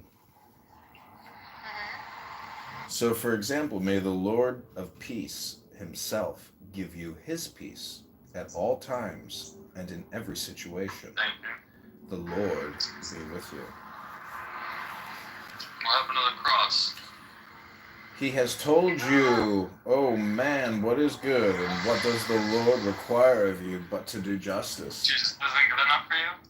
to love kindness, and to walk humbly with your God? My health may fail, and my spirit may grow weak, But God remains the strength of my heart. He is mine forever. The Lord is gracious and full of compassion, slow to anger, great in mercy. The Lord is good to all, and his tender mercies are over all his works. It is a good thing to receive wealth from God, and the good health to enjoy it. To enjoy your work, Abby, and accept your lot in life, that is indeed a gift from God. Blessed is the man who endures temptation, for when he has been approved, he will receive the crown of life which the Lord has promised. Do not be conformed to this world, but be transformed by the renewing of your mind, that you may prove what is good and acceptable and perfect to the will of God. He who finds a wife finds a good thing and obtains favor from the Lord. Being confident of this very thing, that he who has begun a good work in you will complete it until the day of Jesus Christ. Show me your ways, Luju's Tickles. O Lord, teach me your paths. Lead me in your truth, and teach me, for you are the God of my salvation. On you I await the day. I will be a father to you, and you will be my sons and daughters, says the Lord Almighty. Nice. Whatever you do, work at it with all your heart, as working for the Lord, not for men, since you know that you will receive an inheritance from the Lord as a reward. You see, Abby, that's what I'm talking about. Wisdom. Wisdom. It's called wisdom? It's called the Bible. Oh, okay. I was like, there's no way this is the Tao Te Ching.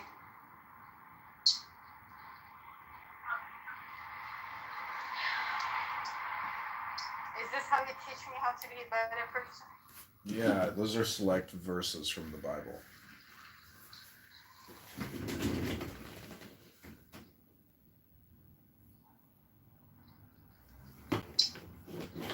Is your mom Catholic or a Protestant? Jew. No, the mom is not a Jew. That's right, yeah.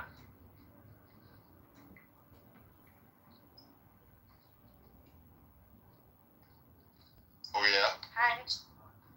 Hey, what's up? Who's this? Oh, hi, Gio. Hey, what's Whoa. up? I didn't know you were so weird. Yeah. What's up? Gio, I missed you. Me too, bro. How you been? Where were you this morning when I needed you, Gio? I needed you. I knocked out, bro. I got it really high, and I knocked out. And I cooked some really bomb-ass ramen. It was so good. Yeah. What's in what ramen now? It's a Korean spicy ramen. Really good. Shin ramen. It's like this red packet with a Chinese like letter on it. Nothing. I always tell people, I tell you what, we run this test. If you just wishing Shin one hand ramen, and shitting the it'll other, pop up. see You which can one find fills it. up first. And that's how I feel about wishing, or having regrets. And what's crazy, it's not even, it could be about, the movement too, but shit, her grandma's staying a real nice upscale, you know what I mean? It's like it's not even where you're at, it's just the people everywhere. That's where they're you know the what most I mean? fucked up at, because she got everything she wants. Yeah, it's like the people.